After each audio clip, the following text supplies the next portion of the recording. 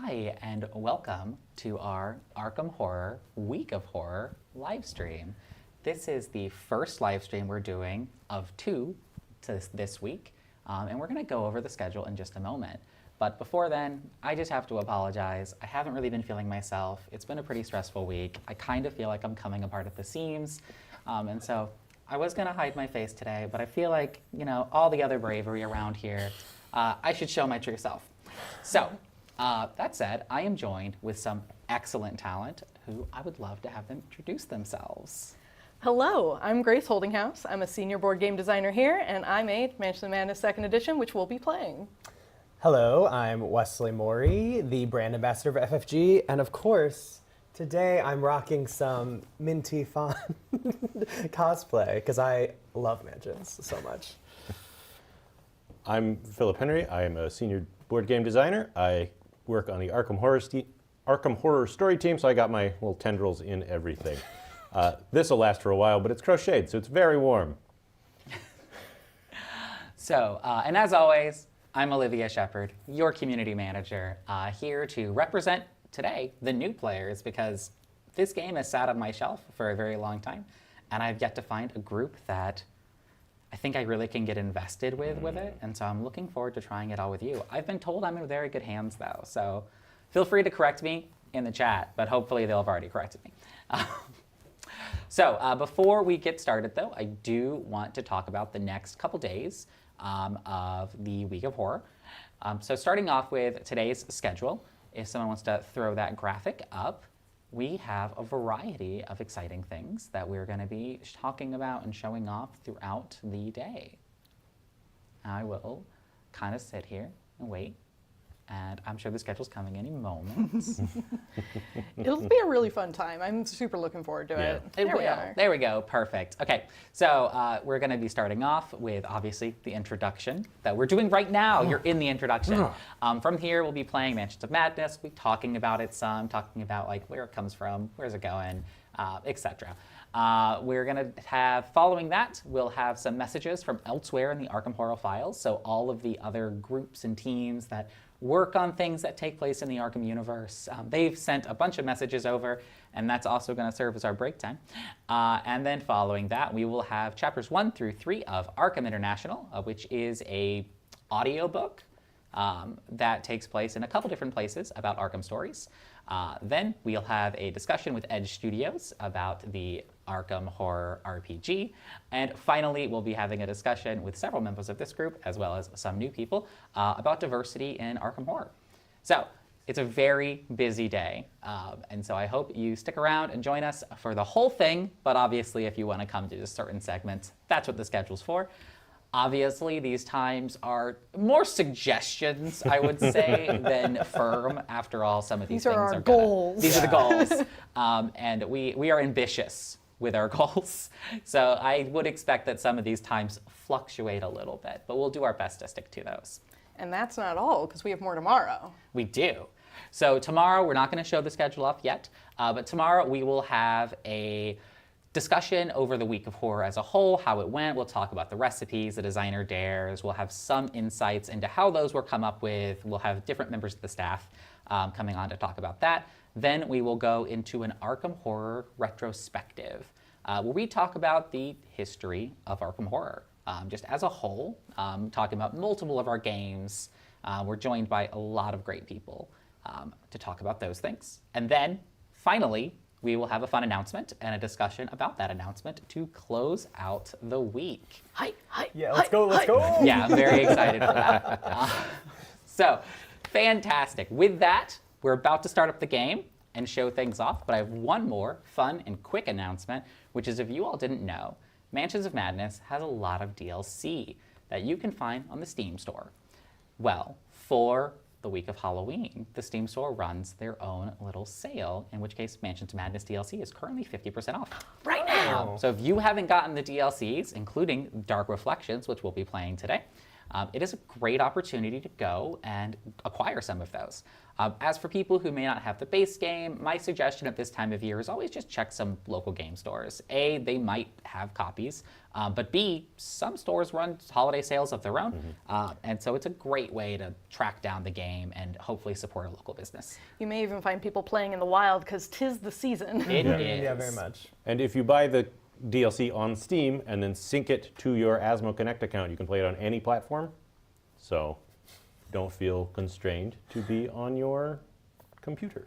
You're giving such serious good advice. I don't know what you're I talking don't know what you're about. talking about. Totally normal human here. Yeah, we're both completely normal Yeah. humans among our fellow That humans. said, if Yeah. the fact that people can't see my mouth is a problem, we can lose the tendrils. Yeah. I mean, it'd be a relief eventually, I'm sure. Yeah. I've got a All cup right. of coffee over here that's very challenging to drink. Oh yeah. I can imagine. Do you not have a straw? Oh, no. There's one actually hidden in one of the. Oh, gosh. Oh, Phil. Okay. I think we're ready for some gameplay. I think we are ready for So- some gameplay. So we have already put on our characters. So I will be playing Rita Young. I was told they were a great starting character for someone who's learning the game for the first time. So I'm excited to give them a try. And I'm playing Leo Anderson, the expedition leader from the Path of the Serpent expansion. He's great at giving more movement, as if Rita was not enough, to the whole party. I'm playing Agatha No, I'm not. I'm playing Minty Fan. She was one of the first investigators I actually ever played when I played Mansions, and I just love her so much. She's kind of like, she has a balanced stats, but then also I love being able to help be like kind Heck of a yeah, support good character. support. Yeah, yeah. And I'm playing William Yorick because I challenge myself to not play Ursula, because I play Ursula every time. All right. All right. Well, if we want to show off the tablet screen, we just got our starting scenario items. So we will have a kerosene lantern, a knife, a moon potion, summoning, and wither. Fantastic. And these are all alphabetized because our copy is. Okay. Yeah, we have everything, right? We- Yep. everything Yeah, we we've have. enabled all expansions, even the collections from the first edition, which is great.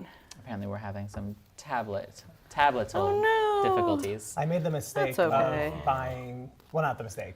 Buying all the expansions was not a mistake. It was one of.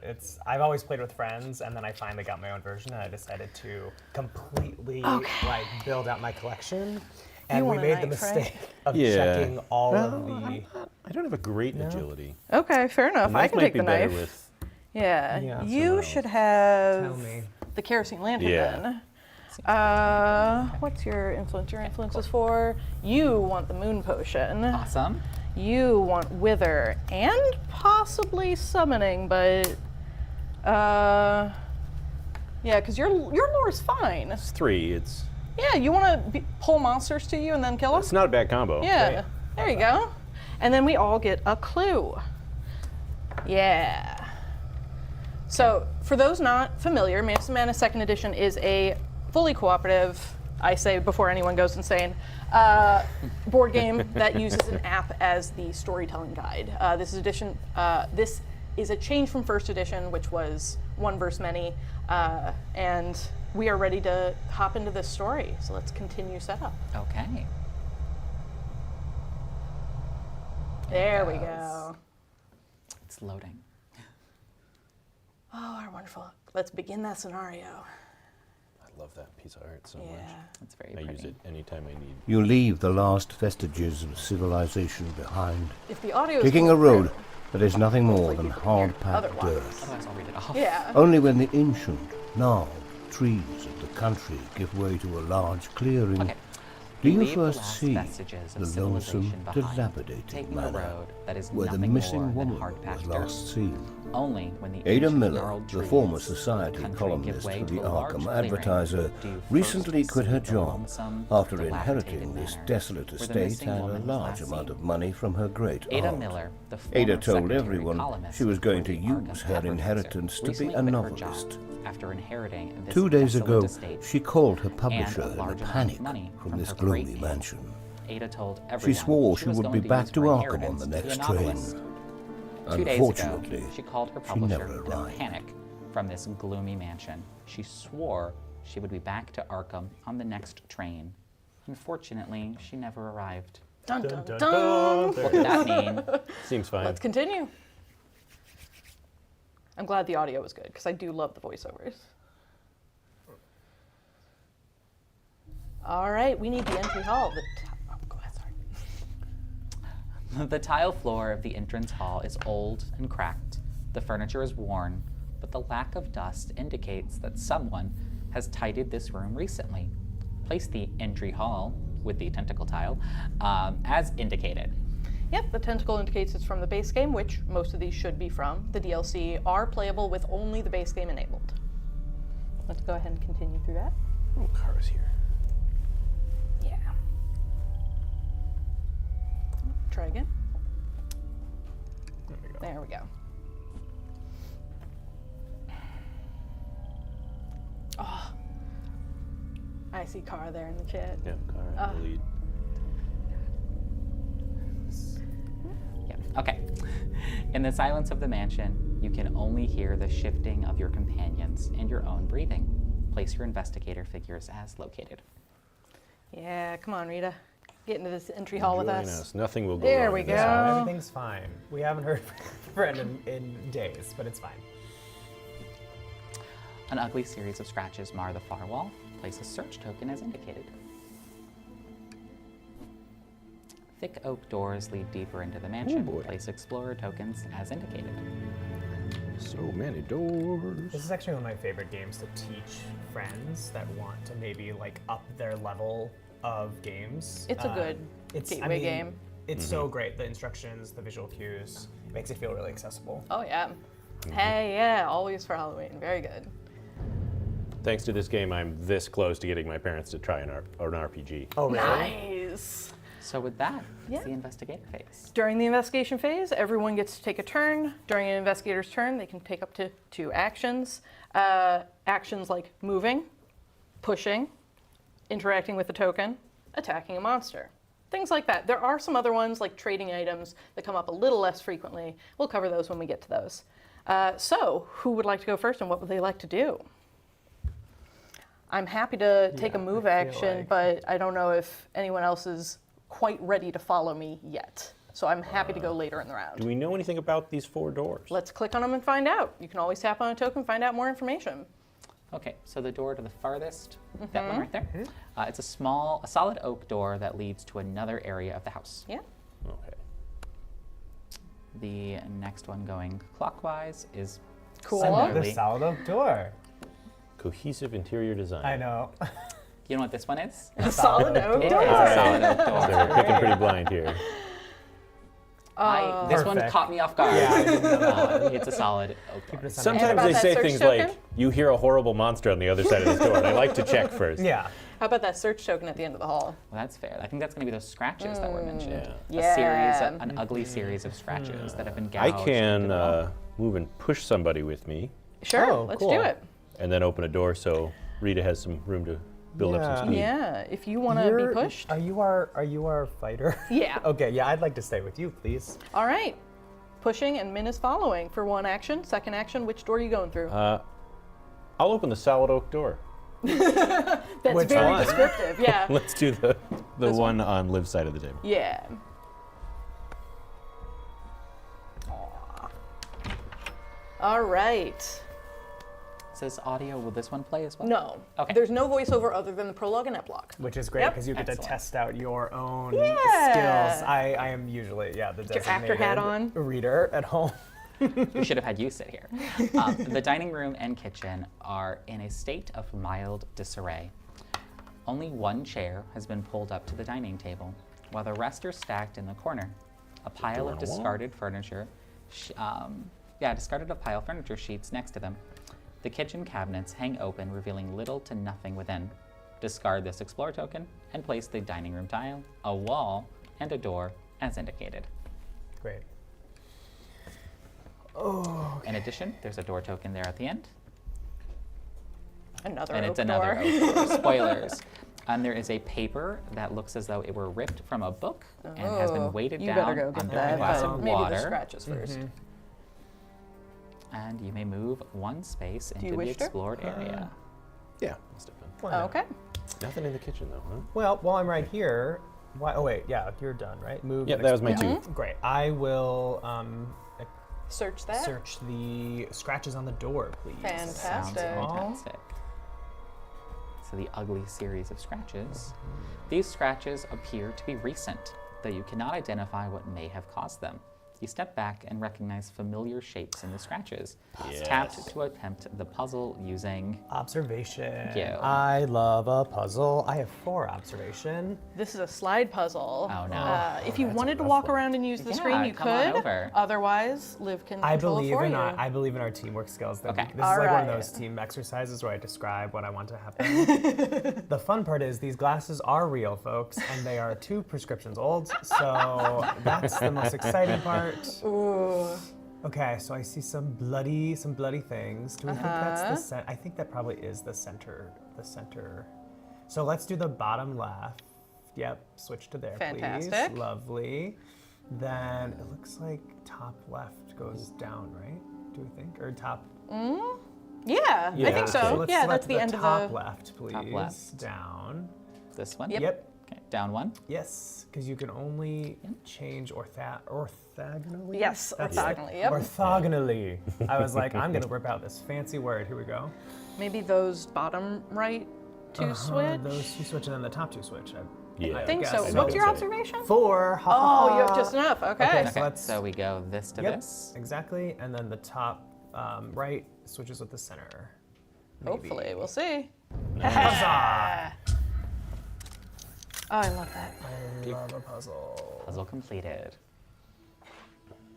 Okay, let's see. You recognize backwards letters carved among the other scratches.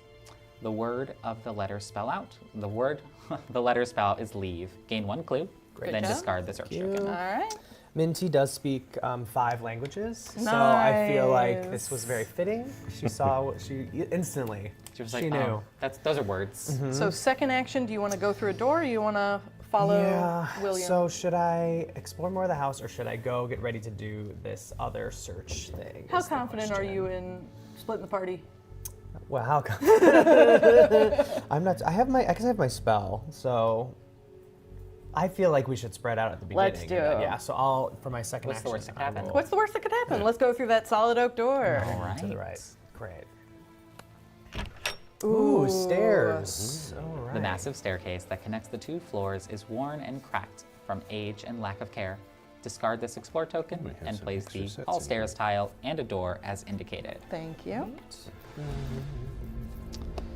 2 more nondescript oak doors lead away from the claustrophobic space at the top There's of the the hall stairs. Place 6 door tokens as indicated. Nope. Here. Oh, sorry. Yep, no worries, you're good. And you may move into the explored space. Great. Yep. So yeah, door there, fantastic. All right. Just staring up the stairs. All right.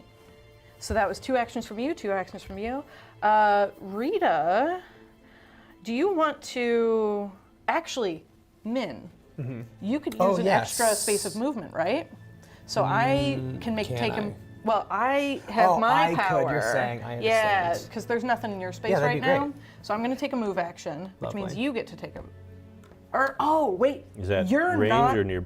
Or Oh no. the- Yeah, it's just another Any- investigator. Nice. Anywhere. Leo's so I'm a good leader. I love that. Go up those Yeah, stairs. Leo's like, you can do it. All right, and then for my second action, York, do you want to stay in this space, or do you want us both to be up near that door? One of us should probably fiddle about with this piece of paper. So Okay. So then I can fiddle about with that piece of paper. Okay.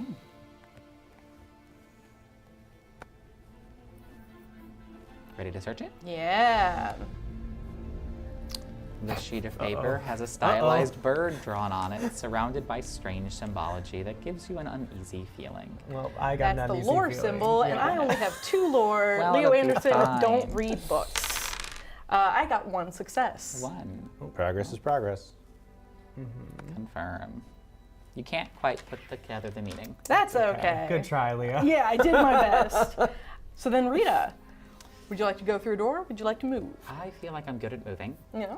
And so I think going through a door and getting us just a little more of the map might be useful. Sure, with Min or with this one? Or Yeah. How about the one just right next to me?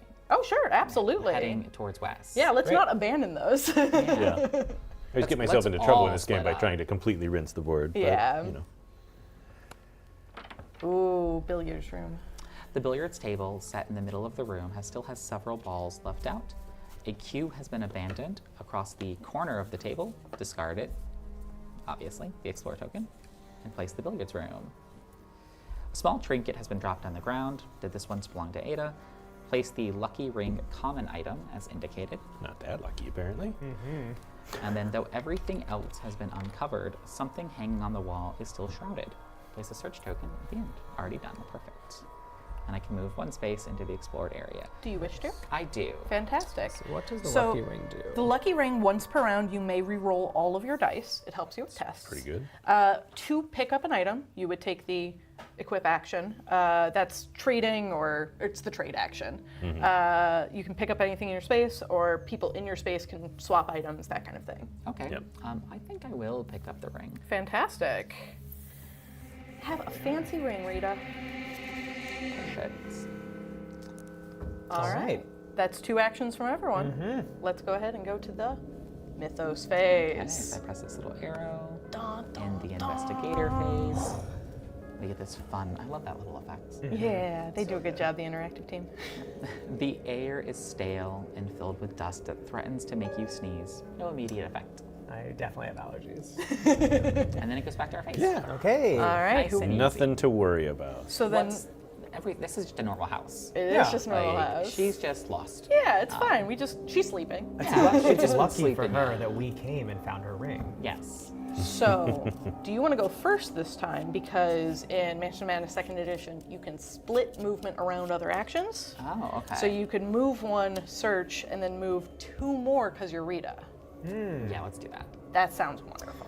I love playing the game with the designers Yeah, because then you learn people. things, which I did not know. Push action, split movement. We've had that exact conversation at my house with my gamer group. And yeah, I wish I will would have known that. click Now I do. that. And yeah, something hanging over the wall that is still shrouded with a white covering. I will search it. Okay. Beneath the sheet is an old dusty mirror with a tarnished silver frame. Examining it, you find nothing amiss. A strange engraving on the frame reads, open the way, I gain a clue, and then I discard the token. Open the way. I'm sure that's fine. Yeah, anytime tech says there's sounds nothing great. wrong here, Fantastic. everything's fine. I don't want to do this book anymore. You should do this book. I'm marginally better at the book than you are. Let's do it. So yeah, William York is going to search the search token in the dining room. All right. Let's Assuming go it's going to back be a lore over test there. again. It's actually a completely different test now. It'll be my worst. Nope, still lore. All right. Whenever these challenge tests comes up, 90% of the time they are cumulative, so whatever we pump into I'm going to them will burn a help. clue to get to 1 success. 'Cause Okay. it's something in the bank. If one of you can kill a monster for me, that'll get me a clue. That's so true. Good to know. Just, you know, There's no monsters here, Phil. Yeah, this That's is- so as silly. the great silly. neighbor, I like House. having work. So please kill some people. You recognize the bird as a whippoorwill, and the arcane symbology as used in rituals to procure great knowledge at a terrible price. Underneath the drawing is a note in loopy handwriting. Great Aunt Seraphina seems obsessed with these symbols. They are all over her books, and even some of her jewelry. Must find their history. Plot for a novel? Gain 1 clue. That's such a mood, though. That's so good. That's so good. I know too much Oh. about the lore. I am now What's the name of worried. the scenario again? Dark reflection. Dark reflections. Yeah, that mirror definitely is fine. Yeah, it's Yeah. totally Like, fine. I'm putting some pieces Reflections be together. that. Yeah. Whippoorwills open the way. I have a hunch, and I don't like it. What's your second action? Want me to push you towards that back door? Sure. Let's go. So I will do the push action. So I move and I bring somebody with me, Yep. or rather, more accurately, I move somebody else and then I go with them. You can go, get over there. I don't have to. I could just yeet Leo back into the hallway and Not But- follow, yeah. And then, did you want to open a door? Yeah, which door is less scary? Can you remind me of what's at the top of the I stairs? bet I know how they're described. So the first one is a a solid solid oak door. door. that leads to another area of the I house. definitely Very thought there was important. more flavor text. No. Uh-oh. And then the other one I swear. Okay, is a look, great. solid look. oak door. There's only so many ways you can describe a door. I'll go forward to the top, like at the very Okay. to the Yeah. right, I guess. I'm just waiting for like the solid elm door Yeah, that yeah. leads to another area of the house. This was part of the renovation. Yeah. Chat, the scenario we're playing is Dark Reflections. It's one of the DLC scenarios that's on sale right now.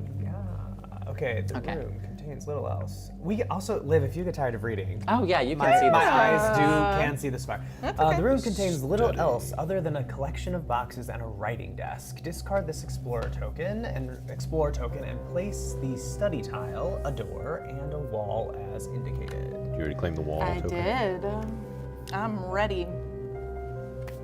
A box has been left on the floor. Ooh. Right. There's a box of things. A dark red door appears to be the result. See? It's Of a not recent open. renovation. Oh, That's yeah. the elm door. Let's go into the red room. What We could love go a narrative reason. Yeah, a renovated red door. Okay, I you can can move move into on the in. space. I will do that. Fantastic. And I'm good at searching. So, yeah, that was only one action. I will search in the box, please. Rummage, rummage, rummage. Okay. It's already been left open, so it should be pretty Oh, great. easy. The box is packed full with carefully wrapped baubles and scrolls. Ooh. You have to be careful to shift things around without breaking anything. It's great. Minty Agility. is very agile, actually. Oh, yeah, Number careful 4, fingers. agility What's your ability. building? What's around? Oh, we should get you a friend. Yeah, so I you need can to. My share special your ability abilities. is helping other people re-roll, and I need to get within range of some folks. Yeah. That's okay. Ooh, ouch. Okay. You have a clue. I will spend a clue to have 2 successes. All right. Oh, well, actually, No, that's okay. can I? Oh, It you says already clicked. another Another investigation. Thank Oh, it you. says you or another. So you could. Next But yeah, that's okay. time. All right. We got it. You sift past the more mundane objects and find several predetermined. Oh, What? perturbedly. I'm like, I do not know Yeah, how to pronounce perturbingly that. okay. shaped statues. You pull out one, and a piece of paper flutters towards the ground. It reads, "Great and Seraphina's heirlooms?" ? Inquire with antiques dealers later. Adding in a messy fate scrawl underneath it, or just throw the creepy things out! ! Gain the grotesque stone unique item and 1 clue, then discard this search token. Totally normal house for an author, okay? Absolutely. I love like the humor. Oh Like, yeah, like that's great. the subtle humor thrown throughout this. I'm like, don't just throw this away. It feels very like, while it's weird to have everything written down, the things that are written down feel fairly believable. I'm like, yeah. I could see, like, just throw these away. It's fun at home. We set up a computer monitor that I hook my app into, so everybody can see the screen big, and there's lots of laughter that happens reading through the Heck flavor yeah. text. All right, that's my turn. I will open this door. Okay. I'm the expedition leader. I am exploring. All right, here we go.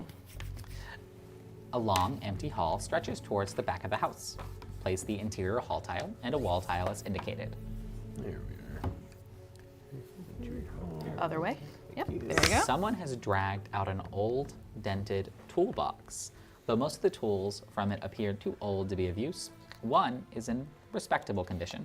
Place the shovel kind of item as indicated. Oh, that's And then for me. a shelf has been shifted awkwardly away from the wall, revealing a door. Interesting. There's a lot of doors. Yo. Shocking. Identical doors lead off to the rooms, off the hallways. Place explorer tokens kind of just everywhere. Since the flavor text helpfully described them as identical, I don't feel the need to tap on every Yeah, one. that's Correct. You good. sure we can We'll go remember through each and every one if you'd like? I will, in fact, move one space in. So it is very curious to me that there is no actual door here, but there's a bookshelf. So that's calling my name. I got to tap on that token for my second action. Yeah. I just need my security see. blanket shovel. Yep. Reveals a door. Let's see what we've got. Dun, You dun, go dun. through the hidden door and find yourself in Where a are my narrow hidden passage passages? between walls that Sure, rises hidden- sharply. That's a door. And you place a hidden passage icon there. There are very few hidden passage Ooh, and tokens. then we in there. add on a few more things. A long hall ends in an I'll look enormous for that if you look for the tile. covered Yeah. wall. Place the hall and hall corner, a door, and a wall as indicated. Hall corner 2, hall corner 3. wait a second before we continue. Hall 1. This is actually a really accurate representation of playing this game. Sometimes it Yeah, becomes a communal 12 million tokens. Oh, here it is. Yeah. Got it. Da, da, da. I found these trays somewhere, but they don't have enough There's a I am barricade. very discrete proud. pockets. I need to invest in a good Plano box or something. Yeah. It's quite nice, actually, for these sorts of games. Tackle boxes. I was going to say, my Yeah. husband and I have do this. fit every single token and Yeah, so tile hallway. into one. Here. Hallway. Yep, and then there's a corner hallway that Here. connects off to it and connects to that door. And gets rid of that explore tile. Uh-huh. And then there is, Other way, I think. I cannot currently scroll That's until okay. I press the next button. That's okay. That's fine. Weird. Okay, well. And there's we'll also, do like that. here, I'll just, Yeah. there's a clue that also Yeah. goes. There's a tapping noise coming from the cloth-covered wall. Cool. And then So Hall we'll, corner 1, right? Yeah, I know. and then there's a trap door Okay. that through you emerge through the trap door to the different second art. story of the There's house. probably Hall 2. Place a secret passage, okay. Okay, And so more there's a door on doors. that door. That door is a real door. Just read it. Yep. The one over far one, and There we go. there's also one behind the fireplace, it looks like. No, there's 3 doors over Yep. there, or so 2 over there. Could I get more explore tokens, please? Yes, we Yeah. need 1 on the door, and then 1, it looks like behind I thought it was a A fireplace. It's a desk, desk, yeah. There you go. And one more? Do we have the right hall corner? Yes, we Yes, do. I- We swap, yeah. Okay, good. Hall Yeah, corner we didn't 2. originally, but now we do. There we go. Okay. Yeah, and we Kara got- would know. Kara was the one who wrote this scenario, just in case anyone Oh, didn't know. shout I didn't out. know that. Yeah. Fantastic. So yes, that's fantastic. Did it move me here? It Did I get a chance to Yep. move there? Fantastic, then I will. That was Min's turn and my turn, but Rita and Yorick have not yet gone. I did go. You I was- did, and I 'cause was you the read the first book. one. Yeah, I we, went and got we, the went, we ring started and the round. Okay. Opened the, remove the cloth Fantastic. for that mirror. That's not suspicious You're at all. right. Oh, okay. yes. The perfectly normal mirror. Okay, Is fantastic. everyone ready? Uh-huh. Yeah. All right. Let's go to the mythos phase. Very ominous. Silence reigns. Complete, enveloping silence. No immediate effect. Everything's fine. sure Yeah, that's everything's fine. Everything's just fine. fine. Everything's fine. And it's our turn again. My turn's pretty simple. I'm going to go run and pick up my security blanket and shovel. Boop, Great. boop, boop. All right, there you go. Have fun. My arm is complete again. Rita, you want to figure out what's over here? Yeah, I was thinking that Yeah. I should just go ahead and keep exploring. Yeah, It's gone well for me so far. so far. What did he mean? It's a solid oak door, just in case anyone was wondering. Okay, thank you. Yeah, I wanted to make sure everyone knew. The door leads to an office that appears half inhabited. The far side of the room contains a covered chair and an empty shelf. But the desk and chairs near the door have been uncovered and dusted. There is a clue on the desk. On closer inspection, the desk still has a fresh inkwell and several recently dated papers. And I may move in, which I shall. As expected. Great. You want to search that thing? Yeah, yeah. I Too warm. think I'm going to be bad at it, but I might as well. Might as okay. well. Might as well. No You one are else the is only around. one down here. All right, so let's search these pages. Hopefully, it's very easy. The pages all appear to be drafts of letters intended to be sent to Ada's publisher. Most of them start with how settling into and cleaning the house has been going before trailing off. The most recently dated letter begins, "I'm not sure if you will believe me, but I need to..." Then the loopy handwriting stops abruptly. I gain a clue. Nice. Just stopping mid-sentence. That's a totally normal thing to do. With the letters being of little help, you begin to rifle through the drawers. Most are empty, but you find a leather-bound journal. Gain the old journal unique item.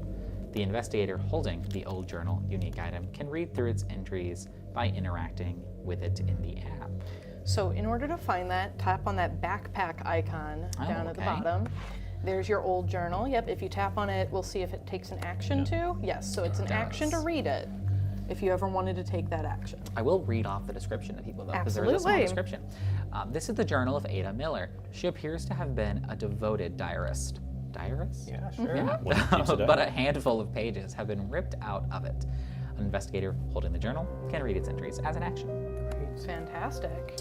Min, you want to open Yeah, that door? I want to open this door up here. I'm gonna bet in the it study. connects. I bet it does, and I'm trying to get closer to my friends. Yeah. Okay, so we're going. Yeah, that one. This is the dark red drawer. I'm Let's gonna go. say this is like a cherry wood. Ooh, You know, nice. a beautiful, because it's part of the renovation. It's a great door. The library is clearly one of the few rooms of the mansion in use. These shelves gleam with polish, and a vast assortment of volumes pack the shelves. This is Min's happy place. This is great. Out of place in this room is what looks like a bedsheet draped over something hanging above a low shelf. Could that be mirror? Could be anything. It's not Ada. A stack of particularly sinister-looking books have Great. been piled next to the door. What is a sinister-looking book? They're left-handed. Yeah. Is Monstrous. it something that has a giant eyeball on it? Oh, Yes. maybe, yeah. Yes, I think there's a stack of that book. It's also just weird that there's so many of them in one place. Yeah. All right, you can move one space in, which you already have. Fantastic. Great. I'm gonna look at the spooky books. The spooky books. Yeah. All right. Sorry, not spooky. Sinister. I'm sorry, the sinister looking Sinister books. Very important. There's obviously spooky books in here too. Yes. These are the sinister ones. You recognize these as occult tomes that depict a variety of strange and dangerous rituals, but wonder why they've been gathered and then left. And it's going to be using observation. Yeah. Great. Well, I have Four 4 for that. You're observation. quite good at observing. Oh my god, I love it. 2. Do you want to blow it out of the water, or are you happy with 2? She loves books. Well, first I'm gonna use my ability to re-roll 1 die. Okay, might as well. That was worse. It was worse. It was worse. So I will spend 1 clue and I'll go for 3. 3 feels pretty solid. Nice. Okay, confirm. A sheet of paper poking out from one of the books catches your attention. You open the book to that page and find a note. You recognize Ada's handwriting. Great. Ada, Ooh. no story is worth reading this book. No one would read a story you wrote based on this book. Harsh. No one should have written this book. Wow. Great Aunt Seraphina was a terrifying old bat. Drag her. And if you start thinking about why she had this book, you will end up with nightmares about this house again. Love your past self, who was also desperate for a plot hook, but not this desperate. We love a self-aware How writer. exciting. Okay. You glance over the bookmarked book. Of course you do. I mean, you gotta Right. read it, right? There are so many books I want And like see, to insult by saying that's what it is, and I'm biting my tongue because I feel like I should be nice. Because every book is somebody's favorite book. it That's is. true. You glance over the bookmark page and see the source of Ada's consternation. There are real words of power recorded here. Gain the shriveling spell, then discard this token. Great. Okay. Well, you are super I prepared am- to hurt people Let's with go. spells. Do you want to shrivel or do you want to wither? I gotcha. All right. So everyone's gone except for me, and I am happy to search what is in my space. Okay. So this is the rhythmic tapping from under that cloth-covered wall. See, there are rats here. I gotta, It's just rats. yeah, I'm doing her a favor. I'm finding out the code violations. There's probably like a window that's open, and one of the shutters is just, I'm sure that's all it is. yeah, Rats in the walls. Yeah. must have been the wind. Ooh. So you lift the cloth, but disturbing it causes the whole sheet to crumple to the floor. The wall underneath this is one massive mirror. Why are there so many mirrors? Dark reflections. yeah, I Don't was worry gonna about say. it. The entire hall. The tapping seems to be coming from behind the mirror. You lean closer, trying to hear if it might be a rodent For sure. or other small creature. The tap turns into a loud, measured bang in response. Suffer 2 face-down horror. Will negates. If you roll All really right. well, I bet it'll be be will just fine. scurry out. It'll be like, fine. "These are great." I only got 1 success, and I have 7. I can take 7 horror before anything bad happens, so I'm fine with taking 1. It was face down. It is face down. That's fine. Yeah. That won't bother No me later. problem. And then I do have a choice here. Yes. I would like to try to bang back. Bang back on the mirror. I mean, the into worst the is mirror. you could break it. And then Worst is, yeah. lots of bad luck. You hit your fist against the mirror, and just for a moment, the banging stops. Yeah. Then it begins again, with less measured beats and more quick and furious responses. It is almost if something is trying to communicate with you, but you find nothing that would allow you behind the mirror. Gain 1 clue. Okay. I got a hunch. After a moment, the banging stops and does not return. Discard this search tile. All right. So then my second action is going to be to move, which Great. lets someone else move 1 space. I think Yeah. Min would like to be in that other book space. I would. I love books. Then we're ready to end the end the investigator phase, go to the mythos phase. Okay.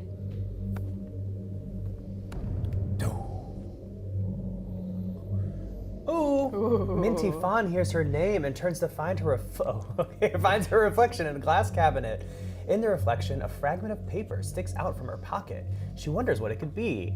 When she checks, she finds a thick piece of folded parchment has appeared bearing a strange note. Minty Fawn suffers 2 face-down horror. Will negates. Then she gains the incriminating evidence unique item. She can review the strange note by interacting with it in the app. Okay, what is my will? Will is 3. Ouch, ouch, ouch, ouch. Do you want to spend a clue or take all of that horror? Yeah, You 'cause- don't. Your re-roll ability's not up back online. Yes, because I Yeah. already Used used it this this round. It's face down, so it isn't Oh the yeah, that's worst. true. What was it, 2? Yeah. Yeah, I'll take 1 for now. Let's save this clue. So as in you were taking the Oh, full wait, 2, I or failed. you? Yeah, you rolled 0 You successes, fully failed but you right can now. upgrade I one of forgot. them Yeah, if I'll you just want. take 2. Fantastic. That's fine. Those I'm sure will not bother you later. They won't. They're face down. never be a Everything's fine, and I got some evidence. Okay. It looks like Rita Young, squints against even the weakest light, and the pain in her head throbs in time with her heartbeat. And that's going to be strength of 1. Oh yeah. And if I pass, the headache is just a distraction You're so strong. to work through. And if I fail, I will clutch my head, vomit violently onto the ground, Oh.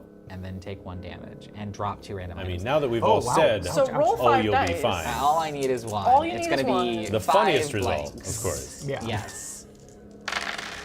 Oh my A god. complete Like a waste boss. of nearly all. That was 4 success and 1 no one headache magnifying could glass. ever bother Rita Young. Nope.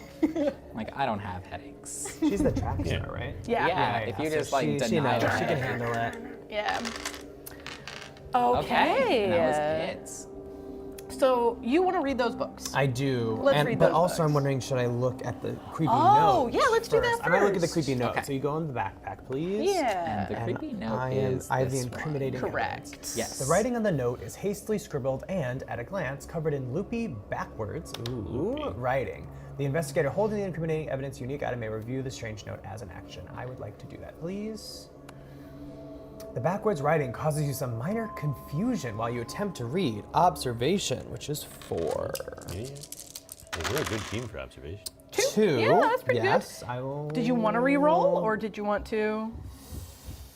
The note feels important. No, I'm gonna stick with 2. Okay. 2. Yeah. The backwards writing is nothing compared to the ancient tomes you have encountered, and you find yourself reading over these. Yep, Minty, she's got it. Let's go. One of the 5 languages she knows Yeah, is it's backwards. backwards. It's a 6th language. All right, my name is Ada Miller, and I am trapped somewhere strange. I need your help. I think there is something in here with me. I do not know how I got here, but I need to get out. Hurry. Hurry. And you Great. get 1 clue. Rock on. Where could she good. be trapped? Where? Who knows? Some strange backwards place. Huh? New Jersey. All right. Obviously. Then, for my second action, I will look at this other search token here. You mean the bed sheet that's draped over something it's hanging on a low shelf? another. It could be okay. anything. Who knows? Maybe it's a shago. Yeah, I Maybe it's a mannequin. guess. Is there anything to leave probably- it covered? It's probably just like a, I don't know, like a pizza box. Just Look, if from we're gonna late get her out, we nights. gotta find. Yeah, I guess. Okay, let's. I'll search it. Okay, Okay. here we go. You pull down the bed sheet and find, oh, I'm sorry, I was broad wrong. mirror A broad underneath. mirror. Okay. Huh. In the reflection, you see yourself in front of a row of books, just Mm-hmm. as you expected. As you watch the mirror, a young woman, matching the description you received of Ada Miller, dashes through the library behind you. You startle backwards at her sudden appearance and expect to crash into the young lady, but look away from the reflection and find she's not in the room. Gain 1 clue. All right. Well, All right. she's in the mirror, folks. I totally Must have been the way. But was it yeah. was it her knocking or was it the thing that's there with her? Who knows? Yorick, are you exploring some stuff, or do you want to go backwards first? How worried are we about these little side rooms? Are we in explore mode? We got to uncover everything, or? I mean, there could be valuable items. That's true. It's true. Or we have 2 pieces of evidence so far, which are always helpful. Yeah, I'll pop open the door into the small bedroom next to me. Yeah. Okay. Let me just scroll. The top one? Yeah. Okay. Chat, you're right. It is, Oh, in fact. congratulations to everybody, the 53% that guessed O. Congratulations. Several pieces of furniture are covered in white sheets. A threadbare rug on the floor is the only splash of color in the room. You can see the legs of a bedside table under one of the sheets. All right. You may move 1 space into the explored area. Are we looking for mirrors exclusively, or are we just looking for Might as stuff? well. If you think it's more important to move farther, absolutely Yeah. move farther. But I'm happy either way because we've got plenty of extra movement. Mythos phase isn't putting a lot of pressure on us Right, yet, so exactly. Yeah. I'll move in and I'll look under that sheet. Yeah. So it's, a bedside table. Ready? Let's do it. Okay. You are seer. It looks like this table has not been used in months, perhaps years. The first drawer contains nothing but a dead spider, but the second contains a strange tome. Gain the Arcane Insight spell. All right. Fantastic. Clues on demand with surely no downside. Surely no downside. Not at all. All right, Rita, you want to just start sprinting? Yeah. Yeah, I mean, there's not. I have the journal, but I feel Oh, that's true. I shouldn't be the one. I don't. I don't feel like I have a 3 lore and a 3 observation, which doesn't be worse. feel great. That's though. true. They're not terrible. Yeah. So let's just sprint. Let's just Regroup book it. it. 1, And 2, which which direction? way? I'm thinking maybe this way. Thinking 3, closer to okay. me, because And then another it's a 3? Yeah. Oh yeah. And it's Oh, a yeah. straight 1, shot 2, back. 3. Perfect. Fantastic. All right. Yeah, because we'll handle upstairs. and Yeah. then- Yeah. Great. Okay. All right, I'm opening this door right next to me. Let's go. Let's go. This one right here. Yeah, right. Oh, the one that's. This door is Oh. different from its Whoa. identical counterparts. It has an antique-looking handle with an old lock. The door is locked. I can't go through it. Oh, that's very sad. Okay. At least you didn't move to get there, right? Yeah, that's that's true. exactly true. I will take a move action. I will move 1 space. Because I took a move action, someone else gets to move 1 space. I mean, William York, I'd you love wanna to step pop out of this Yeah, closet. yeah. Yeah. Yeah, so I'll Let's come back get in the you hallway. out of there. Smart. I will open this door Okay. instead then. It is a solid oak door. Okay. All right. This is gonna be just dropping it right in the center. So of the door. satisfying. It's so satisfying. That's what I was kind of hoping someone would explore here. It's just like I want that half. The filled. chaos gremlin in me wanted to just leave it. Oh, Leave that hole right in the middle of the map and let chat scream. Oh, wow, yeah, that felt yes. good. All right. This room has been cleaned recently, but other than that, does not appear to be inhabited. Yeah, we place a wall. Okay, cool. All done there. An old grimoire has been shoved under the leg of a side table. Just to prop it up. Books, Let's books. go, books. I love the word And grimoire. you can move. It's a great word. One of You them can move 1 grimmers. space in. The question is, do you want to? I would waste a movement, but it's fine. It's fine. That's the curse of having extra movement, is sometimes you waste it and that's fine. Yeah, I want to though. You Yeah. could refuse to take your free move and then spend your remaining step of movement. On Just principle. Yes, just so you don't waste it. All right, let's. Oh. That was my mic pack. How exciting. It's fine. Let's go into the Mythos phase, right? Yeah. Yeah, everyone's taking Everyone it. did the Yes, thing. I was like, hold on. Yep. It goes by very quickly. Yeah. Quick-paced game. This mythos event affects the investigator with the incriminating evidence. That's me. Let's go. Let's go. Ooh, there's a tinkling and then a crash as a souvenir spoon display falls from the wall to the ground. I always knew those were trouble. When you turn, startled by the sudden noise, you find a piece of thick parchment among the shining silver. It appears to be another strange note. Suffer 2 face-down horror. Will negates. Let me do that first. Yay, Yeah. 2 success. Perfect. And then, would you mind reading the rest for me, Liv? Yeah, the investigator holding the incriminating evidence Great. may review the note by interacting with the app. You ain't afraid of So no many spoons. notes. Nuh-uh. Okay, William York, has lost his way, suddenly desperate for a familiar landmark or clue to his location. Capital C clue. William York suffers 2 face-down horror, observation negates. And then he flips 2 horror faces. is- But Good, you 'cause ain't you got don't have any one. horror. Just negate it all. That's a fine theory. Just negate it all, Phil. Yeah. I am going to block one of those Okay. by converting this So that's yours. investigation. And then So so now I we gain it, flip it. and then I flip it. Minor shock, flip it face down. Nice. Thank We love a goodness. minor shock. Perfect. All right. That's it. Great. Okay. I'd like to search this thing in my space and then move out. Yes. Okay, we'll start with that then. The old grimoire that has been shoved under that table leg. Oh God. Pull out the book, I don't read. unbalancing the table. The real tragedy is unbalancing the table. Now it's like every time you set something on it, it's just gonna like tip a little bit. Yeah, It's very yeah. annoying. Yes. Uh-oh. Those are double Ain't no blanks, way. I'm folks. moving away. Okay. You want to come out and yeah, join me? sure. Confirm 0. So then The why don't meaning I'll, of the annotations escapes you. yeah, I'll move and go read the book. Thank you, man. Okay, I would like to This walk looks like a around job read for a the scary nerd. book. Exactly. Like somebody who's literate. Okay, let's see. I only have 3 lore. Okay. Oh wow. That's okay. Your What's our observation high makes up lore? for it. Yeah, that's true. 2 successes. I'll take 2. Yeah. So much better. Okay. Confirming. It escapes you. Oh shoot! I should have That's used okay. my In the special bank. ability. Next round, you'll be able to do it. That's It'll true. be fine. Unless Kara was feeling particularly spicy when she wrote the scenario. You know, you gotta get it's 4 She- successes all at once. Yeah. Otherwise, you just can't read the book. Okay, upstairs is done, y'all. I mean, no, there's. Well, I know, but we Or both we- went. we Oh, finished okay. our The team It was like upstairs. there's The nothing. upstairs team has finished their Yeah, yeah. I might head out back. Yeah. Yeah. Okay. Rita's gonna open that door. Let's see. Thank you. Depending on what happens, I will either follow Thank you you. or go back to the bedroom. Or Yeah. say good luck. Bye. Oh, I thought this led outside, but no. All right. How many This- bedrooms does this house have? Too many.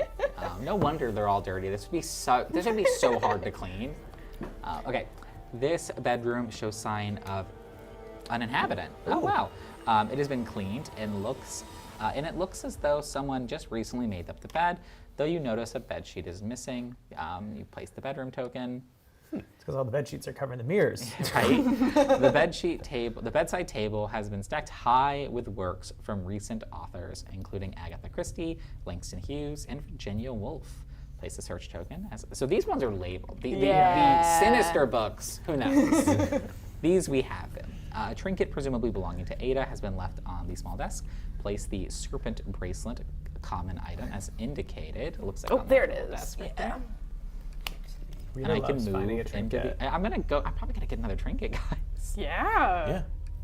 Get some So jewelry. yeah, you're in here, and then you want to take an action to pick that up? Yep. Totally. Can never have enough trinkets. Very fashionable. Heck yeah. I may become poisoned to convert all clues into successes while resolving a test. yeah. What is Doesn't that sound what does nice? poisoned do? So poison is a Nothing. condition You're fine. that has variable effects. Oh, so when you okay. become poisoned, you'll get one of the copies of the card. Okay. And each of them do their own thing. They might be able to be discarded or might stick around. Okay, good to know. Good Yep. to know. I was like, hold on. How bad is being poisoned? Yeah. Answer, who knows? It might be bad. It might be really bad, or it could be nothing, and I could just shake it Yeah. off. All right, that's my turn. All right. York. I love how Yorick is holding. Oh my gosh, I just got that. Yeah, Yorick is holding holding a the skull. skull. Oh, yeah. I hear gravediggers do that all the time. Super normal. Yeah, I'll double back to go look at the other bedroom. Okay. Let's go. Rita's got the back room taken care of. Yeah. It's an oak door. I expected nothing else. Right? There's very little furniture in this bedroom. A thick layer of dust covers an empty bed frame and an old dresser. An object hanging against the wall has been covered with a sheet. The sheet is stained with a strange inky substance. Gross. You may move one space I'll go into the in there. explored area. All right, then that's us. That's us for the Okay. round. Oh yeah, it is. We're in that Give mythos myself a phase. clue before I tap on that next turn, but Okay.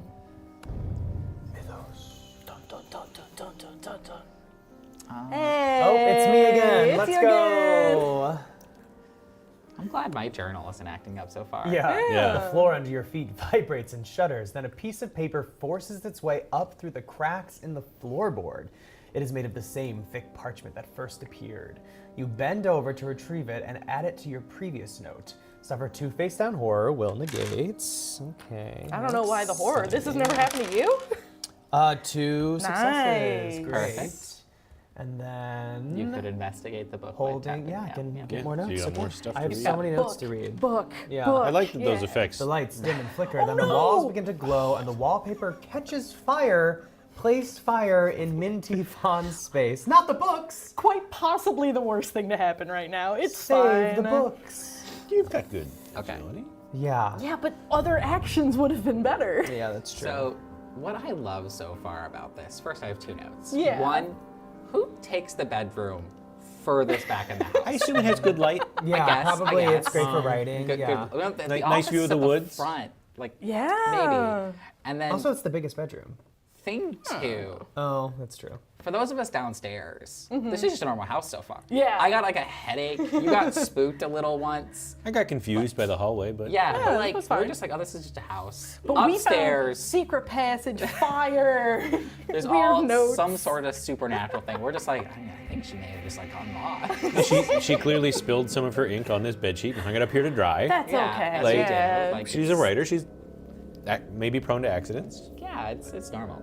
Okay. So, yeah, did you want to do your search? I'm going to start by using Arcane Insight to give Okay. myself a clue, because I'm feeling a little That's raw fine. without any. My room's just on fire. I'm just hanging out. Well, nothing I do is going to affect that. So then I flip a spell to see what happens. Strange voice whispers secrets of the future into your mind. Test lore 3. Well, that seems unlikely. Uh-oh. Yeah. So I'm mesmerized, Oh, Oh. another one of those and it will variable probably effects. be fine. There you go, random copy of So Mesmerize just for you. something's going to happen at the end of my turn. Okay. Or end of your turn or round? At the end of my turn, Cool. an alien will take control of my brain. Okay, great. well then I really hope searching this is worth Yeah. it. Okay. You ready to search and I'll it? tap on that token. I mean, I'm not using my brain. Somebody ought to. Okay, so we're gonna uncover that. Oh, but there's a interesting- strange inky substance on this one. Yeah, this is the Totally, weird one. just a calligraphy Parts of her pen. still they, damp. They just spilled the drink that I gave everyone on Monday. There you go. Like that's, it's just like thick and inky. I can't help it. Okay, you cannot determine what the stain was created from. Parts of it are still damp. The thick black liquid beading here and there. Whatever the substance is, the surface underneath must be covered in it. Sure. Do you want to uncover it? Yeah. Yeah. Why not? I wonder what it could possibly be. You pull down the shroud, expecting to see more of the inky substance on the object below, but the full-length mirror underneath is spotless. As you watch your reflection, a spot of the black liquid drips from an unseen source onto your forehead. Ew. You instinctively reach your hand to wipe away the liquid, but do not find any liquid on you. When you look back at your reflection, any sign of liquid is gone. Suffer 1 face-down horror and gain 2 clues. Ouch. Yeah, now I've got all kinds of clues. Let's And find we'll out what find happens. out what my spell did to me. Oh, yeah. To Ash, nothing is as it should be. Everything must be rebuilt. You must prepare this world for rebuilding. Place fire in your space, then Oh. discard this card. Oh, no. Okay, well. Oops. Thanks a Oops. lot, William. Yeah, Yorick. nothing I do will possibly make fire worse. Your So- fire is unaffected. Does fire spread? Yes. Sure does. It, Okay. it does. So, because it is very unlikely that this fire will be put out, I will say we should set fire in the app. So, how do we do that? Yeah, let's go ahead into the, see the book icon? Yes. Yeah. Set fire. fire. Yep. Fantastic. Which room is this? It, Right here? it doesn't You don't matter pick what a room. room. Oh, yeah, okay. you've just let the app know there is fire. The place is on Probably fire. already knew that from the Mythos phase. Just but making sure. Yeah. Yeah. But yes. I would like to put out the fire. So when you put out fire, roll your agility. You remove fire tokens in any space you are in equal to successes. Okay. 3 Awesome. success. I So- imagine that she opened one of her books and started going and put it out. Very That's quickly. totally how you put out fire. Yeah, that's exactly how Yeah, it Super works. normal. oxygen is great for extinguishing So, fire. or no, I'm sorry. Then she like she got a thick Bam. book and she just started- smashed There you out the air. There yeah. we go. She got a book that talks about how to put out a fire and just starts hitting it with the book. The fire with the book. So if you had enough movement to get over there, you could also put that one out, but that's I see. impossible. So you just put out the one in your space, and then what do? I wipe my forehead in calm and say, "Whew, that was close." And Good then thing there's no other I fires in this house. look at this book again. Yeah, the search token book. Okay. It's still an old grandma. Great. And it is lore. Yep. Right. 2. Confirm. The annotations appear to be theoretical dimensional physics work. Great. Someone was attempting to violate the barriers of reality, gain the circumstantial evidence unique item, and then discard it. Hopefully that doesn't cause any more effects on you. Yeah, sure, it's fine. I'm sure it's fine. Would you like all the evidence? Want me to come up with I know. Yeah, I'm glad the person with the lowest will has all those. Okay. Okay, so that was your 2 actions.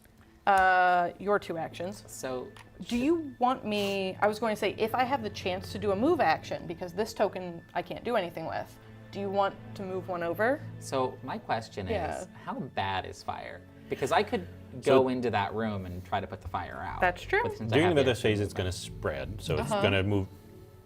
There's only one place to spread it to, so Yeah. there's going to be fire there. Then on my turn, I Ouchie. plan to try to do an extinguish action. My agility's not as good, but if I get 2 successes, I can get both of them next turn. Okay. Yeah, and to answer the question of how bad it is, it will deal a face down damage for every action that you end in a space with fire, as well as it can hurt monsters when they show up. Oh, okay. So it's Yeah. not the Not worst. Because too it started bad. after my turn, I haven't taken any damage from it yet. Yeah. It's just there. Yep. So yeah, what could be nice is if I can just get one free move, you could Yeah. actually move me into that space with the clue. Totally. And then I'll do this door. Perfect. Teamwork. Which one is it? This The one in the hall. That's very clear. The solid oak door in the hallway. Yeah. Ooh, big room. My favorite I tile. love the lounge. It's gorgeous. Half the furniture in this room still have the My favorite basic. still have covers on them, and someone has abandoned a broom on the floor. Room's important. Essential item.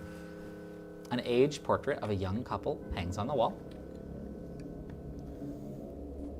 There is a side table between 2 chairs on the far side of the room. And you may move 1 space in. I shall indeed. And then, because I still have an extra movement, I might as well end in that space. Nice. Yeah. So yeah, now it's your turn. Okay. Well, I will. Or, yes, because I, moved and explored. We're good. Okay. So I'm gonna look at this thing. The bedside table that has a bunch of books on it. I'm so Great, I was wow. like, I'm sure it's a literacy. Nope, never mind. It's just being strong. Just a step drawer. The books contain nothing but the notations of the avid reader. You attempt to open the side drawer. Okay, that's nice. Okay, so my strength is 5, and I still have that lucky ring. So if I roll really badly, you know, Oh, you've got plenty of ways. I've got 2. I can only re-roll all of my dice. Yeah. Or convert it by being Yeah. poisoned. Or I Or could- spending Or a spend clue. a I could just yeah. spend that. Yeah. I feel like re-rolling is probably going to result in worse rolls. True. Yeah. Yeah, so I will spend a clue though. Nice. Okay. Yeah. Great. Yes, and that way I can get to 3 successes, because 3 successes feels like a good. solid amount of Yeah. successes. It's just a stuck drawer. It shouldn't be too crazy. The drawer gives you a loud snap, and half of a bobby pin falls to the floor. Inside, you find something much more valuable: a key ring. Oh. There's no locked doors though. There is a locked door. Well, I have not seen any locked doors. We all have communal knowledge. Okay, okay. Leo's just shouting to each other. Leo's yelling updates throughout the house. keys! Then yeah, I'll take the key. I was like, I'll just leave the key. Like, we don't need this. Just extra This weight. is great because you baggage. fast. Yeah. Fantastic. So, and then I will hustle out of here. Yeah. Go to One, that secret 2, passage. 3. Very Great. good. Then that's it. That's us for the round. Okay. Everybody meet at the door. Uh-oh. The investigator phase. I feel like this is where the app is gonna get mad at us. So the fire is spreading. This is the only space it can spread to because fire does not spread through walls. Okay. So fire spreads. Hey, guess what? Incriminating evidence. Hey, it's me. You're affected. Minty's popular. You just get lots of secret notes you don't get to The lights have to around read. you pop and shatter, plunging the area into darkness. Oh, okay. Oh, I shouldn't have put out the fire. Darkness in your place darkness in your space and each adjacent space. In the dark, you can feel someone you cannot see. Press a piece of paper into your hand. Cover up the lamps. Another strange note has appeared. Suffer 2 face down horror, will negates. Ouchie. So just one. Yeah. Oh, yeah, that's true. Yeah. Did you use your reroll? No. Oh yeah. Did you So I use your reroll will- before? Yeah. Make sure. Hey, there you go. You're fine. I love that. Good job. The investigator holding the incriminating. Yes. We may want to do that soon. You have Yeah, so we many of those.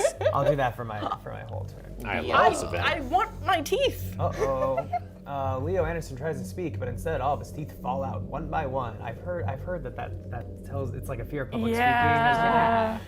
Until he screams himself awake, suffers 1 horror. All right. Minor shock. Oh, great. It's fine. Okay. I'll shuffle these so I don't know where that is. I continue to be totally fine. I got that small headache, and then I was like, I mean, I'm good. you're looking into this bedroom where I'm just going, uh-oh. Yeah, that's fair. I walked over to see you lighting something on fire. Like what? It's not what it looks like.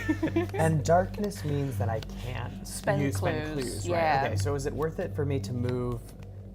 Well, currently I think we should let this resolve and see how far Rita can get. See what I can do. Because Rita here. might be able to open that door. Great. Yeah. I'm going So, to yeah, definitely take an extinguish extinguish that fire fire. action. I will spend a clue, so I have 2 Nice. successes, and then when I take my move action to walk into the hallway, One. I can Both up of both those fires. those. And then where do you want your next movement to be? Yeah, I think we go towards the This locked here? door. Okay, Yeah. cool. All right.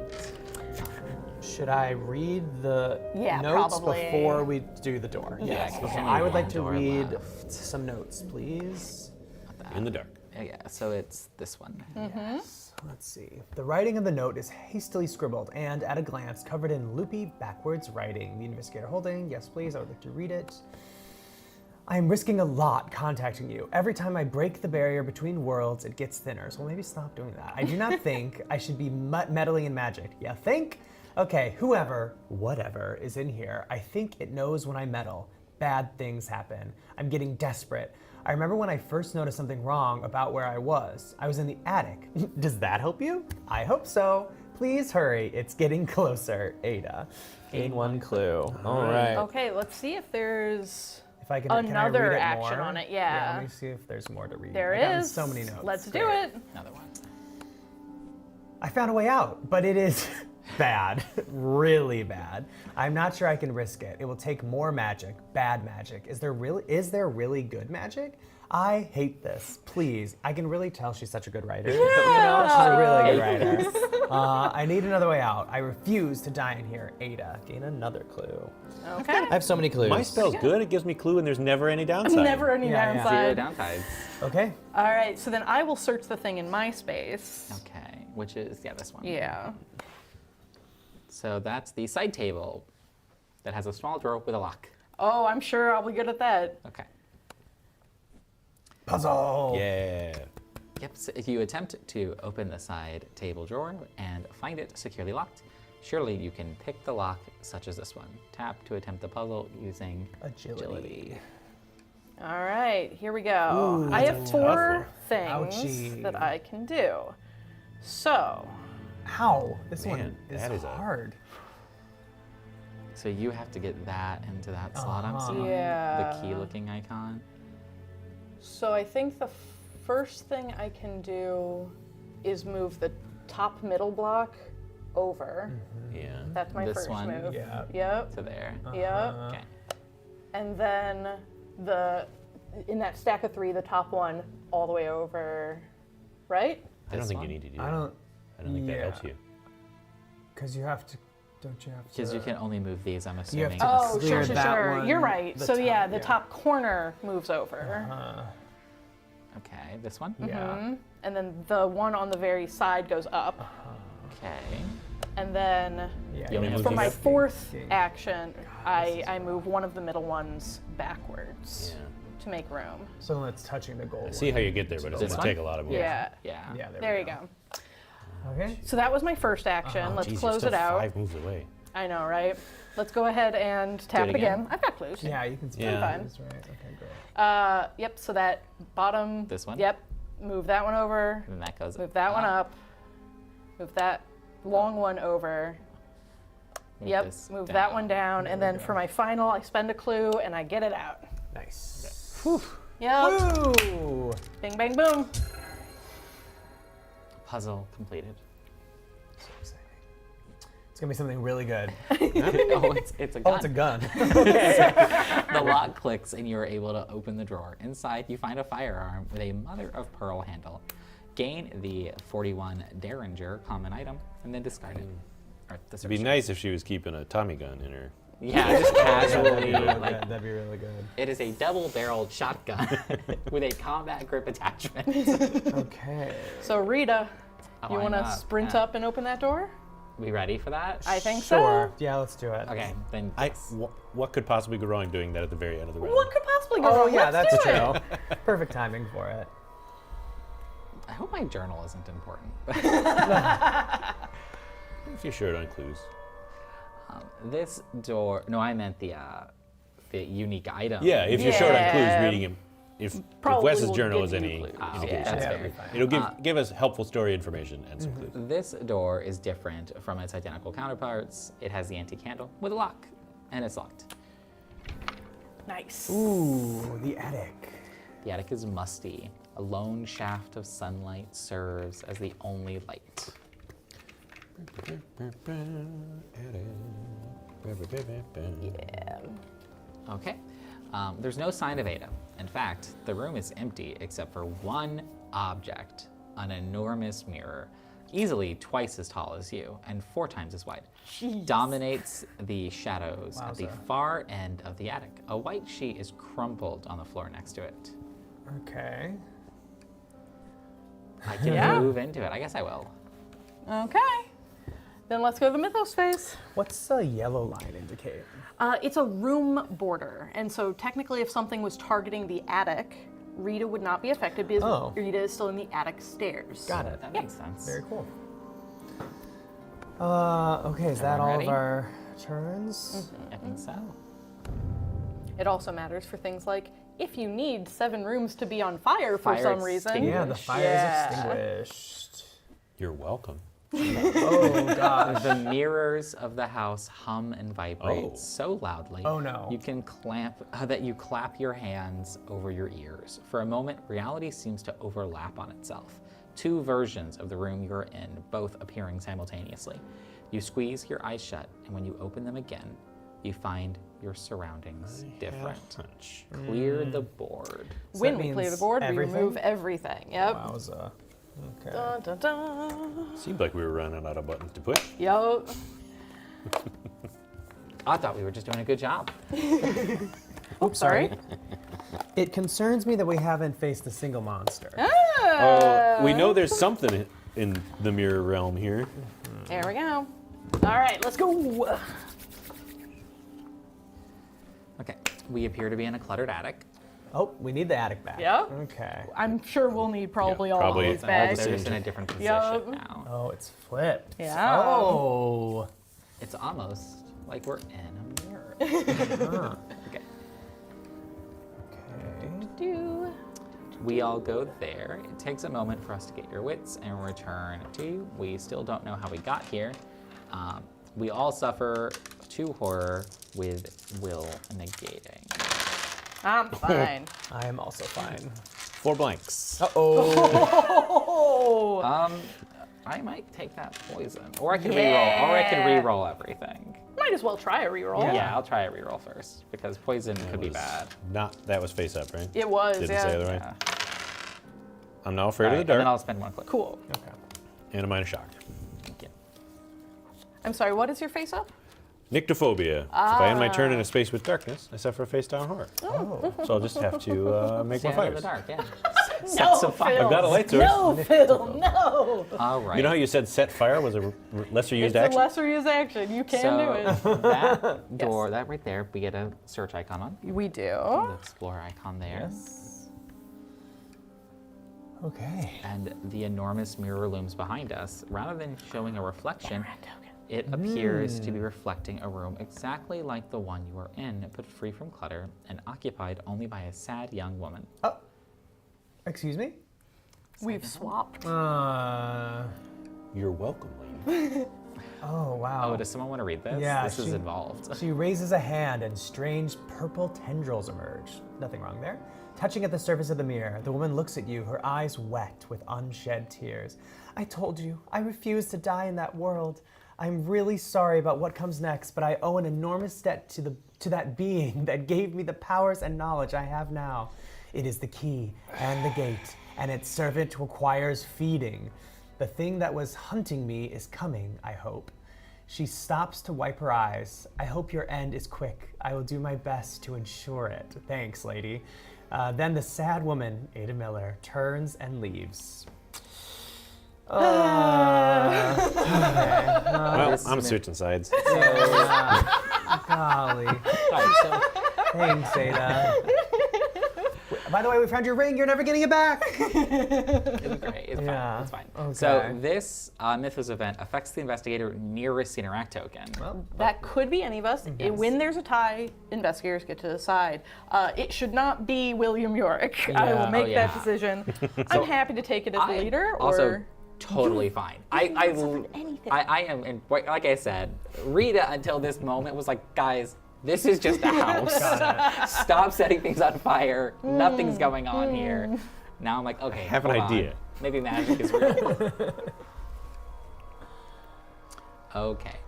A sinuous creature made of bristling, reflective shards emerges from the closest mirror, barreling through the open air towards you.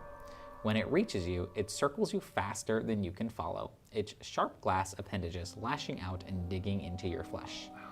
Suffer 3 damage and 2 horror. Okay, so about Agility that, I was negates. totally fine. don't worry about it. Agility. You've got the best chance of all of us. Okay. Oh my god. Wow. 4 successes, folks. Natch. So yes, when you negate, you can negate either damage or horror. So you got 4 successes, you're negating 4 of that. I will do 2 horror and 2 damage because So I you're have. just taking one. Yep. Yes, because I have a lot more health. Fantastic. Then that face up is what you suffer. Face up. Okay. Exhaustion.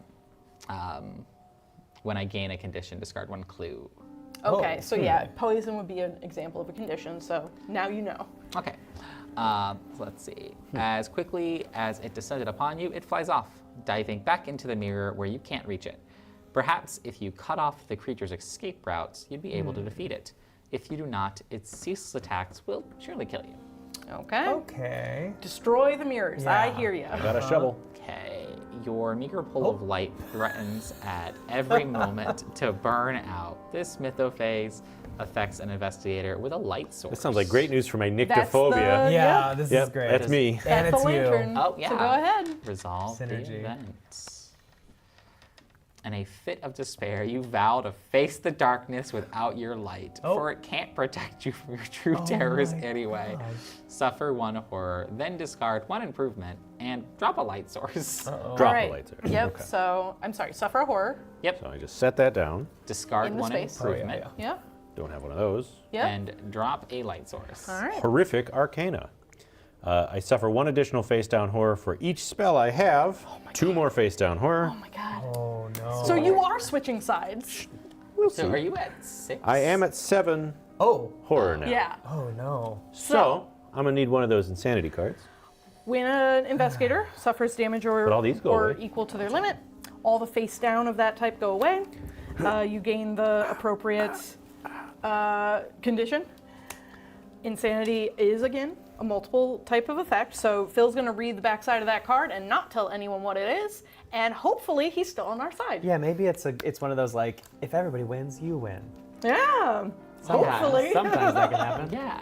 Sometimes that happens and you're just mute. The first time I ever played Mansions, I went insane. Yeah. And I did not realize that There could be my traitors. win condition was that I won. Yeah. And we like basically failed, but Yeah. everything was on fire, so I won. There and you I go, burn it cheered. down. I was like, I won, and they're like, you're the only one that won. And I was like, oh, I'm sorry. I'm guys sorry, should've tried everybody. harder. I know. Yeah. Yeah. All right. Continuing. Well, I got a shovel, and I'm happy to smash this mirror. All right. But first, I would like to do a trade action to pick my up this God. lantern. All right. Fair enough. And Liv, since you don't want to get conditions, I would be happy to take that serpent bracelet from you. So how much do you trust Phil? Very little. Okay. Very little at this moment. Uh-huh. Would you like anything in return? What do you have? I have some spells. Heavy weapon and 2 spells. Well, are the what weapon you I want choose. to keep for smashing mirrors, because I think Okay. it might give me a buff. What do your spells do? Summoning lets you teleport a monster or investigator to your space. Okay. And then, which probably pretty good for a fast person. And then Arcane Insight is get a clue, do a lore test, and see what happens. Was your hood up before, or did you just put it up? I don't know what you're talking about. I don't like this, but I mean, the summoning spell could be nice. Yeah, that's true. Yeah. All right. Sure, so we're I'll- doing I'll give you the bracelet in trades. exchange for the spell. trades. There Thank you you go. so much. And similarly, if you are tired Anyone of getting else? Yeah. smacked by Mythos events, I can take some of that evidence so you don't have If to you worry wish. No. Fantastic. They're my creepy notes. And there's absolutely no chance I'm giving you this knife. about it. All right. and also, like, Ada Would give you a is gun gone. if you feel you need it. Do you feel I like don't you need have a gun? weapon. Yeah. So the trade action, you can do as many trades as you want. Yeah, We're all in anyone the same space, so we can just- Yeah. The person we don't trust. We just gave a gun. I did not give him a bladed weapon, though. That's Okay. where I draw the line. Okay, I feel like if I had to choose That's fair. what I would give to a person, I'm like, I don't know if I could trust. We also probably don't And need I- those keys anymore.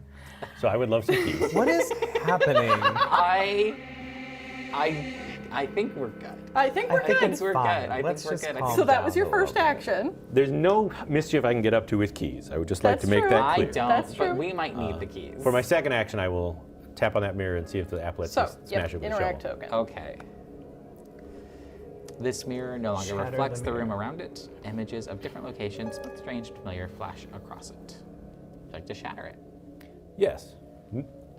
Normally I would say, hey, that's probably our way back and we shouldn't, but the app did It just told say us. the Yep. monster's Yeah. coming through the mirror and smash it. You prepare to hit the mirror as hard as you can using strength. Roll 2 extra dice if you have a heavy weapon or firearm. Which you have both. have both. Yeah. Well, Doesn't stack, now though. I one don't of get us 4 should have extra kept dice. one of those Nah, it's things. okay. I Yeah. So right now we have make it 2. 4 4? successes. Nice. Yeah. You hear a visceral satisfaction, or you find, yeah, wait. Yeah, oh, you you find a find- visceral satisfaction in watching the shards of the mirror fall. Discard this interact token. Nice. Lovely. Okay. So that was both of your actions. I'm going to move over here to this door. Someone else can move with me because of my ability. Does anyone else want to come with me? I probably should, because Rita has extra movement, right? Yep. And then, yeah, I'd like to open this door. Okay. I was like, open it then. And I was like, oh wait, hold on. It's an oak door. Just so you guys know. It's an oak door, yep. It's a koa door actually because it's backwards. Ah. A koa rorb. Ow. A rude cow. Rude cow. Okay. You are struck with a sense of wrongness before your thoughts can catch up with your eyes. Where before you swore the hallway curved to the left of the attic, it now curves right. Place the hall corner, the hall tile, and a wall as indicated in the corner discard the 1. explorer. Okay. Okay. The corner of the rug. Oh wait, Yep, that's okay. Don't And give it a hallway. second. worry about that. Corner of the rug. Yeah, Creighton, that's exactly my feelings. I'm totally okay with you shooting me, but don't stab me. All right. Okay. So we've got the corner we of the got the rug. corner. Grace is Rug. burdened with knowledge of what the possible insanities are. That's Playing with a designer. That's fair. That's oh my I'm gosh. metagaming. So many doors. Identical doors. Yes. So we have 3 Boom, down there, Boom, boom. and then we have It's okay. Yeah. 1 Boom. up there next to the rug. Boom, boom. And then at the Fantastic. end, there's an interact. There's a mirror. Boom. There's a Fantastic. giant mirrored wall. I believe we saw that earlier. I think you were knocking on that earlier. I was. Fantastic. And you may move in. I shall indeed, and then I will finish my movement by being over here. Okay. All right. Rita and Min, what's the plan? The fun part is I have to remember where the mirrors were. Mm-hmm. Wasn't there? There was a scary one in my study that I was exploring before, which. There were 2 where was downstairs. That's okay. Was it? We know there's one there, so you might as Yeah. well move toward it. But also the scary monster is gonna come out. Fair. Yep. We do gotta take some risks. Yeah, that's true. Okay, so There you go. Well, if you wanted to do 1, 2, and then do you have any actions like, can we read more on the Yeah, note? I believe there's one. Yeah, Sure. let's see. Probably the one where Sorry, I she says, should've sorry, just sorry, said I'm that. about No, to trap this you is in the no mirror fault. dimension. okay, Yeah. yeah, let's read that stuff. Okay, this is my last chance. Are you coming? Okay, well, maybe I should have read this earlier. Yeah. I cannot wait much longer. The thing is, in here, I think it's going to find me. I cannot let it find me no matter the cost. Gain a clue. Yeah, that's Well, fair. screw you, Ada. Well, I know what you meant by the cost. Yeah. Yeah. So then, if Rita wants to move 3, you could Help either be in me. my space or Min's space. If you end in Min's space, you can push both of you 1 more if you wanted. Or you could open one of these doors. Well, if I push Min 1 more, then when the mirror monster attacks, I can shove Min in front of the mirror That's monster. true! Or the super strong one can take that hit. I wish I had Yeah. taken your invitation to move 1 instead of Min. I could have gotten over and smashed that mirror. That's this true. turn. But I can't do that. I could teleport someone to me. Don't Gotta do remember- that! I gotta remember that. You gotta remember that, though, Yeah. Doing it now is probably. Just get back here.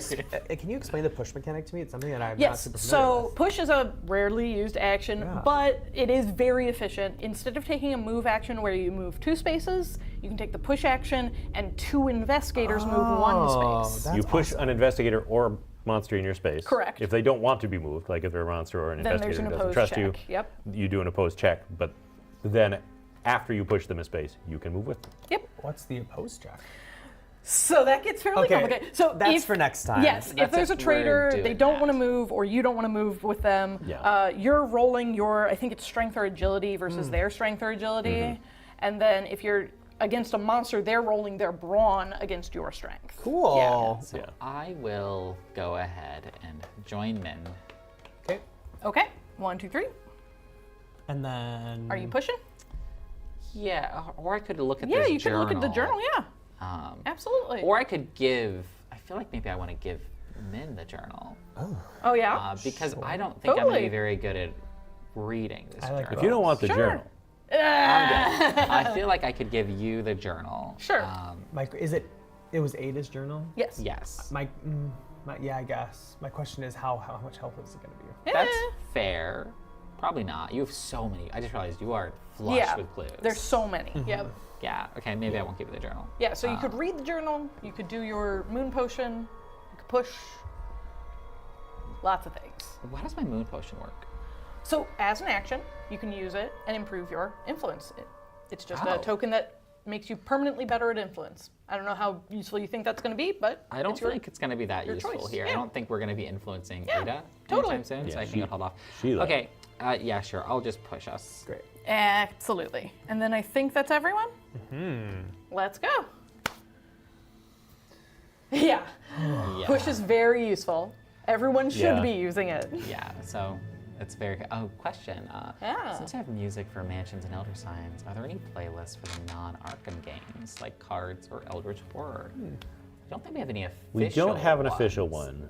The Mansion's music is, I think, royalty free, so it's out there somewhere. Yeah, we don't have official playlists or anything, but it's cool. Yeah, I Yeah. always, Yeah. anytime I'm doing anything in the Lovecraftian settings, Mm-hmm. Oh, I yeah. have my own playlist Absolutely. that I use exclusively. For the longest time, there were like recordings of the sounds planets made, Oh, and they are weird sounds because it's just like spooky. yeah, and so those are actually pretty fun to have on in the background. Yeah. Great. Okay, Yep, Mythos phase. going to the mythos. All right, so yep, Well, Rita or Min. Okay. Which do you want? I'll take it. Thank Okay. you. It's the exact same thing. Great. Yeah. Okay. That Agility. mirrored creature To be fair, I am jumps pretty back out agile. at me. That's true. Yeah, you're both equally agile, but yeah, until Rita suffers some horror, she's still better able to take it than Yeah. you I are. also have that lucky ring lets me reroll That's all true, my dice, yeah. and I like never use that. You're also True. within range of me, so I can have you re-roll. That's true. Why don't you, do you want to use Reroll your... one die. Let's start by rerolling one die. Sure. Yeah. And then Great. Yeah, you want to spend a clue or you want to? I'll spend a clue. Fantastic. That's 3. So that's Yeah. 3, which is pretty good. Yeah, I will negate the 2 horror, fantastic. and I'll take the 2 physical. All right, face up. Their face up, yeah. Mm-hmm. Okay, one at a time. Let's see. I have a broken arm. Oh. So I'm about to drop a lot of items. Because I have a bunch of items. Yep. And I have another broken arm. Oh my gosh. So I can't thing you're a runner. hold items. Well, Well, what how does does it it say? work? I'll come carry this. If you ever have, if you ever have more than 2 items, Yep. drop all the. So I just broke both my arms. Correct. But I can still hold 2 things. Correct. Are spells items? No. Okay. You can keep wearing a ring. So. Yeah, you said the moon potion probably wouldn't be useful, Yeah. so. So I'll drop this. Yeah. And then, do we want to drop the journal or the keys? Probably the keys. Yeah. Yeah. Okay, I'll drop the keys. Yeah. There you go. Thank you. Fun. Continue. That's it. Oh. So I just break a bunch of my arms. Yep. 2 broken arms, but you're fine. I kind of want to get more broken arms, and then I can be like, how many arms does Rita have? Just broken in 2 places. Pretty sure we only put 2 in this deck. That so- makes sense. Great. I broke 8 of my arms. All right. Smash that mirror? Yeah. Who wants to do It was a it? strength Or test when I was did it it, so strength? Rita's was probably strength. right choice. Yeah. So yeah, you should do it. I'll take a stab.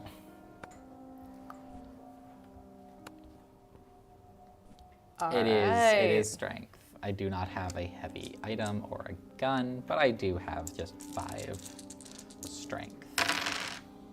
Oof. Ooh. I- You ow. got Wanna that ring. reroll? I'm gonna use the ring. Yeah. This is the time to use the ring.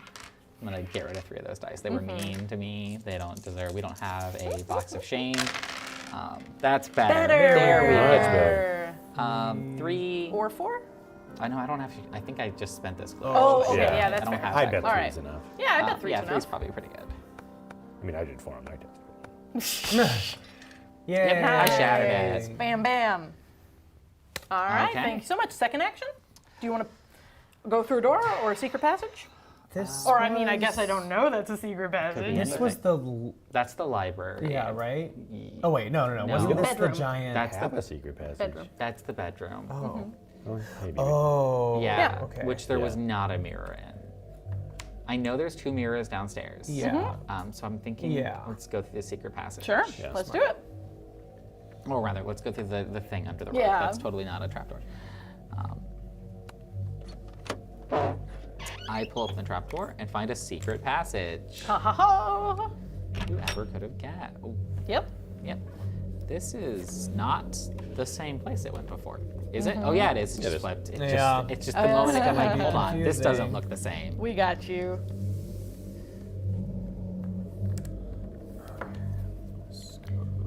There.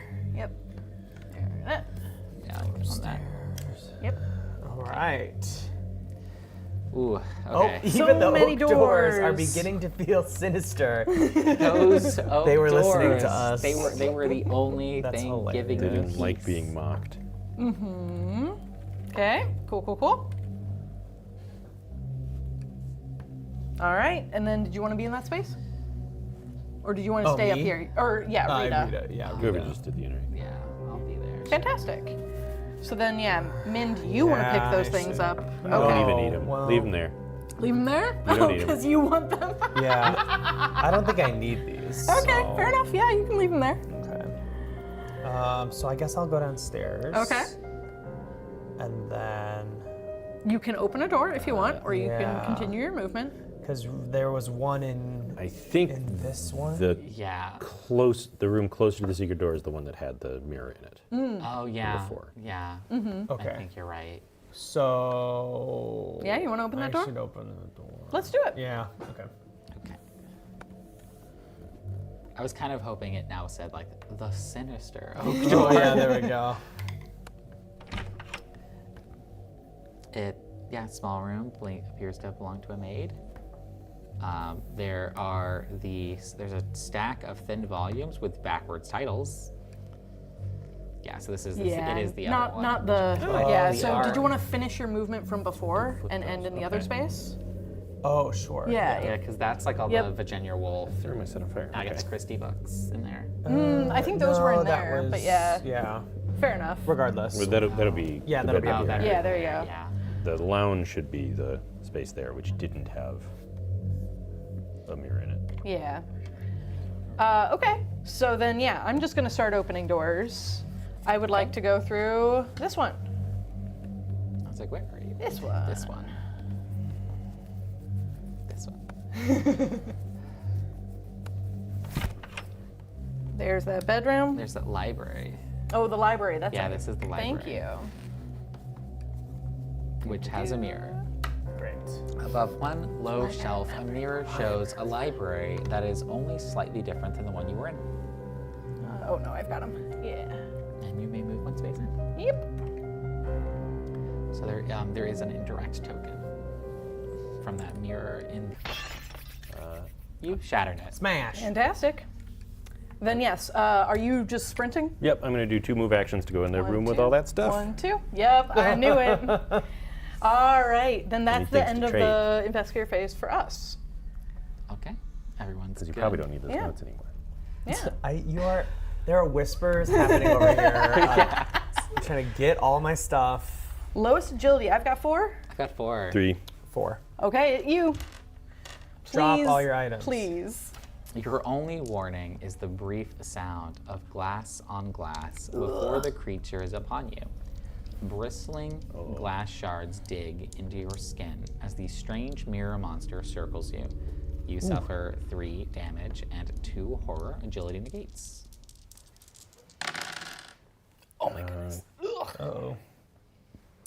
It's 1 success and 2 Look, you have Yeah. magnifying you have glasses. the serpent bracelet though. You could become poisoned Yeah, I will instead. get 3 of it, so I take 2 damage, no horror, Okay. and I need poison. So then why did you spend the clue? Because I also had to spend a. Or Wait. convert all, yeah. I Yeah. get to keep Convert the- all, Yeah, yeah. yeah, yeah. Stop trying to lose the game, Phil, you traitor. Okay, so yeah, you 2 still damage need and poison. 2 damage, face up, and a random poisoned. Okay. And then continuing on, just as you gain your bearings and Just a prepare scratch, to that gets counterattack, it flies off through the halls, its glass scales shifting against one another until it's out of sight. Somewhere in this house, it is returning to an unshattered mirror. If you don't break all the mirrors, the creature's attacks will continue. Oh yeah, for sure.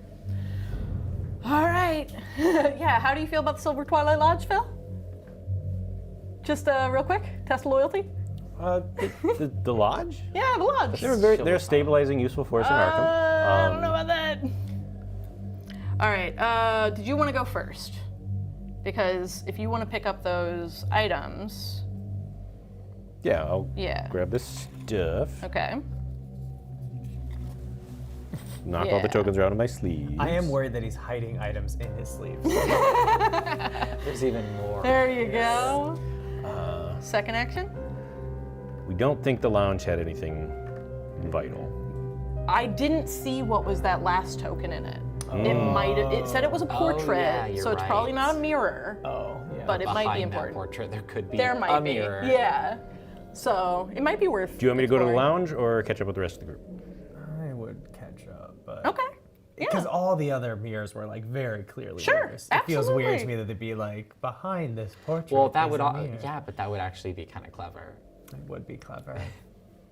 I say catch up with the group. Anybody else have opinions? I have no thoughts. And Yeah. also, this person's wanna clearly a move in? kleptomaniac. Yeah. But They're gonna steal the portrait. I'm trying to protect the family portrait, Yeah. actually. The bedroom Ada's bedroom probably doesn't have a mirror. There's probably one in there. There is one in here, which we can take care of. You should probably explore. Yeah. Well, you don't have another action. 'Cause I don't have an you- action, Yeah. so it's a Oh, question I of whether see, I I move to see. this Yeah. space or that space. Oh, Yeah. I see. And I'll move here. Okay, cool. The other option would be, just as a test of loyalty, you could stay here, use the moon potion to improve your influence, or use the spell to get a clue, and then because I will have to move, give you a free movement. I wouldn't mind having more clues. Yeah. So it is up to you. Last time it did make me, Yeah. set some fires. Yeah. So it's up to you. Remember, this is a test of loyalty. So. I don't know what the right answer is. Yeah, that's fair. Could you give me the cheat sheet so I can know? I think it's better to give the free move to somebody else. Just making sure. Cool. Who wants to open a door right now? Let me make I sure do that need there's a face down mirror. damage because of my poison. 'Kay. Because that's end of turn. Yep. Try to remember how to go into apply here. the Okay. antidote. Okay. Yeah, let's see if you get unpoisoned, and let's open that door. Yeah, Yeah, I'm you're no longer fine. poisoned. Nice. I could Thank use my you. super bracelet too. The room is furnished like a servant's quarters. All right. Great. There is a mirror. So the reflection of this room and the full-length mirror is empty and almost devoid of anything but basic furniture. I'm gonna smash it with my book. Let's go. Nice. Yeah, let's interact with that token and try to smash it. We didn't make any books that can be used as heavy weapons. We didn't. That would have been really fun. This Oh, really yeah, some kind heavy. of tome. That'd be so good. The encyclopedia All of spider right. smashing. I do not have a heavy weapon or a firearm. That's okay. I have a grotesque stone. What does the grotesque stone do? It's a piece of evidence. Yeah, it's just Okay. a unique piece of evidence. What do you think? I Well, yeah, have you're- is this called? What is this called technically? The investigation results. I rolled 3 investigation results, and luckily I have 7 clues. So I will spend Yeah. 3 clues All to that get reading 3 paid off. successes, please. Nice. You Books, shatter folks. it. So All you right. do use your books. And Yeah, exactly. I will move out. Min, you can also move out. I would like to, because this was the perfect office, right? Yes. Or whatever it that was, the study? which did not. It's a have bedroom. anything in it. The bedroom. And I don't believe it had a It didn't have a mirror? Cool, then I'll go through the other one. Okay. So that, I gotta find that because everything's a little flipped for me. Yeah, for sure. It's right here. What did you say it was reflected? Yeah. No, I'll say flipped. Yeah. All right, stairs down. Found them. Yay, stairs. I kind of wish there were stairs going up. Yeah. Like, truly inverse this. Maybe you need Okay. a door there. Yeah. Doors on both ends. Yep. And you may move into it. So, You are. Yep. that leads to the That was the bedroom? door So, you thought went yeah, outside. this is the but it front. doesn't. Yeah. Okay. Yeah, the front of So that was Ada's bedroom, Yeah. Which we don't need to go in. No, so I will open that door. Fantastic. which I think is supposed to be the kitchen. No. Yeah. All right, let's go. Yep, it's the dining room. The dining room is rated as if someone's about to entertain a large group.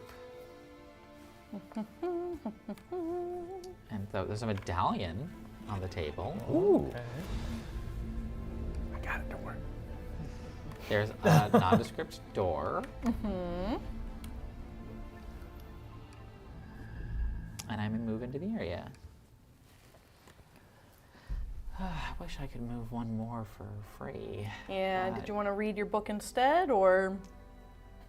I just know that a certain person's gonna go in and take that medallion. So you know what? I'll read the journal. Though. Okay. I'll take a gamble on this journal. The medallion might protect me from further horror, Yeah, we'll see. and if I suffer horror, I'm eliminated, and we have a good chance of losing the game. Okay. So. This house is massive. I do not know what Great Aunt Seraphina did all the space. Well, I think mostly she just filled it with hideous furniture and gaudy mirrors. A good cleaning, some fresh paint, and new furniture will have this place feeling like home in no time. My favorite room is probably this stately study at the top of the stairs. Not that anyone will see it. There is no one around for miles, but the solitude is perfect for my writing. Ta, Ada. There's a list on the next page. Notes for the workers. replaced cracked tile in foyer, repair creaking stairs, figure out what Great Aunt Seraphina used to affix these mirrors to the wall. Magic. All new windows in the second floor lounge, replace furniture in my new bedroom on the first floor, help getting into locked attic, notes for self, hire some workers. Added under is a scrawl, critter and attic, get rid of, gain 1 clue. Okay. Very good. That's funny. Okay, no more actions, but I could read more, Okay. but I'm out of All right. actions. And I believe that was all of us? Yeah. Fantastic. Let's go Mythos phase.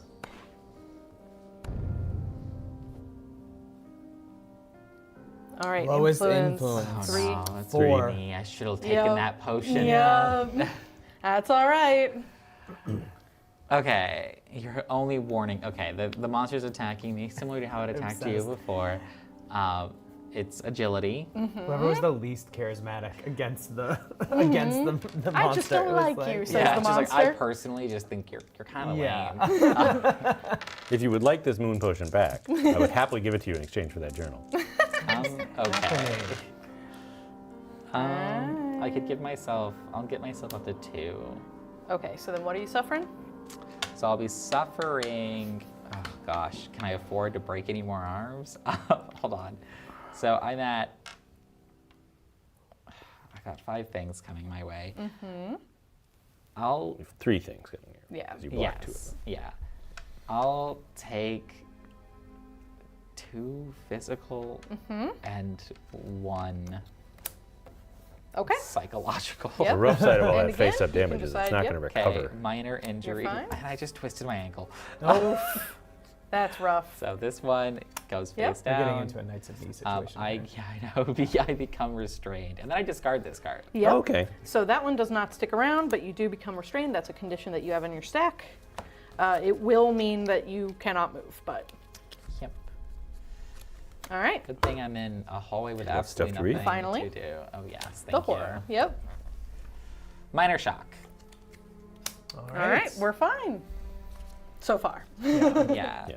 Move We've my gotten a things couple, around. Yeah. couple events. So. Okay. That's it. Okay. Hey, nice. All Okay. Min, did you want to go into her bedroom, or we were saying no? I Okay. wanna The go bedroom's towards Could the you front. move me one? I will. Okay. Well, Fantastic. actually, I don't know how useful. Why it don't is, so I'll you have go to drop first to something. move? I'll You He's open gonna up go some for the stuff, items. okay. Yeah. And Rita can't move, though. Rita Right. cannot move Oh, and voluntarily. your Yeah. thing Yeah. makes. Could I be pushed? Oh, is it Yes, take a move? if it's Okay. involuntary, but Good to again, know. they will have to test. Yeah. Oh, I see. Yeah. All right. Well, yeah, then my because you turn's can't going to be choose. very fast because I'm just going to read my journal. Yeah? That's Because totally, I can't totally do do it. And- anything else. Absolutely. And it'll probably do give you it. some clues, Yeah. which would be good to have. So I'll just read my journal real quick while you guys plan. Yeah. And I guess if there isn't a second interaction with it, you could summon Min to your space to That's save true, her too. next. Oh yeah, Yeah. that's true too. Okay, so I'll read more entries for now. I moved into the big bedroom on the first floor. I cannot sleep in Great Aunt Seraphina's room on the second floor. I spent my first few nights in there as it was the most recently furnished room, but noises from the attic woke me at all hours of the night. Critters, as Grandpa would put it. Another thing for the list. I have been keeping an eye out for an attic key, as there must be one somewhere around here. It might be a fun project to make some traps for the creatures myself. I have not done that in ages, but not really something I needed after my big move to the city to work at the advertiser. Ta, Ada. There is another short entry on the next page. Might mean there's like traps see. that we can find. I thought a lot about Great Aunt Seraphina today, why she left me her money and her things. We were never close. She was not close to anyone. Grandpa's brother married her against everyone's wishes, then died young. So I suppose there was never much connecting her to the family. She almost took me camping near Dunwich once, but Grandpa refused no matter how much I begged and cried to go. He was a stubborn old man. I think he would be proud of me now. Ta, Ada. So there's a reason she moved to the bedroom that you thought was dumb. Yeah. Okay, there is more journals. Might as I will well. go Yep. ahead and read that one too. Great Aunt Seraphina was certainly a character. I keep finding these strange old tomes and objects all around the place. Her library is extensive, but why on earth she felt the need to own something called the sacrificial gateway is beyond me. Sounds are still coming from the attic. I think being alone out here is getting to me. The other day, I thought I saw something weird in the reflection of one of my mirrors. Out of the corner of my eye, I thought I saw my reflection waving at me. But when I looked over, it was nothing. It must have been my imagination. Ada. Another entry on the next page. I fear I must be losing my mind. I see strange things in the mirror all the time now. They are, I can't relate it here. I've covered all the mirrors in the house just to get a break from it all. I think Great Aunt Seraphina had even more secrets than anyone suspected. Maybe even Grandpa. I will leave for Arkham straight away tomorrow. My publisher will help set me up with an apartment. I want to. The thing in the attic is back again. I have the key to the attic door now, which reminds me, put a copy of it in a safer place than my bedroom. A bedroom drawer before leaving. I wonder if it would settle my mind to trap whatever is up there. Ada, gain 2 clues. Okay. There you go. You got And some I've clues learned back. everything from the journal. Fantastic. There, I All said, right. I feel like I accomplished something. So then, yes, I will take a move action, and someone can move I one. thought you wanted to go the other way. Well, because this is the study, right? Yeah, which- And we said that there wasn't a mirror in No, I there? think or- there is Oh, one. okay, fantastic. Then I'll pretty do sure that there one. is. I know there's one in the billiards room, which is yeah. downstairs, I'm but pretty yeah. sure- That's fine. Might as well open the door while I'm here. Let's do it. Solid oak door. Let's explore. The study has a few strange books and statues surrounding a desk. You may move 1 space. Yeah, there's nothing in there. No. Yep, that's okay. That's my bad. I will still take a move action so someone can move for free. So is it helpful to move Rita? 'Cause I she can't I move. can't. Oh, she yeah. can't. Yeah. Oh, I Okay, see. so It's you not should move to move catch up. me. Yeah. Yeah. Okay. Do we think the note about traps meant like some of these rooms might have traps she built that Well, that would have been in the like original room. Good point. Original yeah. rooms, right? Like it wouldn't have been here. I will move to here. And then what are you gonna do? I want to look at that amulet, Medallion. medallion. Yeah, 'Cause search token, please. If it can protect me from taking more horror, I would be happy about it. Yes. There it is. You instantly recognize the symbology on the medallion from Ada's dining room note. The bird is a whippoorwill, and the arcane symbology is used in rituals to procure great knowledge. Gain 1 clue, and the cult sigil unique item. All right. Okay, I was hoping for the Elder Sign amulet. For the Yeah. frost What over does the horror, cult but symbol thing do? It's just It's unique- evidence. Yeah. Oh, It just doesn't have any. evidence. And Oh, then it has a symbol 4. on it for Yes. the Silver Twilight Lodge. Fascinating. Wild. I'll explore this. Dining room, yes, Yeah. this one. It leads us to the foyer. Great. Surprise, surprise. To the entrance hall. Okay. The word Yes. leave is scratched into the wall. That makes sense because it was backwards before. Yup. Lots of doors. Great. Boop. Boop. And one in the front door. Oh, Nice. interesting. I bet that one won't open. You may move into the space. Fantastic. All right. That's my That's everybody. turn. Yeah. Okay. And Liv, you discarded restraint at the end of your turn, yeah? Oh, no, I have Yeah. not. No, I face didn't. down in your stack. Wonderful mythos Okay. phase. Dun, dun, dun. I feel like I'm about to get sucker punched again. But... My gosh. Nope, it's Rita again. Oh, it's the It influence one? hates, yep, Yep. it hates Rita specifically. Yep, it does. This time I have some clues at least. Yeah. I could- Reroll all, I might could as well. Reroll. I don't think it'll get worse. Yeah. It might, Yeah. That's traitor talk. but yeah. Yeah, it's, see? it's just a little bit. Yeah. Okay. You're fine. So I'll get 3 one of those. Successes. What All 2 do you want to right. suffer? I know this is The getting problem is One all of this each. the face-up damage 4. isn't going to clear if Yeah. you get wounded, so Yeah. you'll be very close to defeat Okay. if you max that out. All right. You know what? Let's work towards going insane. One of each or 2 horror? Let's take 2 horror. Fantastic. You know, Let's do like, it. Being crazy seems fun. Might as well. I don't know what you're talking about. Minor shock. Okay. Delusions of power. I can do anything. I become fearless, and then I flip this card face down. That's a good one. So yeah, fearless is a condition you have. Fantastic. So now I cannot cause, effects can't cause me to suffer horror unless I want to. And at the end of my next turn, I discard this card. Yep, fearless. Convenient. Go ahead and continue through that message. Awesome. And it's our turn again. Okay. So the billiards room was here, right? Yes. Yes. Is So that's accommodating for the flip? I think so because it Okay. was here before. Okay. So if I move here and here, then Min can move here and go in. And then I can try that front door, or I can try the other door. Can you tap the front door for me? Yeah, See let's what see that what is? it says here. The front door to the mansion is closed, but you can explore it. I would love to. Let's see what happens.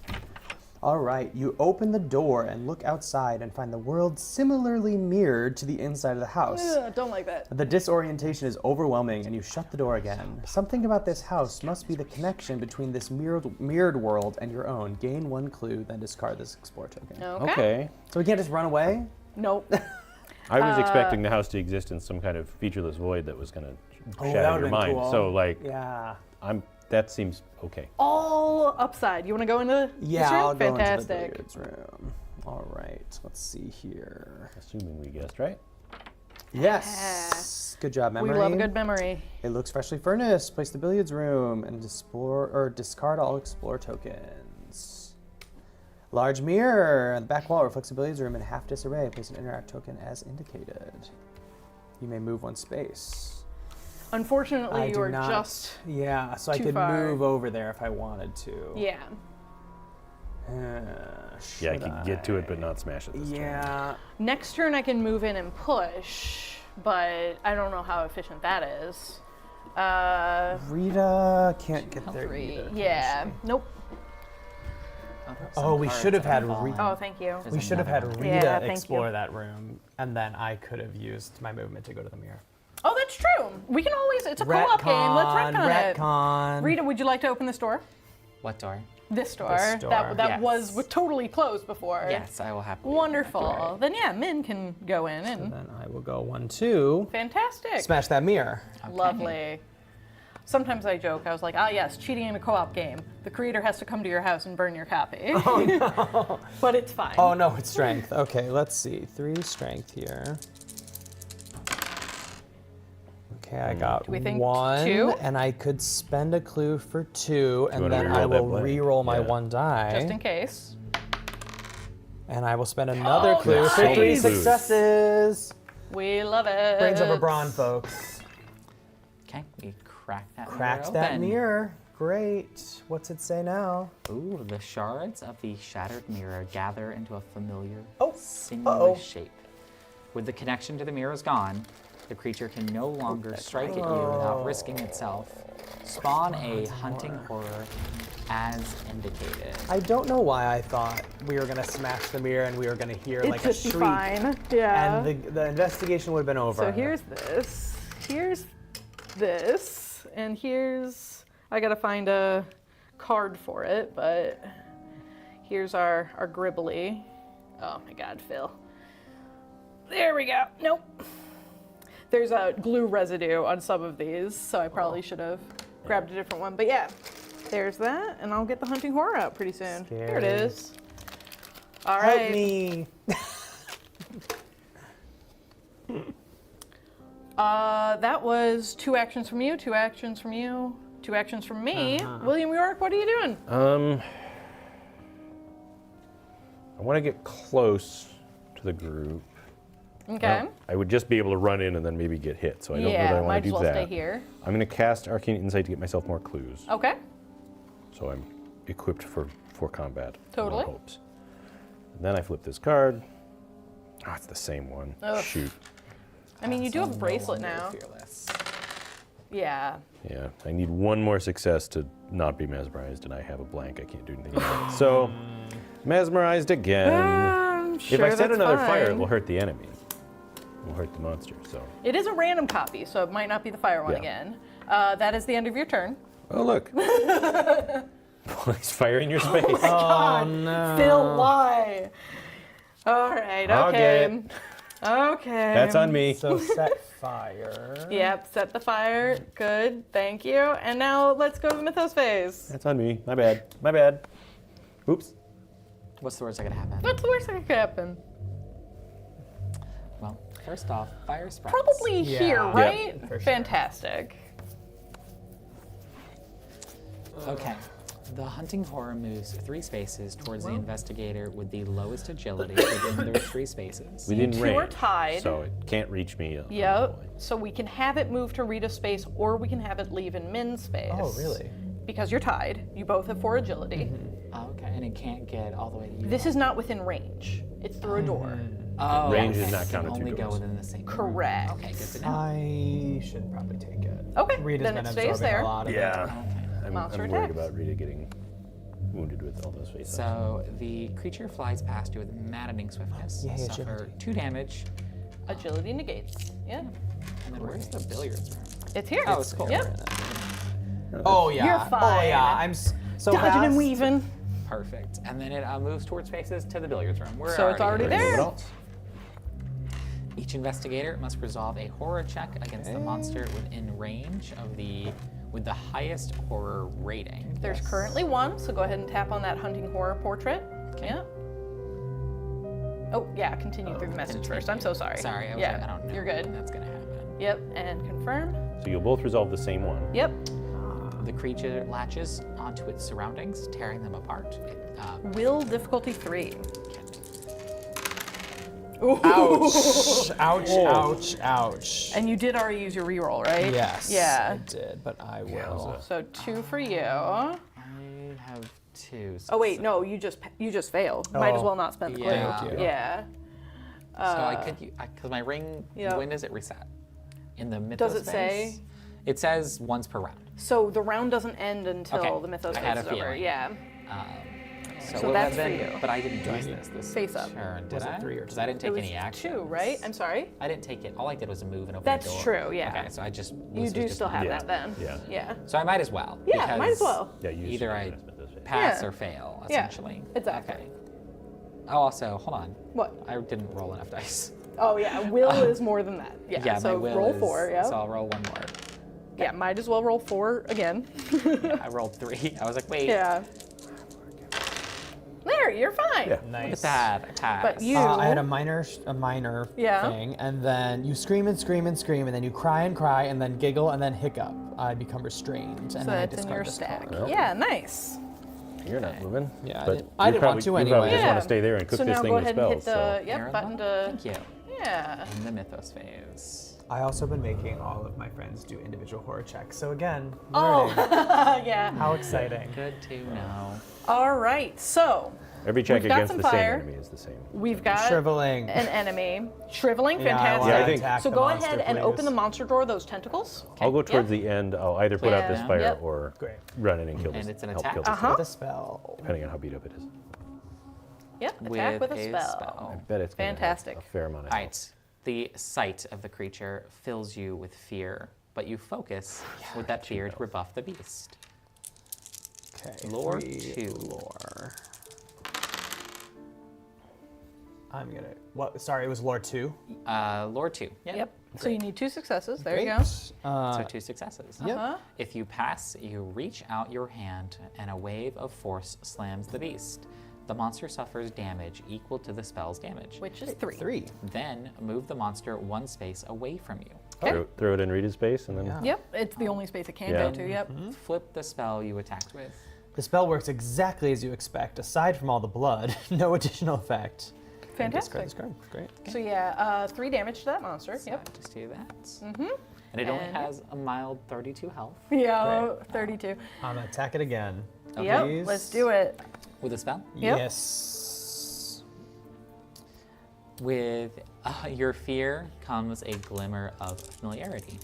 You could swear in some other time and space you've learned of such a creature. You rack your brain for any hint it may contain. Great. Lore 2, success yeah. already. Okay. so In a moment of blasphemous clarity, you cast a spell infused with the dark energy from which the creature was born. The monster suffers damage equal to the spell's damage plus your test result. So a total of 6 or a total of 5? Yeah, I'm gonna spend a clue to make it 3 successes. so Total of that 6. It's a total of 6. So 9 Nice. damage total. And then flip the spell you attacked with. yeah. So, yep. Did you remember to shuffle that stack? Oh, I put it on the bottom. Yep, So let me always shuffle that Yeah, stack. because you could get the It's same one always a twice in row. random That version makes of the spell. sense. Yep. And I hit the monster button to take us back in. Your enemy's flesh ripples and peels open. The monster suffers 1 additional damage, then suffer 1 face down horror. Okay, Oh. that's for you. And now you are no longer restrained. Yes, bye. Fantastic. All right. We haven't gotten any indication that there's something else we can do to stop this thing, right? Correct. Not so far. We're pretty sure we just need to kill it. Yeah, just let's wail on it. Yeah. Do you want to extinguish fire or you want to push me in? I feel like I wait. Don't both of you have weapons? Yeah. Would it be better for I'm unarmed. Yeah, it's ranged. Would it Okay. be better for me to extinguish the fires? You'd have to Evade the monster to get out of the space. You'd have to Okay. evade to do the extinguish and Yeah. evade to move. So no. Okay, so I just have to start just punching this. Yeah, you may want to go after us, but yeah. We have plenty of room to spread the fire the other way. If we just want to Exactly. pile in this room and start. Exactly. Okay. So yeah, you want to push me? Yeah, I'll push you in. Fantastic. And because we are no longer in a space with fire, we don't suffer damage. Nice.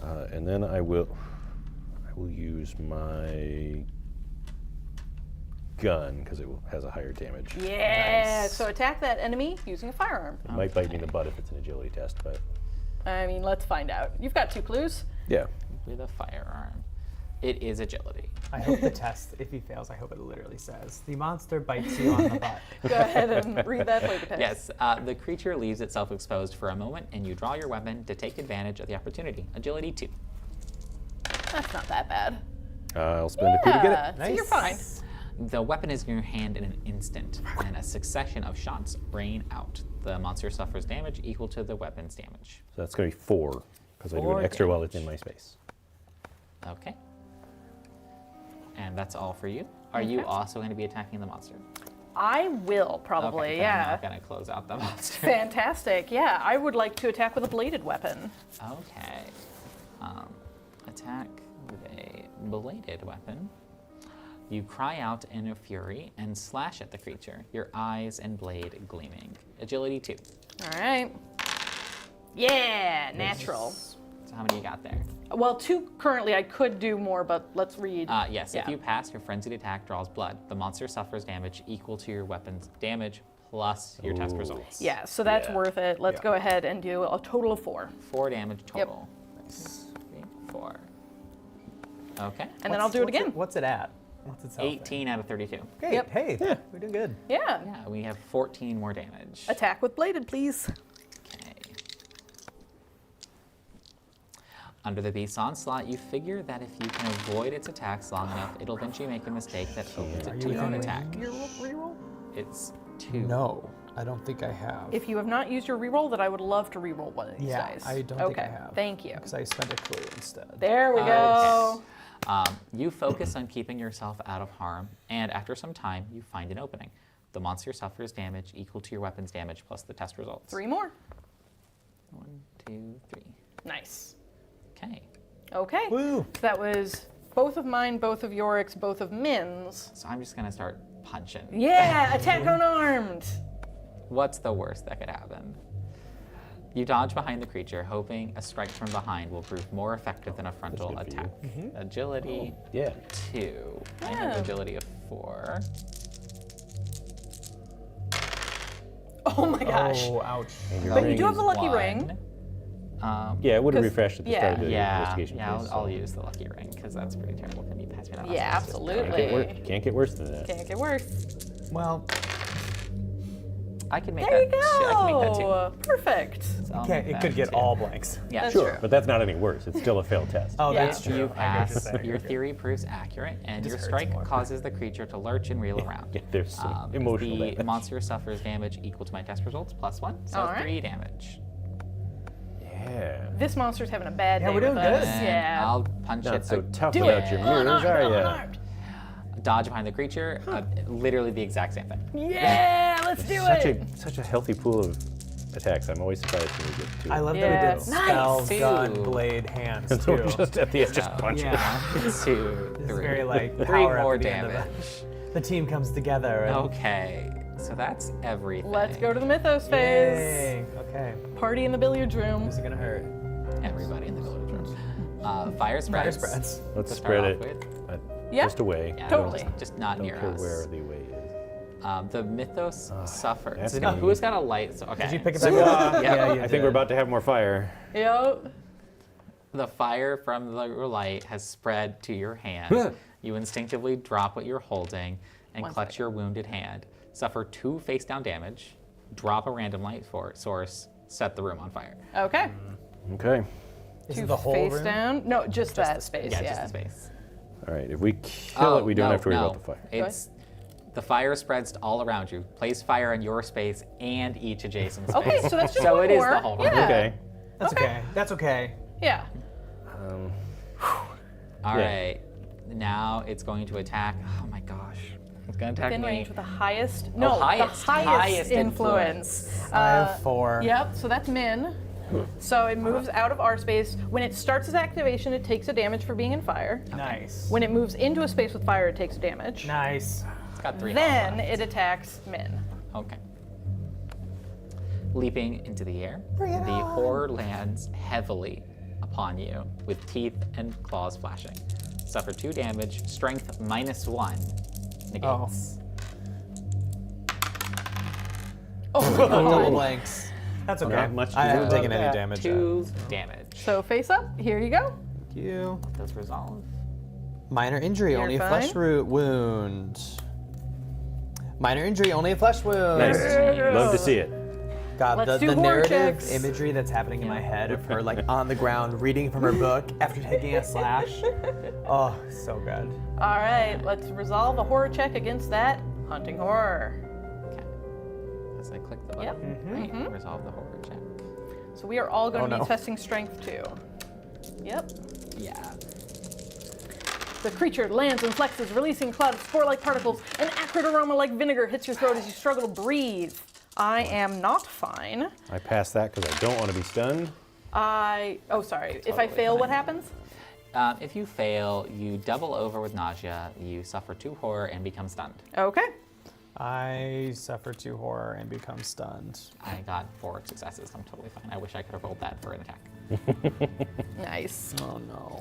So we're All right. sapping some actions here, but we're still okay so far. Can I get 2 horror, please? I Was it hope face down?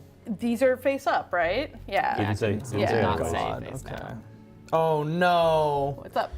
Traumatized by your experiences, you wish nothing more to escape from here and now. Resolve immediately. Become lost in time and space. Okay. Ooh, boy. Min goes on to Lost in Time and Space. Then disclose. So when you continue to suffer horror, you won't do the effect on this, Oh, but you okay. will still take the horror. Great. So yeah, you might as well see what it is. Panic. You're Suffer fine. 1 additional face down damage. But you I don't. don't have to do that. You're good. Because you're lost in time and space, Yep. you take no. Great. The other card But I'm back also to the end. stunned. That's okay. Yep. There you go. All right. And then If we complete the scenario and I'm lost in time and space, do I not win? all rules of the game are still respected, so as long as there's no card that's saying like you don't, Okay. you're fine. Great. Yeah. Okay, ending the Mythos Yep. phase. All I want right. to try to punch this thing. You will have to move 1 space and Into the suffer a fire. damage into the fire. I would suggest maybe if you wanted to take the extinguished fire action, you're no longer in a Oh, space yeah, we with don't a have to monster. evade to do Yeah, that. Yeah. That's fair. I can do that. Yeah. I can put out some fires. Yeah. And I can shoot it. So it's Yeah. agility, right? Correct. Okay. Should I try to get back from time and space? I definitely Not don't yet. have Okay, to great. punch it, but I just Not while want to there's punch fire. it. Yeah. I can extinguish 2 if I use my clue. That would be very useful if you did. Yeah. Okay. Just in case we have to leave. And then move in to do that. Yeah. Fantastic. And then, yeah, you said you wanted to shoot it? I can shoot it from here. Yeah. I don't have any clues, and shooting it doesn't test my best stats. Sure. Moving in to hit it with a shovel is probably more reliable damage, but shooting it from here lets me do it twice. So I feel like shooting is the That's true. Yeah. Yeah. Yeah, for sure. I think you should take the chance on it. yeah. Yeah. So I will attack with a firearm. Fantastic. I got the servant bracelet if all goes south. Yeah. Excuse me. Only a couple more damage needed. Yeah. We can do this. It's like 3 damage. Yeah. Agility 2. Yep. You fire relentlessly, spraying the room with lead. I will have to use my serpent bracelet, but that gets me successes, so I Nice. do 5 damage to it. Wow, okay. Weapons damage plus 2 Oh. is plenty. All right. So the creature suffers damage equal to your weapon's damage plus 2, and you may actually divide it between multiple targets if you'd like. But that's okay. Let's deal damage to that so you monster. You have an extra. You I have 2 to spare. You could shoot me twice. We're not monsters. Does it say monsters? Yeah, it does. Yes, It it does. Doesn't It just say does. target. Boom, boom, boom. Oh, fine. Confirm. Yeah. Dun, dun, Yay. The dun. mirror monster shatters into hundreds of shards. You are finally safe. The investigation is complete. We did it. Before I press this, I have a question. Yeah. Could I have summoned Min out No, of there? this is a Okay. game effect that cannot affect someone lost in time Okay, and space. good to Yeah. know. I was like, that'd be kind of Can I just, Yeah. I want to try to come back just for Absolutely. funsies. You find yourself in a strange submerged city and try not to panic. Test my will too. No! Oh wait, I You could could re-roll. re-roll Yeah. one of them. Let's see. Yay! There you go. You recognize some symbols on the non-Euclidean buildings and escape. Place your investigative figure in any explored space. We're all together. Fantastic. Yay! And then, yeah, you discard stun. That is so and funny. My paranoia never hurt me. My nyctophobia never did Oh either. yeah. What was your Fantastic. What was your condition? So I Yeah, was what was your days sanity? Maniac? narcissism. Oh, okay. Seems self-evident that you deserve to have all those lovely things, certainly more You than still anyone catch else glimpses deserves them. of that And why not? You worked hard to get where you are. You do not win the game as normal. Instead, at the end of the game, you win if you have 6 or more items. Do you? I do have 6. I picked up Nice. an extra, Education. so I didn't need to scramble to pick up that I lantern. believe Yeah. they're getting the audio. Yeah. Yes. I was told previously that the audio She is begins actually to working. experiment with the boundaries between worlds. Yeah. We are. If you cannot find a way to escape, you know one. Oh, that is a really cool piece. Terrifying. Yeah. So wait, are we lost in the mirror dimension forever? Yes, unless we can find a way to escape.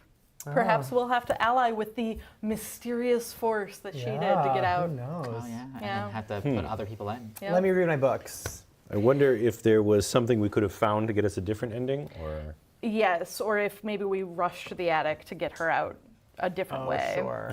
There's lots of different things that are possible. We'll just have to So play We'll have again. to play the DLC to find out. Yeah, so there are different endings. Yes, most mansions scenarios have different endings.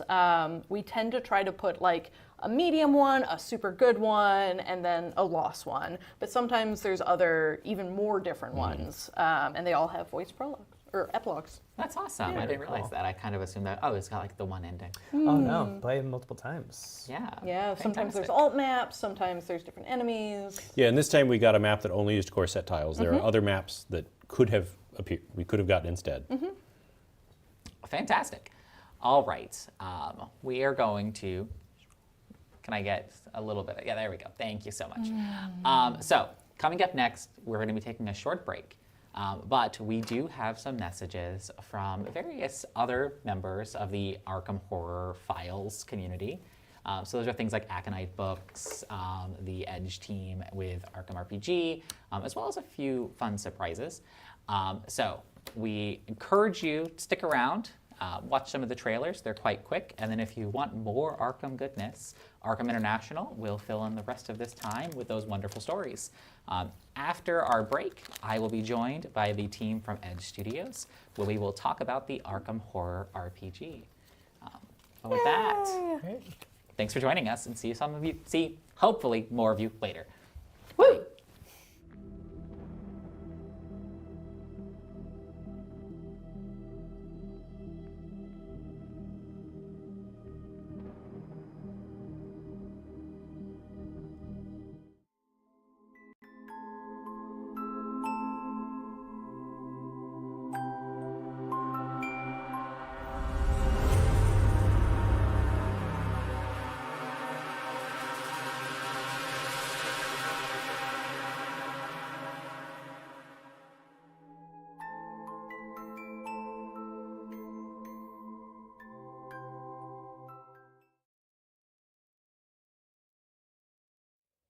Hello, I'm Jonathan Green, and I'm the author of the Arkham Horror Investigators gamebooks, The Darkness Over Arkham and The Tides of Innsmouth. And I'm here today to tell you about a new adventure, The Kingsport Metamorphosis. In this adventure, you are summoned to Kingsport by a letter from the mysterious recluse Elijah Harcourt, who asks you to attend him at his home at 7 p.m. on the eve of the autumnal equinox. But when you arrive, you discover you're one of 7 guests, and before your host can tell you why he summoned you all there, he is attacked. In fact, he's bitten by a spider. You can play as the psychic Jacqueline Fine, the poet Lucius Galloway, and the actress Lola Hayes, or as any of the characters from previous books or from downloads on the website, and even the Arkham Horror comic. Just keep an eye out for creepy crawlies.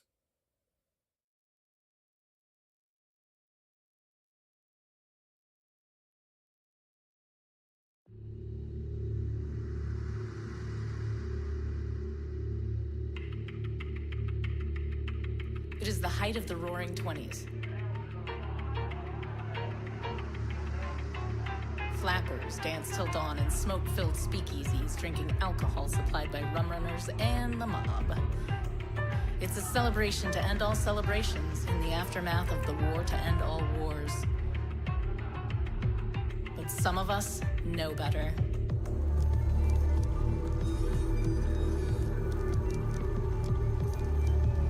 Professor Christine Krasnowski has been released into the custody of Miskatonic University's School of Medicine after being observed by mental health specialists. Student and faculty alike were stunned when Miss Krasnowski, a poetry and literature instructor, was found on campus warning of an impending doom and suffering from strange cuts and bruises.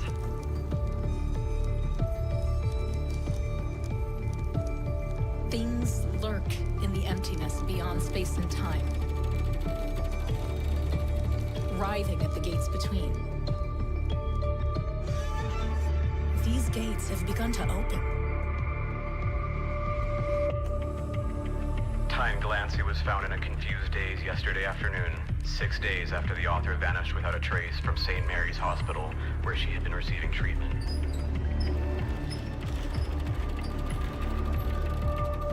When asked about her disappearance, Glancy claimed to have seen a horrible nightmare plays. With regard to her sudden recovery, Glancy stated only that she had no choice.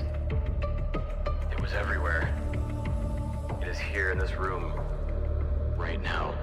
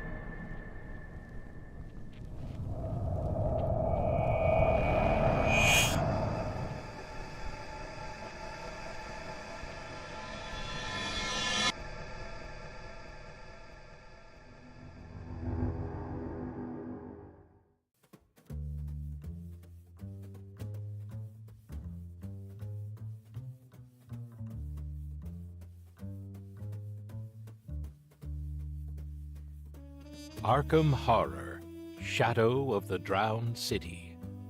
Chapter 1, Paris, by Josh Reynolds. Narrated by Todd Manessis. Trish Scarborough sighed and sat back in her chair. The smoky air of the cafe thrummed with sound. Music and voices mingled in a tidal pulse that did little for her burgeoning headache. Paris was loud these days, even in its quieter corners. The City of Lights had become a city of noise, and she longed for the quiet of Venice. She took a sip of her espresso, wishing it were something stronger. She tapped her cigarette onto the side of the saucer and took a steadying pull. The last few days had been stressful. She'd only just gotten back from a fact-finding expedition to a nasty little patch of Hungarian soil called Strigoi Kavar. The Bolsheviks were interested in it as well. Something to do with files purloined from the Germans.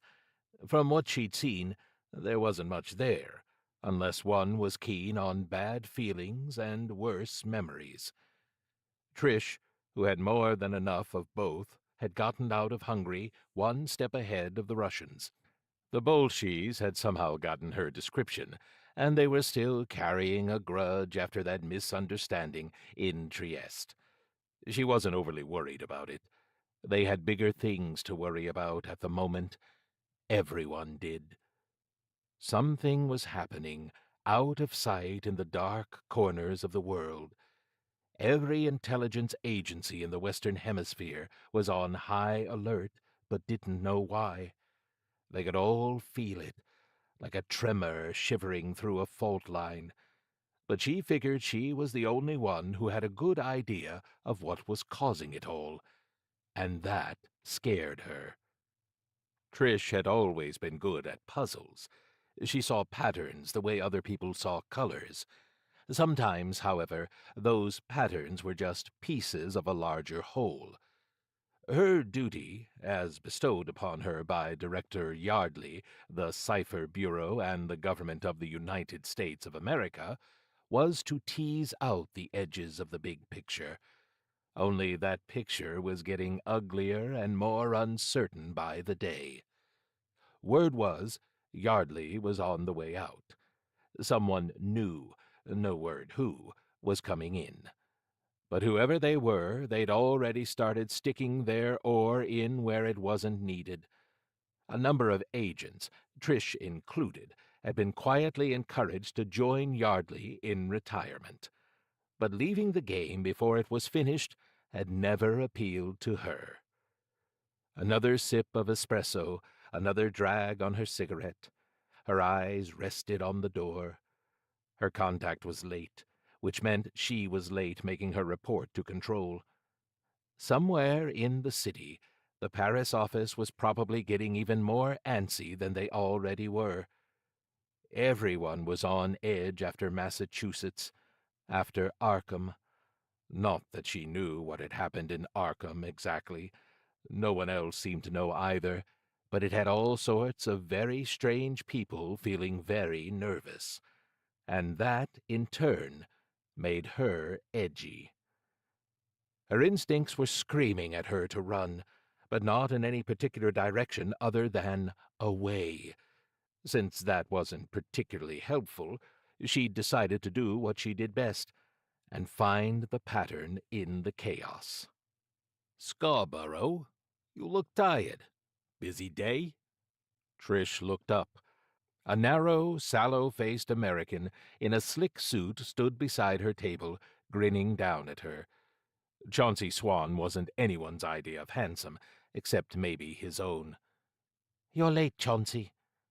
"I wasn't aware I was on a schedule," Swan said, as he doffed his straw boater and dropped it on the table. He snapped his fingers in the general direction of a waiter, eliciting a nasty look that he blithely ignored as he ordered coffee in his atrocious French. For a man as ostensibly well-traveled as he was, Swan wasn't much for languages. "What do you want, Scarborough? I'm a busy man." "And how is business, Chauncey? Because you're looking a bit threadbare to me. Shiny patches on your elbows, and that stupid boater is starting to fray. Rough times?" "I am currently between opportunities," Swan said stiffly. He called himself an acquisitionist, which was a fancy word for thief. Until recently, he'd been employed by Carl Sanford and the Silver Twilight Lodge. Sanford had paid Chauncey to filch esoteric bric-a-brac when he wasn't playing bagman. "Consider this one, then." Trish patted the envelope. "Enough money to keep you in croissants and wine for at least a month." Chauncey, she knew, liked the high life. It was why he'd gone to work for Sanford in the first place. Swan eyed the envelope warily, as if expecting a trick. "I don't like croissants." "So buy whatever pastry suits you." "And what service must I perform in return for such largesse?" "I need information." On? Tell me about Arkham, Trish said. Not much to tell. I haven't been back since Sanford. Well, you know. Swan scratched his chin and let his gaze dart about the cafe. He was nervous. Trish wondered why. Chauncey wasn't the sort to suffer from anxiety, not unless he had a good reason. He licked his lips and looked back at her. I'm a free agent now, if you hadn't heard. I hear a lot of things, but nothing about Arkham, about the flood. Why is that? Swan shrugged. You tell me. You're the one working for the government. Trish finished off her espresso and set the cup down with a clink. The government says it was a natural disaster, an act of God, 1 in a million. There you go. Asked and answered. Trish fixed him with a steady look. I want to know what really happened. Swan looked away. What makes you think I know anything? Like I said, I ain't been back in over a year. Between you and me, I haven't missed it either. Arkham is not the sort of place you go for a good time, right? Trish fiddled with her cup. Chauncey, how can I put this delicately? You're a cockroach. You scurry from one shadow to the next looking for crumbs. Swan snorted. You call that delicate? Given what I could call you, yes. You're a scavenger, Chauncey. You hear things. So what have you heard? About Arkham? About anything, Trish said flatly.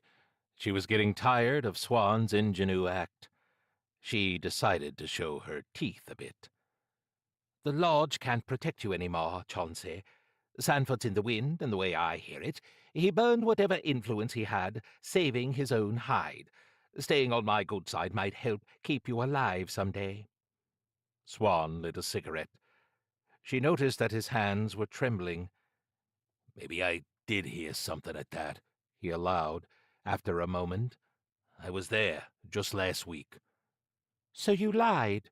She wasn't surprised by this. Chauncey lied like other men breathed. The only way to deal with him was to winnow the chaff from the wheat. I obfuscated. It was a flying visit. The lodge is gone, sure, but I stashed away some bits and pieces for a rainy day. And, buddy, it was rainy that day. Arkham looked like it had been on the wrong end of a wrecking ball. Businesses, houses just gone, washed away like they were never there. Swan's gaze went vague. They were still picking bodies out of the wreckage when I got there. I decided to get what I needed in beat feet, post-haste. He paused. Only I wasn't the only one poking around. You ever hear the name Randall Tillinghast?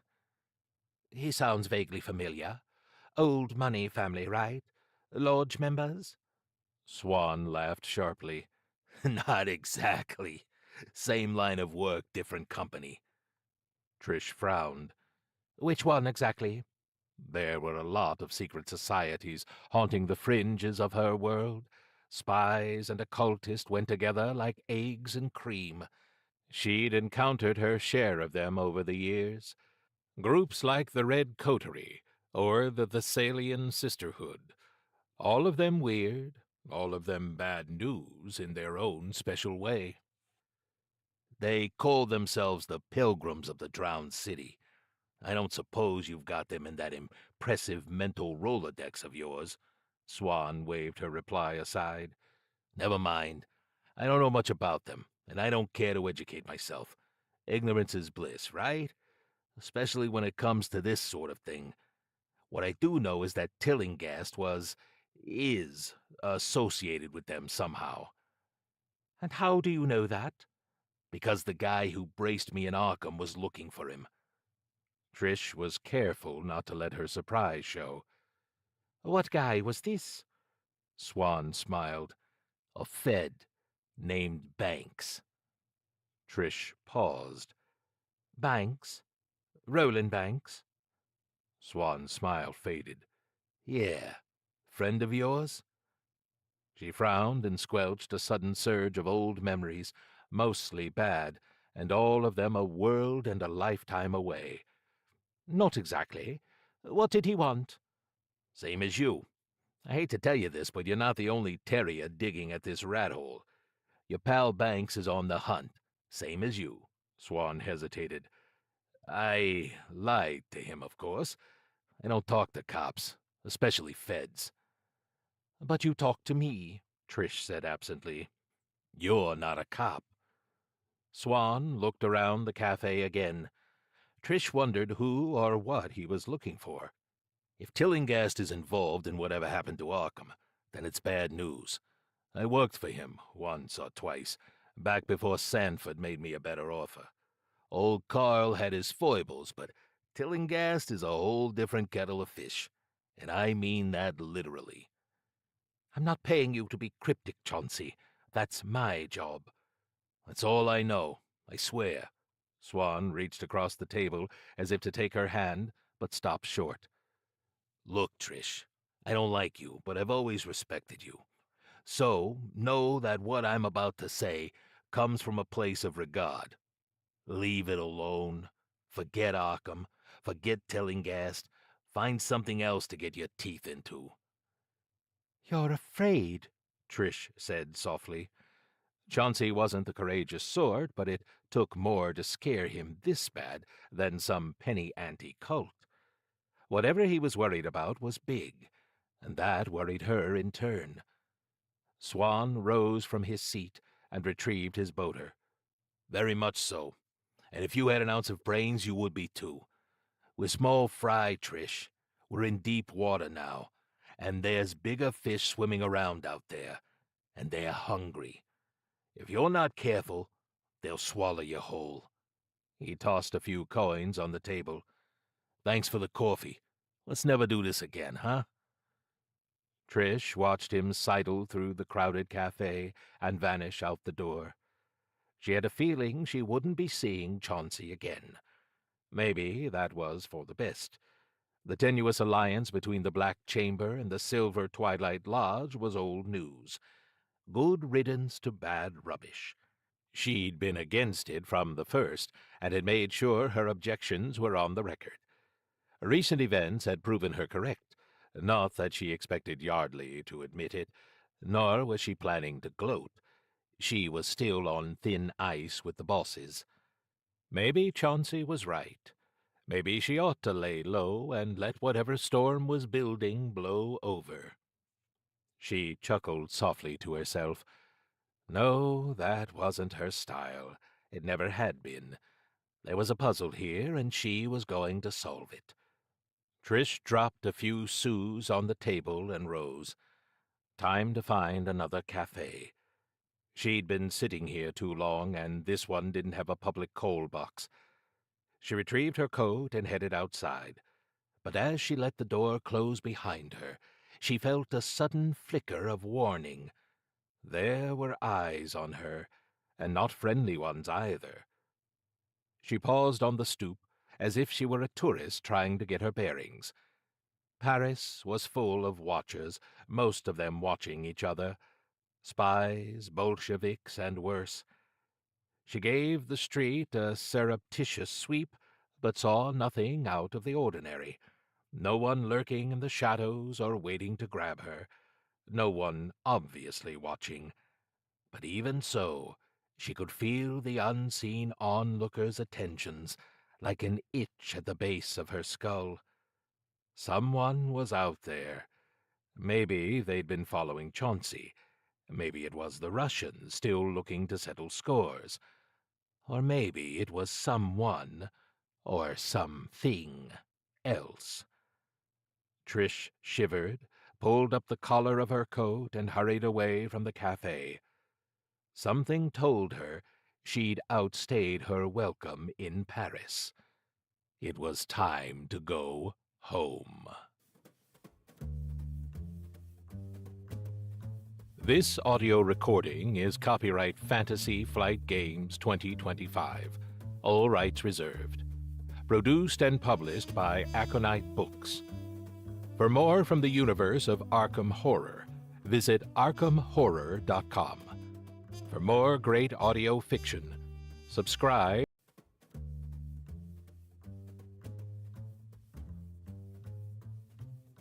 Arkham International, Season 1, Shadow of the Drowned City, Chapter 2, New York, by Josh Reynolds, narrated by Todd Manessis. Commissioner Kiana Taylor sat slumped at her desk, the weight of the world on her shoulders, or so it felt of late. She leaned back and stretched, trying to work the kinks out. Above her head, a forest of pencils dotted the ceiling. So far, none of them had fallen out. She decided to take it as a good omen. "You know, the Romans used to practice a form of divination called bellomancy," she said to the young woman sitting on the opposite side of the desk. "They'd take a handful of arrows and throw them into the ground, then read the future in the resulting patterns." "Those are pencils," Lacey Osborne noted deferentially. Taylor snorted. "I am aware of that, Miss Osborne. Tell me." "Scarborough is in the wind. The Paris office of the Black Chamber, Cipher Bureau," Taylor corrected absently as she selected a pencil from the jar on her desk. "Calling them the Black Chamber makes it sound like they're warlocks." Osborne nodded and continued. "The Paris office lost contact with her, or that's what they claim, at least. From what I can tell, it's not the first time she's gone to ground on her own initiative. They seem to expect that she'll get back in contact eventually." "She's got good instincts," Taylor said. She weighed the pencil on her finger and then sent it hurtling upwards, lead first. It sank into the ceiling tile, joining the rest. "We could use some of that around here, especially these days. What about Swan?" "Piedmont and Galette are tailing him. Do you want him picked up?" "No, leave it for now. We have bigger worries than a nasty little scavenger like him." Taylor leaned back again and let her gaze roam around her small office, hidden away in the basement of the New York Public Library. As spaces went, she'd occupied worse. It was bigger than a broom closet and had access to a private washroom. A dozen such offices shared the same general space down in the library's labyrinthine basement. Only half of them were filled by Osborne and the other agents under Taylor's authority. But that was going to change, and soon. It would have to, if the Foundation wanted to have any hope of keeping a lid on the new status quo. "Where are we at on the investigation?" Osborne didn't ask for clarification. There was only one investigation going on right now. Arkham, the drowned city. She ran a hand through her hair and said, "Stalled. We've got people watching several of the individuals involved in the initial contact, but some of them have just plain vanished. Ruby Standish might be in South America somewhere." "What about the antiques dealer, Tillinghast?" Osborne frowned. "No sign of him." Taylor closed her eyes and massaged the bridge of her nose. She wasn't surprised that he was proving elusive. The Foundation weren't the only ones after him. Tillinghast had to know he was the first name on every agency's list. He was playing it smart, staying out of sight. He was probably hoping they'd forget about him, eventually. Either that, or he was laying low and planning his next move. She didn't much care for the implications of the latter possibility. Arkham had surprised everyone. 1 minute just whispers and hints, the next a full-scale disaster, the repercussions of which were still not fully understood. Floods, quakes, flocks of birds falling from the skies, strange things washing up on local beaches, or walking ashore in some cases. It was all bad news, all one big headache. The only bright spot was that now the League of Nations might loosen the purse strings a bit and give her some real funding to properly investigate paradimensional matters, though she couldn't help but worry that it might be a matter of too little too late. "Have our people in Alexandria reported in yet?" she asked. "Not yet," Osborne said. They're having a bit of trouble locating the, individual in question. She hesitated. May I speak frankly, ma'am? Taylor nodded. Please do. Osborne looked unhappy. It doesn't seem altogether wise to involve them in this. Given our history with the coterie, I mean. We haven't exactly been bosom chums. Taylor paused. She understood how Osborne felt. The Foundation had been focused on the coterie as public enemy number one for most of their existence. They'd lost good people going up against that particular bunch of esotericists. But things were changing. The game board had been flipped. Nobody knew what was coming down the pike, not even the coterie. She cleared her throat. Osborne, any other time you'd be correct, she began. But in my opinion, this is an all-hands-on-deck sort of situation. The world as we know it has changed. The old certainties aren't. A year ago, the Red Coterie was the biggest threat we could imagine. Now their help might be the difference between survival and destruction. And not just them. There are others out there that we need to contact. Like the draft, Osborne said. Something like that. Speaking of which, Agent Roland Banks, what's his status? Hudson and Antonova are keeping an eye on him and on his investigation. So far he hasn't dug up much more than we have, but he's pretty determined. Determined is a polite way of saying stubborn as a mule, Taylor said, pleased. She had high hopes for Banks. A man like that belonged with the Foundation, whether he knew it or not. What about his bosses? Not happy, Osborne said. No, they wouldn't be. Taylor sat back and interlaced her fingers. Let's up the pressure a bit. Toss some levers in the halls of influence. You know who to call. I want the Bureau of Investigation to find better things to do with their time. The Cipher Bureau, too. Let's remind Director Yardley that his attentions are best directed outwards for the moment. May I ask why? Taylor selected another pencil and studied it. Let's call it bellomancy, Osborne. She smiled and tossed the pencil up to join the rest.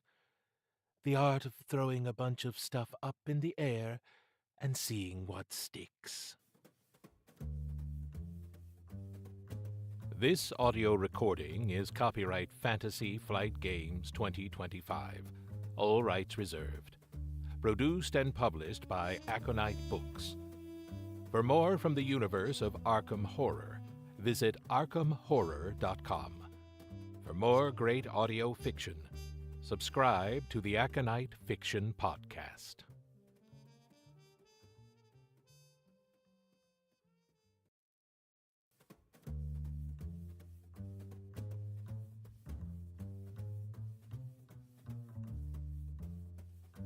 Arkham International, Season 1, Shadow of the Drowned City, Chapter 3, Boston, by Josh Reynolds, narrated by Todd Manessis.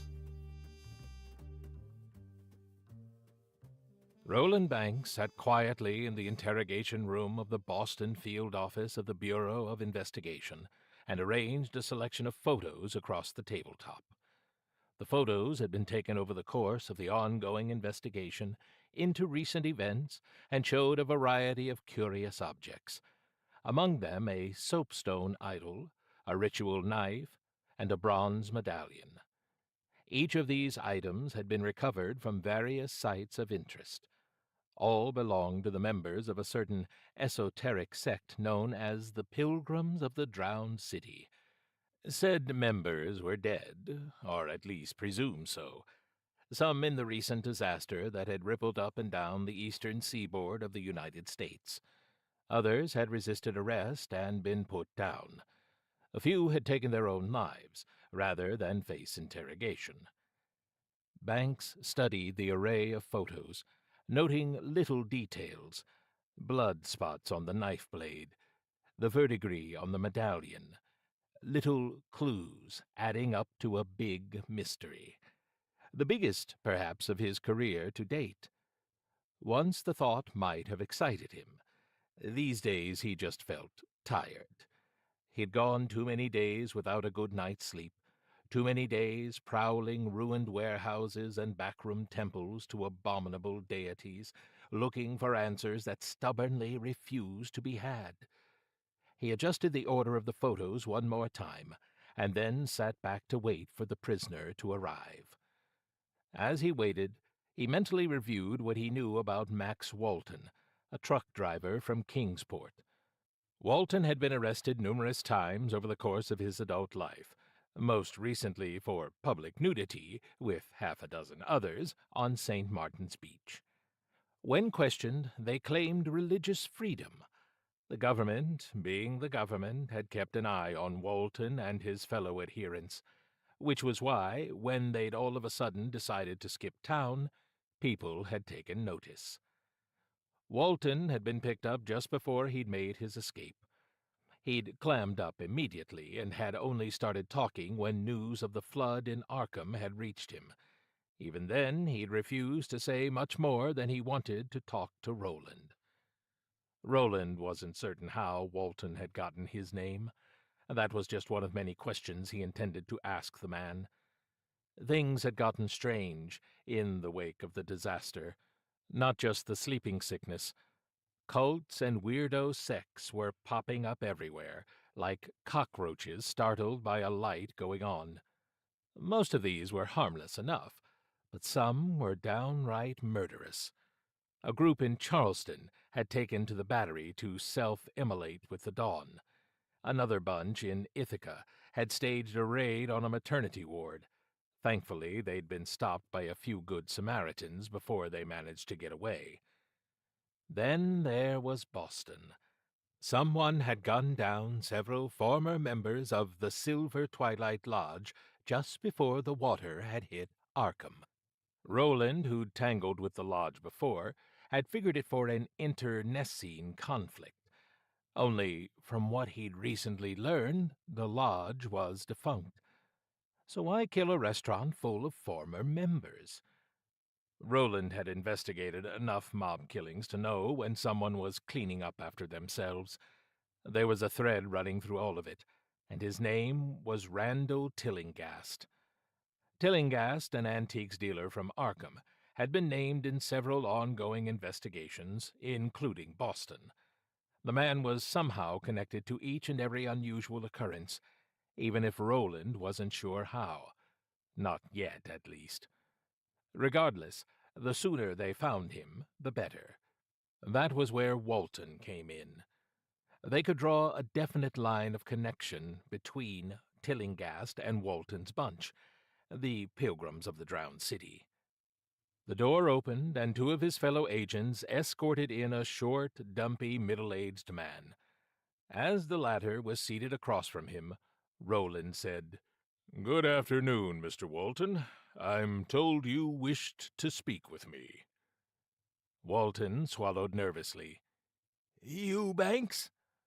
Wordlessly, Roland retrieved his badge and ID and showed it to Walton. The man sighed and sagged in his chair. Roland motioned for the other two agents to leave. "What did you wish to speak with me about, Mr. Walton?" he asked again. I have information for you." "And in return?" "You have to protect me." Walton's eyes darted side to side with almost comical nervousness. "They'll kill me if they find out I'm talking to the feds." "I see. And who might they be?" Walton nodded his fingers anxiously. You're looking for Tillinghast?" he asked, avoiding the question.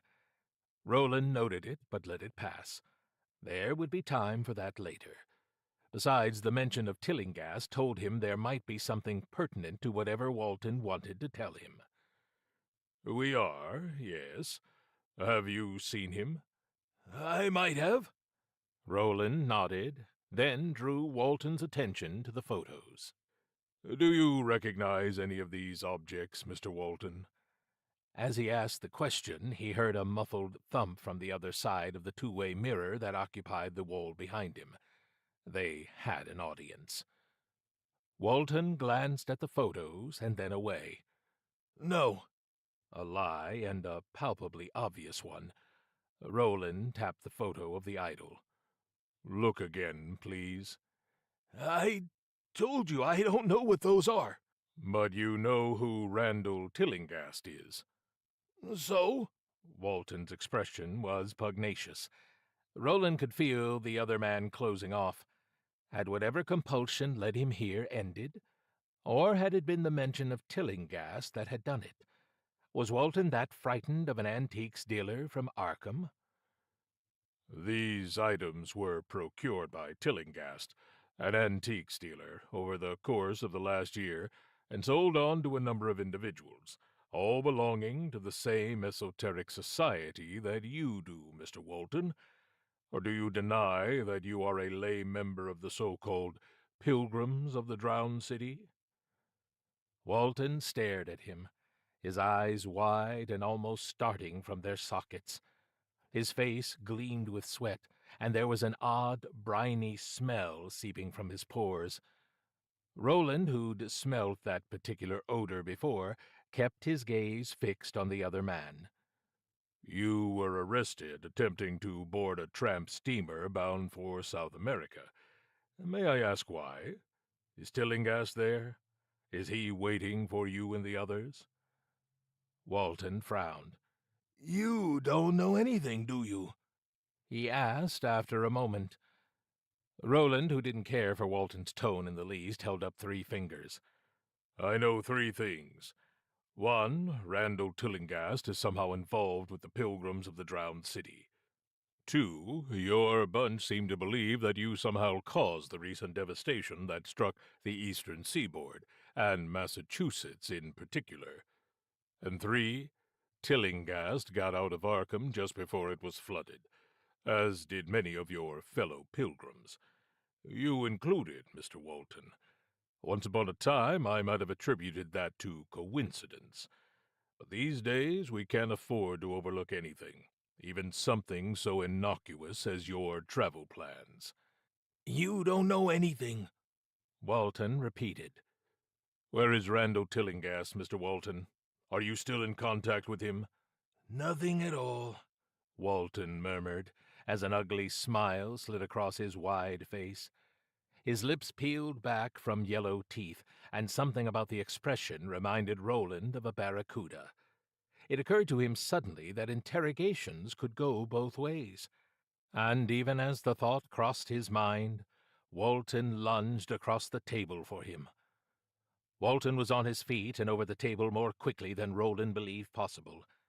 The man moved with the boneless speed of an eel, and his fat hands were on Roland's throat before he could even think of going for his service weapon. "You know nothing," Walton hissed triumphantly. "Nothing!"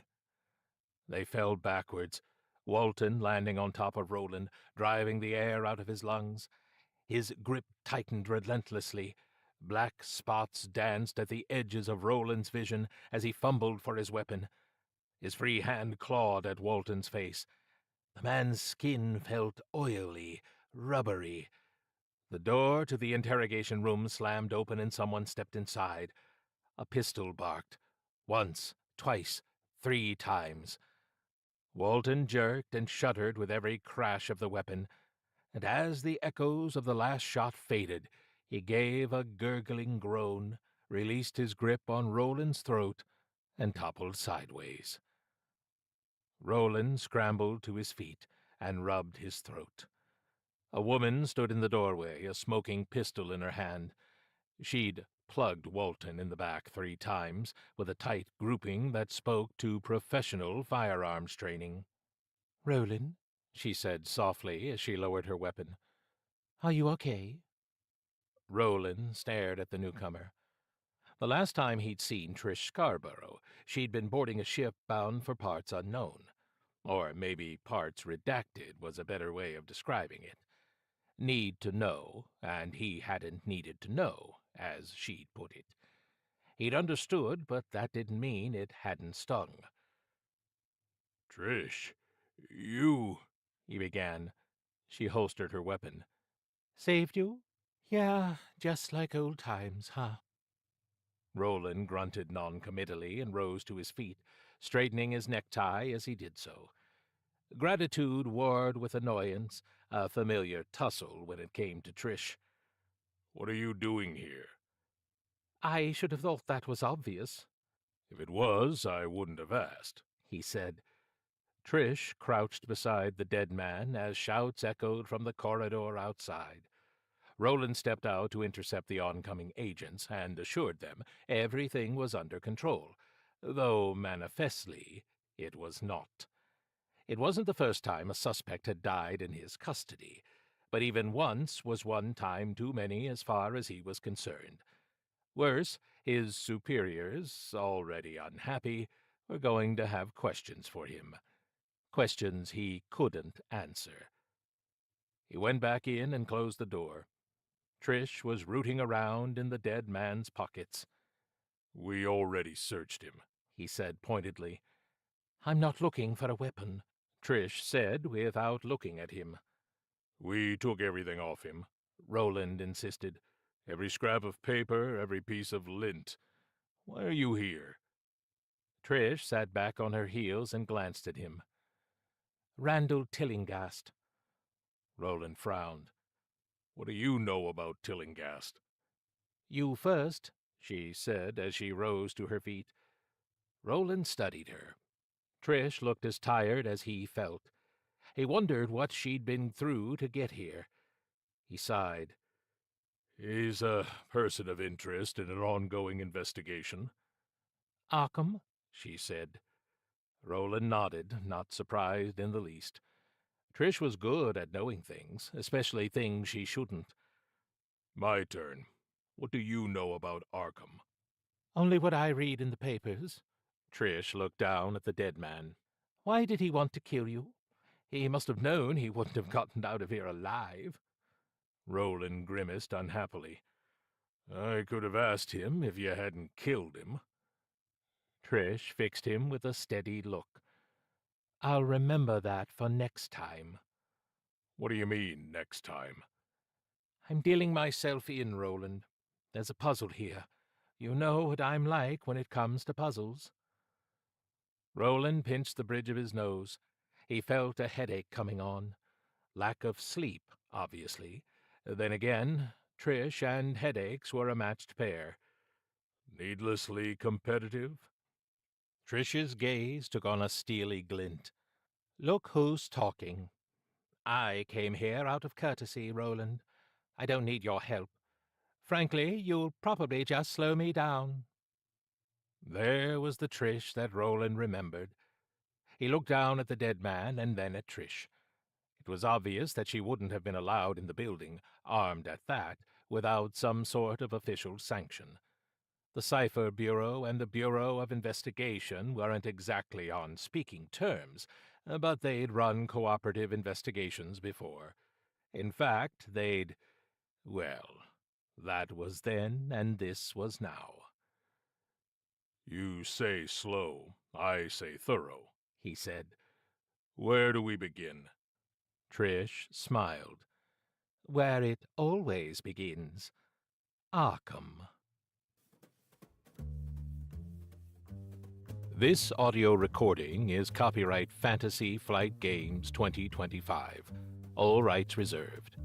Produced and published by Aconite Books. For more from the universe of Arkham Horror, visit arkhamhorror.com.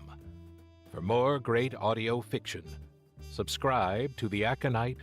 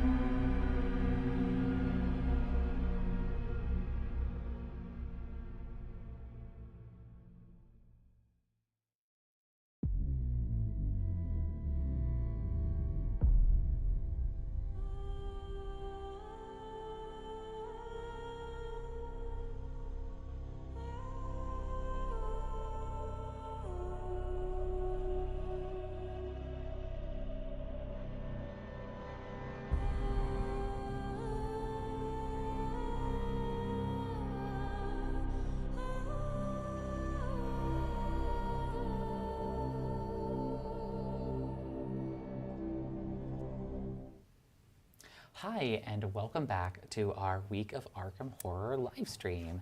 I am now joined by two wonderful people from Edge Studios, and I'd love to give you all a chance to introduce yourselves. Hi, my name's Sam Gregor Stewart. I'm the development manager for Edge Studio. And I'm Leah Hawthorne. I'm an RPG developer for Edge Studio. And as always, I'm Olivia Sheppard, the community manager for Fantasy Flight Games. Today, we'll be going through a little interview that I have for Edge Studios to talk about the Arkham Horror role-playing game.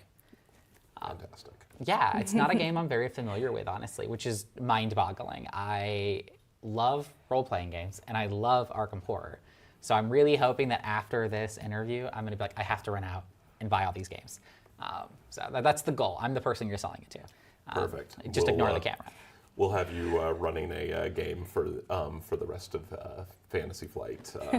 That's the dream. To be fair, it still is a little new. When did we release the core? Just a year and change ago. Yeah. Wow. So, and we already have so many things.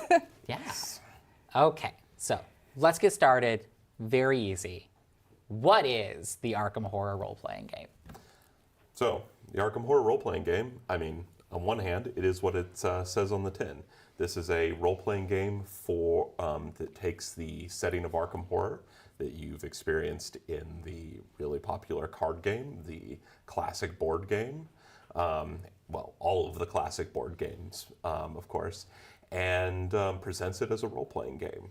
You have the option of either playing the investigators that you know and love as characters and leveling them up, or creating your own characters and playing through, at this point, a large number of adventures that we have created.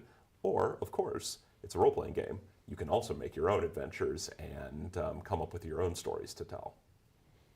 So for those of people who might not be familiar with Edge Studios role-playing games, how do you resolve situations? Is this a dice rolling game? Is it like static numbers? When I'm playing this game and I run into a challenge, how do I overcome that challenge? Absolutely. So the game runs on what we call a dice pool system, and it's very simple.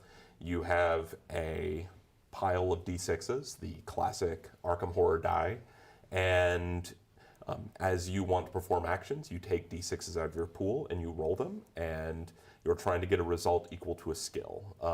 Skill will be between a 2+ and a 6+. The more dice you spend, the greater your chances of success.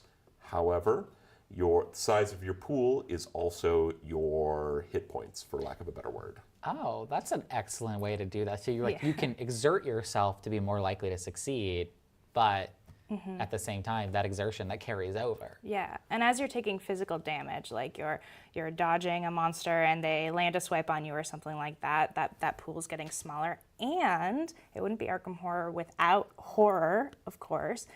So when you suffer from events and see things that you cannot possibly comprehend, you switch those dice to horror dice, and when those dice roll ones, bad things happen.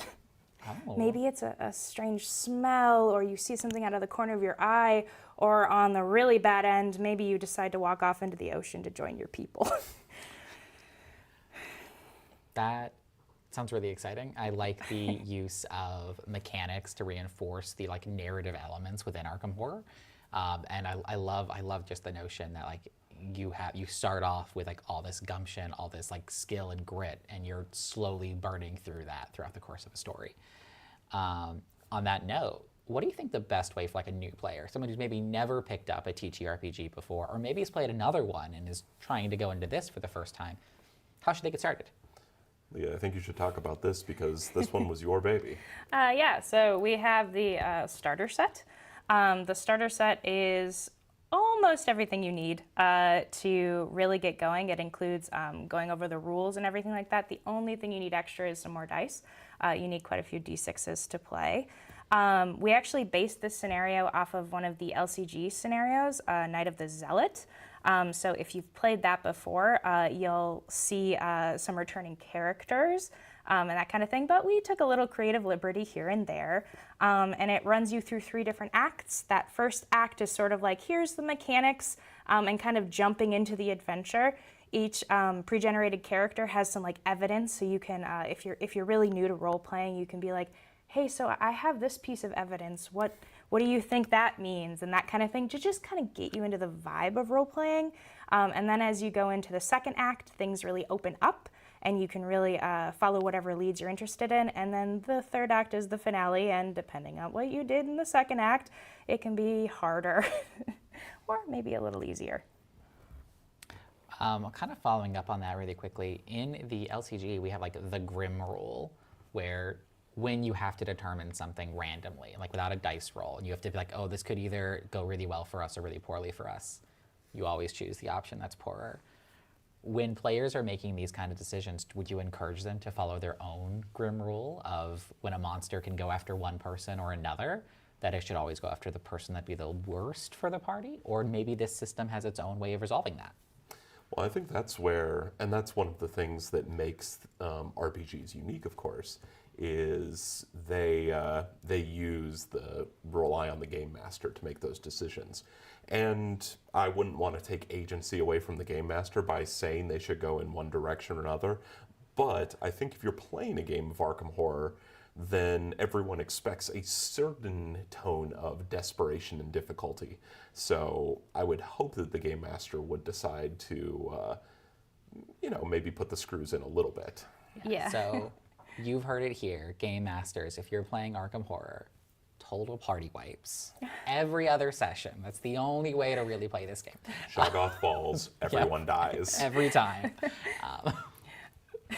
I feel like that wouldn't be very interesting though, at the end. Like maybe every 3 sessions. I mean, in Arkham Horror, the investigators are the heroes. So like, hopefully it's yay, you succeed, or no, you don't succeed, but ... that kind of next time. Yeah. That does bring up a point, an interesting point and a question we get asked a lot, if you don't mind me. Absolutely. Is what is the difference between Arkham Horror and all of the other Cthulhu Mythos games that are out there? And there are certainly plenty of Cthulhu Mythos role-playing games, but one of the things that we've done with this game and really wanted to emphasize is taking the same attitude of heroic investigators who have a chance, even if sometimes it isn't a great one, but can possibly win against the forces of the mythos. And so we've really tried to bring that in here. If I was going to say it in a simpler way, we tried to add a hefty dose of pulp to this. The investigators are heroes, and we expect them to act heroically, even if the odds are stacked against them. That is very different from a lot of the other Cthulhu Mythos TTRPGs I've played, where it's like, no, there is no hope. You are going, this is not a story of how you succeed. This is a story of how badly do you fail? Yeah. How many of you walk away only insane? So it is nice to have a game where I maybe be comfortable introducing players who aren't as familiar with the Cthulhu Mythos to a system that, while new and different, isn't as maybe, I don't know, demoralizing as some other ones I've introduced players to, and they're just like, it's just sad. I don't get to win. Yeah, I think it's totally a valid strategy too. Like, things can definitely like get grim in this role-playing game. Like, things can get really like dicey sometimes.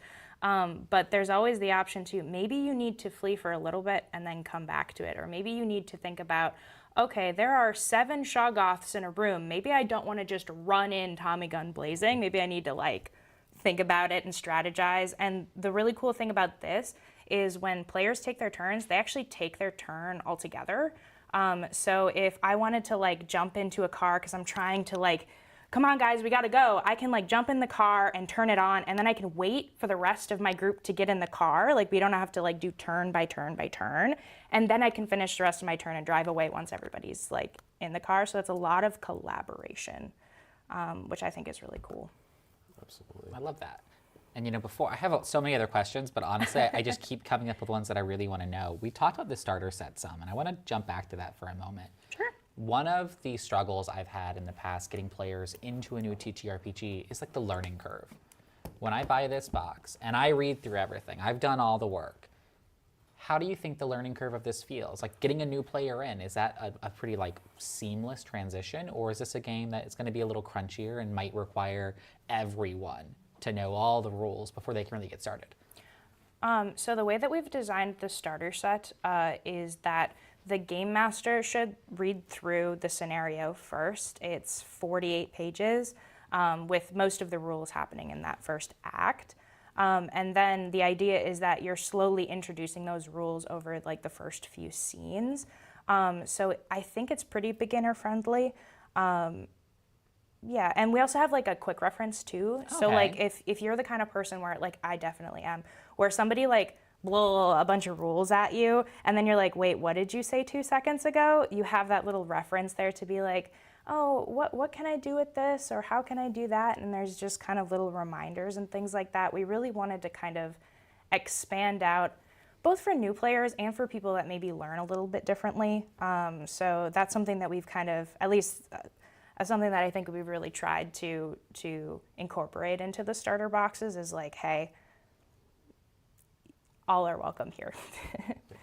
When we've run this game at conventions, we'll have new players sit down, and we can usually have them grasp pretty much all the rules they need to play in about a 5-minute overview. Oh, okay, that's way shorter than I would have expected. I'm like an hour and a half minimum. Yeah.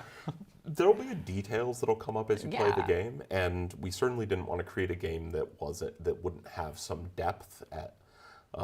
But we really wanted to go for the old adage, easy to learn, difficult to master. Yeah. Or in this case, rewarding to master. Yeah, so it's sort of like walking into the ocean. You know, you start off, it's shallow, it's easy to do. Eventually, you're underwater. Who knows what's around you? Probably something terrible. Fins start to sprout between your fingers. Exactly. Yeah, or your finger turns into a crab claw, it's fine. And that's how you know you're ready to be a game master. Feel free to check out the free RPG Day adventure online at edgestudio.net, because that totally doesn't have anything to do with crab claw fingers. Ooh, that's exciting. I love a free RPG Day. All right, we will continue on with our scripted programming. So we already talked a little bit about some of the similarities between the TTRPG and some of the other Arkham games. Are there any other similarities? You said there's some familiar faces. I imagine locations. What else? So, as you said, familiar faces, locations. The core rulebook has covers Kingsport, Dunwich, Arkham, Innsmouth. We really wanted to hit those original locations, and for people who've played the board game and the card game, they will see locations and read about NPCs that they are very likely to be very familiar with. Another thing we wanted for similarity was with the starter set, as Leah mentioned, we actually took an adventure that was done for the card game and remade it into a role-playing game adventure. So again, people who've played the card game will find something really familiar to them as they sit down and play it. And honestly, Night of the Zealot was a great starting adventure for the card game, so why not for the role-playing game as well? Other than that, as we expand out, we're also looking at some of the other games that have been created in the Arkham Horror universe, and both locations and individuals. And then we also sometimes find ourselves paralleling what our partners at Fantasy Flight or the studios have done. So with Terra Antarctica, that is a adventure that obviously takes place in Antarctica, and it's essentially a sequel to the At the Mountains of Madness story. And Edge of the Earth was also a sequel for the card game. Or is it End of the Earth? I never remember. I think it's Edge. I think so. It's so. Yeah. So now I'm second guessing, and I'm like, am I thinking Edge because of Edge Studios? I had that moment myself. Yeah. Who knows? But in any we'll case, get corrected, I'm sure. Yeah, I'm sure somebody will point it out. I see a comment in the chat. Would it be okay if I? Which one? About translations. Yeah, absolutely. I just want to address that really quick, just so you know, we are working on various translations for our different products, so we haven't forgotten about you. I just wanted to acknowledge that. So just for people who maybe can't see the chat, the question in chat was asking if there was going to be anything regarding Spanish translations, that the starting box and core rulebook have been translated, but some other products aren't available at the moment. So. Yeah, so it's kind of a process a little bit, and I think I can. So we make the products in English because Sam and I speak English, and then we hand things over to our translation team. While I can't promise any particular products will be translated or anything like that, it is something that we do. It just takes there's a little bit of a lag time between the English versions and other versions. So. Okay. At some point, I really want to show off this art because it's amazing. We'll do a top-down scan very soon. So moving from there, I want to talk about what's coming next. You guys have had some announcements. What's the next product coming down the pipeline? Well, why don't you talk about Dreams of Kingsport for people? Can we do the top-down? Can I show people this cool cover? Yes, if we could switch to a top-down. We want it facing us. Oh, yes, that's right. That makes it easier for everybody. Also, it makes it much easier for you to find the exact thing. There we go. Okay, hello. We'll move that out of the way. So, upcoming, we have Dreams of Kingsport, which is our first setting guide and our first kind of like big book after the core rule book. It, as the title might suggest, it focuses on Kingsport, Massachusetts, and the Dreamlands. The Dreamlands are sort of this fantastical place. I'm sure a lot of Arkham Horror lovers will know what it is, but it's sort of a world parallel to our own where fantastical and horrific things happen.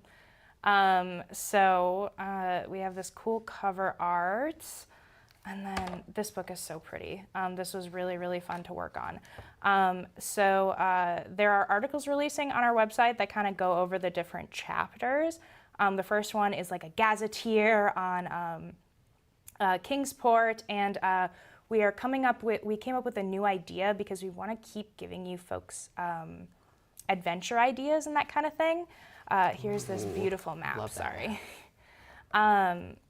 This was really fun to work on. This style, we spent a lot of time coming up with this style for the Arkham map. So. But we came up with mini mysteries, which are basically like a little scaffolding where it's like, here are adventure beats, here's an adventure idea, and then you can take that and expand it out, just so we're kind of continually giving you content to work with. I want to show, so this is one of those mini mysteries. Mystery news, and they come with an NPC, and the different scenes, that kind of thing, so you can really build it out. And let's see if we can, there we go. That's a really pretty piece of art. That really is.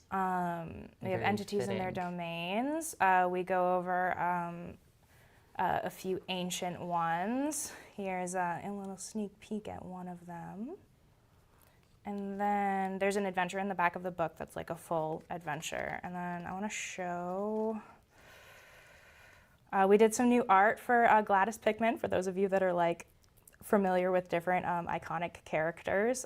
She's very cute. She's totally just a granny that wants to give you cookies. Does the book include a cookie recipe? No. All right, so I'll get on that. Arkham Horror Cookbook when? Yeah.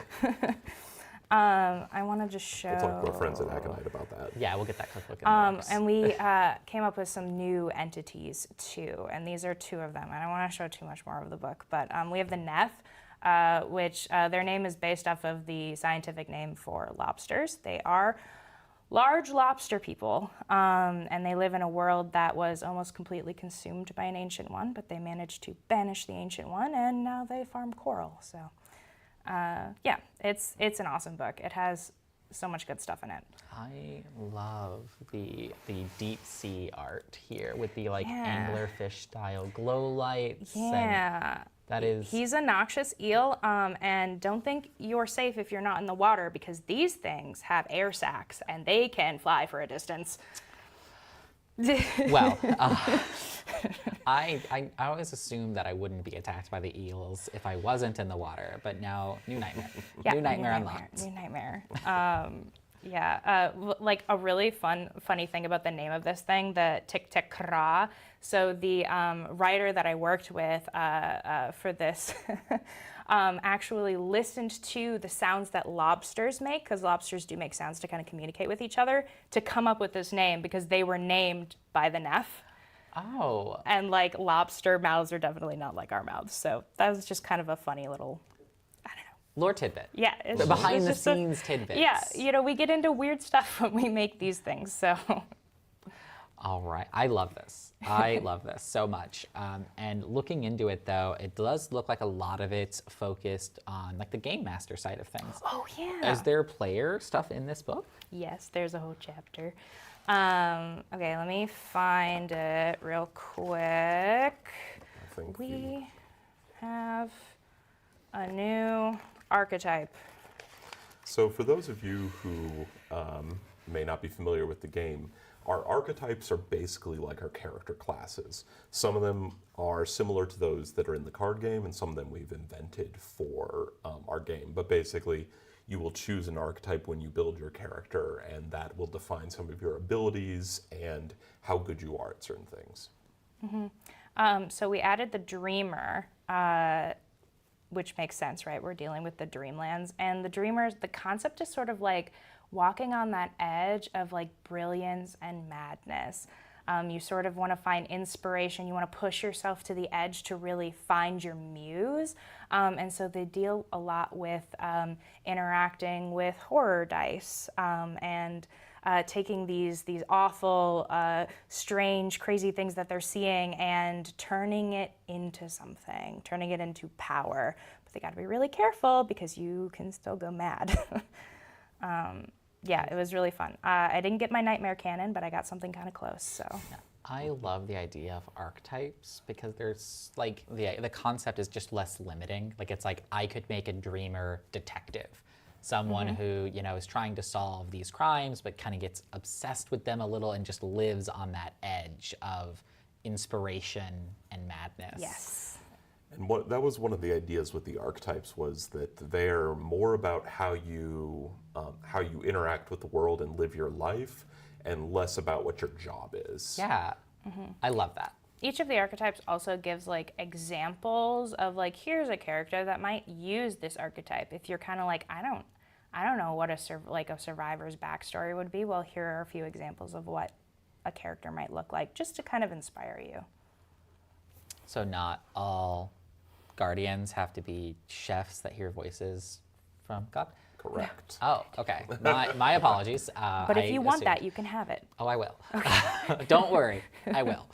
Okay, so we already talked about the most useful portion, I think, is this archetype. Are there any other tidbits you want to show off about this book before we move on to the next conversation? Well, I think you should show off the other map that's in the book. Yes. So this is amazing, absolutely phenomenal map that we did of the Dreamlands. And if we can get a top-down view of that, I think that would be great. Let me find it. Is there a table of contents? I like in my head know where it is. Oh, okay, I'm have sorry. your own table of contents. I get that. It's just one chapter. There we go. There we go. Hi, welcome to the Dreamlands. There have been many maps of the Dreamlands, but this is our map of the Dreamlands. And I think might be the first Arkham horror map of the Dreamlands. Yes, we worked really closely with other teams to come up with this map.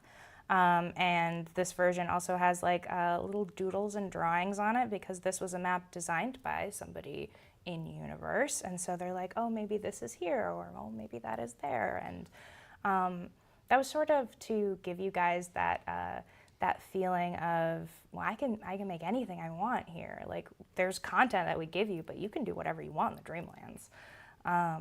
Yeah, it was a really fun project. It looks it. I love the results. I love like these details down here on the edging and just like the whole etching. I want to see this on like a wood burning. Yeah. That looks beautiful. I kind of want to print out a giant poster of it. Yes. Yes. Let me know when you do that. Okay. We'll hang it up in the office. So. Oh, one more thing. Go for it. Maps are included. We do include a couple of maps. You'll find like in the front and the back of the book that are like fold out poster maps. Oh. actually for think the my poster maps are in campaigns? here right now. Yeah, one of the maps is both sides are for different sections of the adventure in the back of the book, and then we have the Kingsport and Dreamlands map. So you actually do get a poster You don't map. actually need to print them out. It's already Yeah. there. Yeah. I just need to frame it. Yeah. Okay, so much easier project. I can find someone to frame it. All right, so do we have any other news about Dreams of Kingsport? Any other thing, any reminders? Well, so we do need to mention, unfortunately, due to shipping delays, this is going to come out about 2 weeks later than we were hoping. We were hoping it was going to be out tomorrow, just in time for Halloween. But unfortunately, we're looking at around November 14th at this point. Not too far away. Hopefully everyone will find that it's worth the wait. And gives everyone time, if they haven't gotten it already, to get that starter set. You can There we go. keep an eye out on the edgestudio.net website too, because we're continuously like posting articles about the book too. So if you want to kind of whet your appetite a little bit as you wait, there's content there. Awesome. I love that. So let's going down to, this is what's coming down the pipeline. People can get their hands on this in just a couple weeks. But, you know, just between us, ignore the camera. Is there anything else coming, maybe further out, that we want to talk about? And we'd be more than happy to. Do we have a video we were going to run for I this? do believe we have a video. Oh, goody.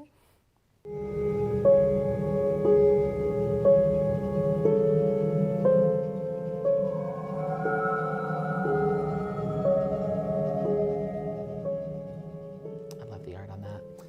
Yeah.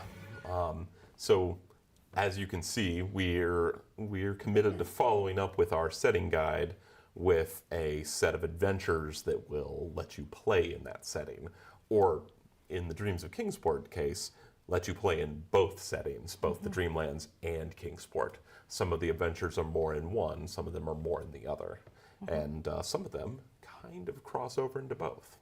Okay. But it is a book with 3 adventures. Each one can be run as a standalone adventure, or they can be run as a sort of a mini campaign if you prefer. One of the adventures features the investigators arriving at Kingsport and being even recruited to come there to solve a mystery, and then the other 2 can occur after the investigators are already in Kingsport.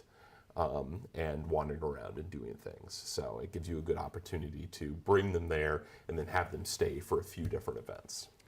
You know, as a game master, I'm a huge fan of stitching together stories.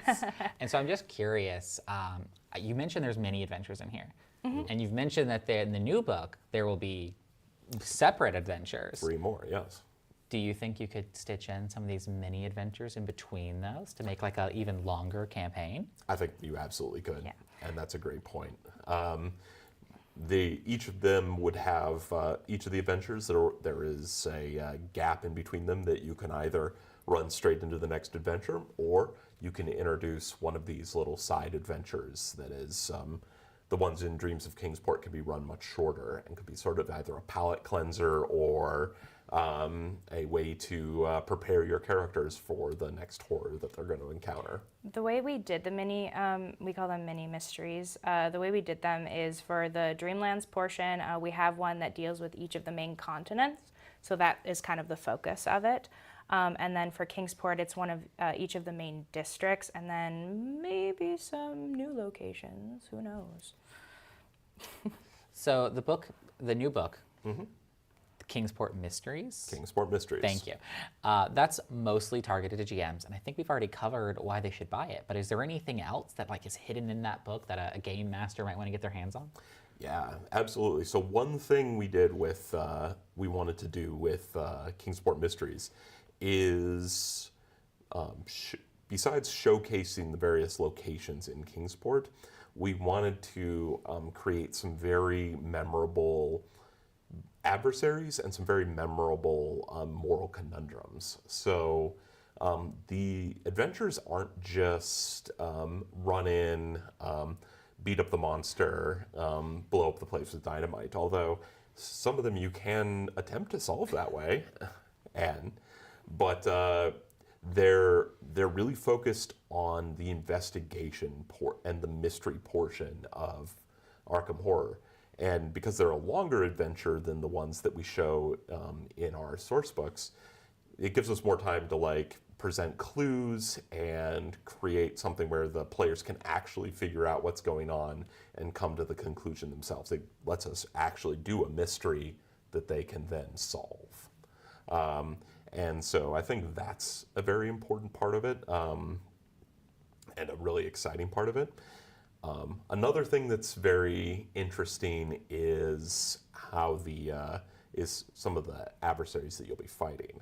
So in one of them, and you saw this on the cover a little bit, there will be werewolves, and these werewolves are, well, I'm not going to spoil who they are because every werewolf is someone else, but when you encounter them, they are incredibly dangerous.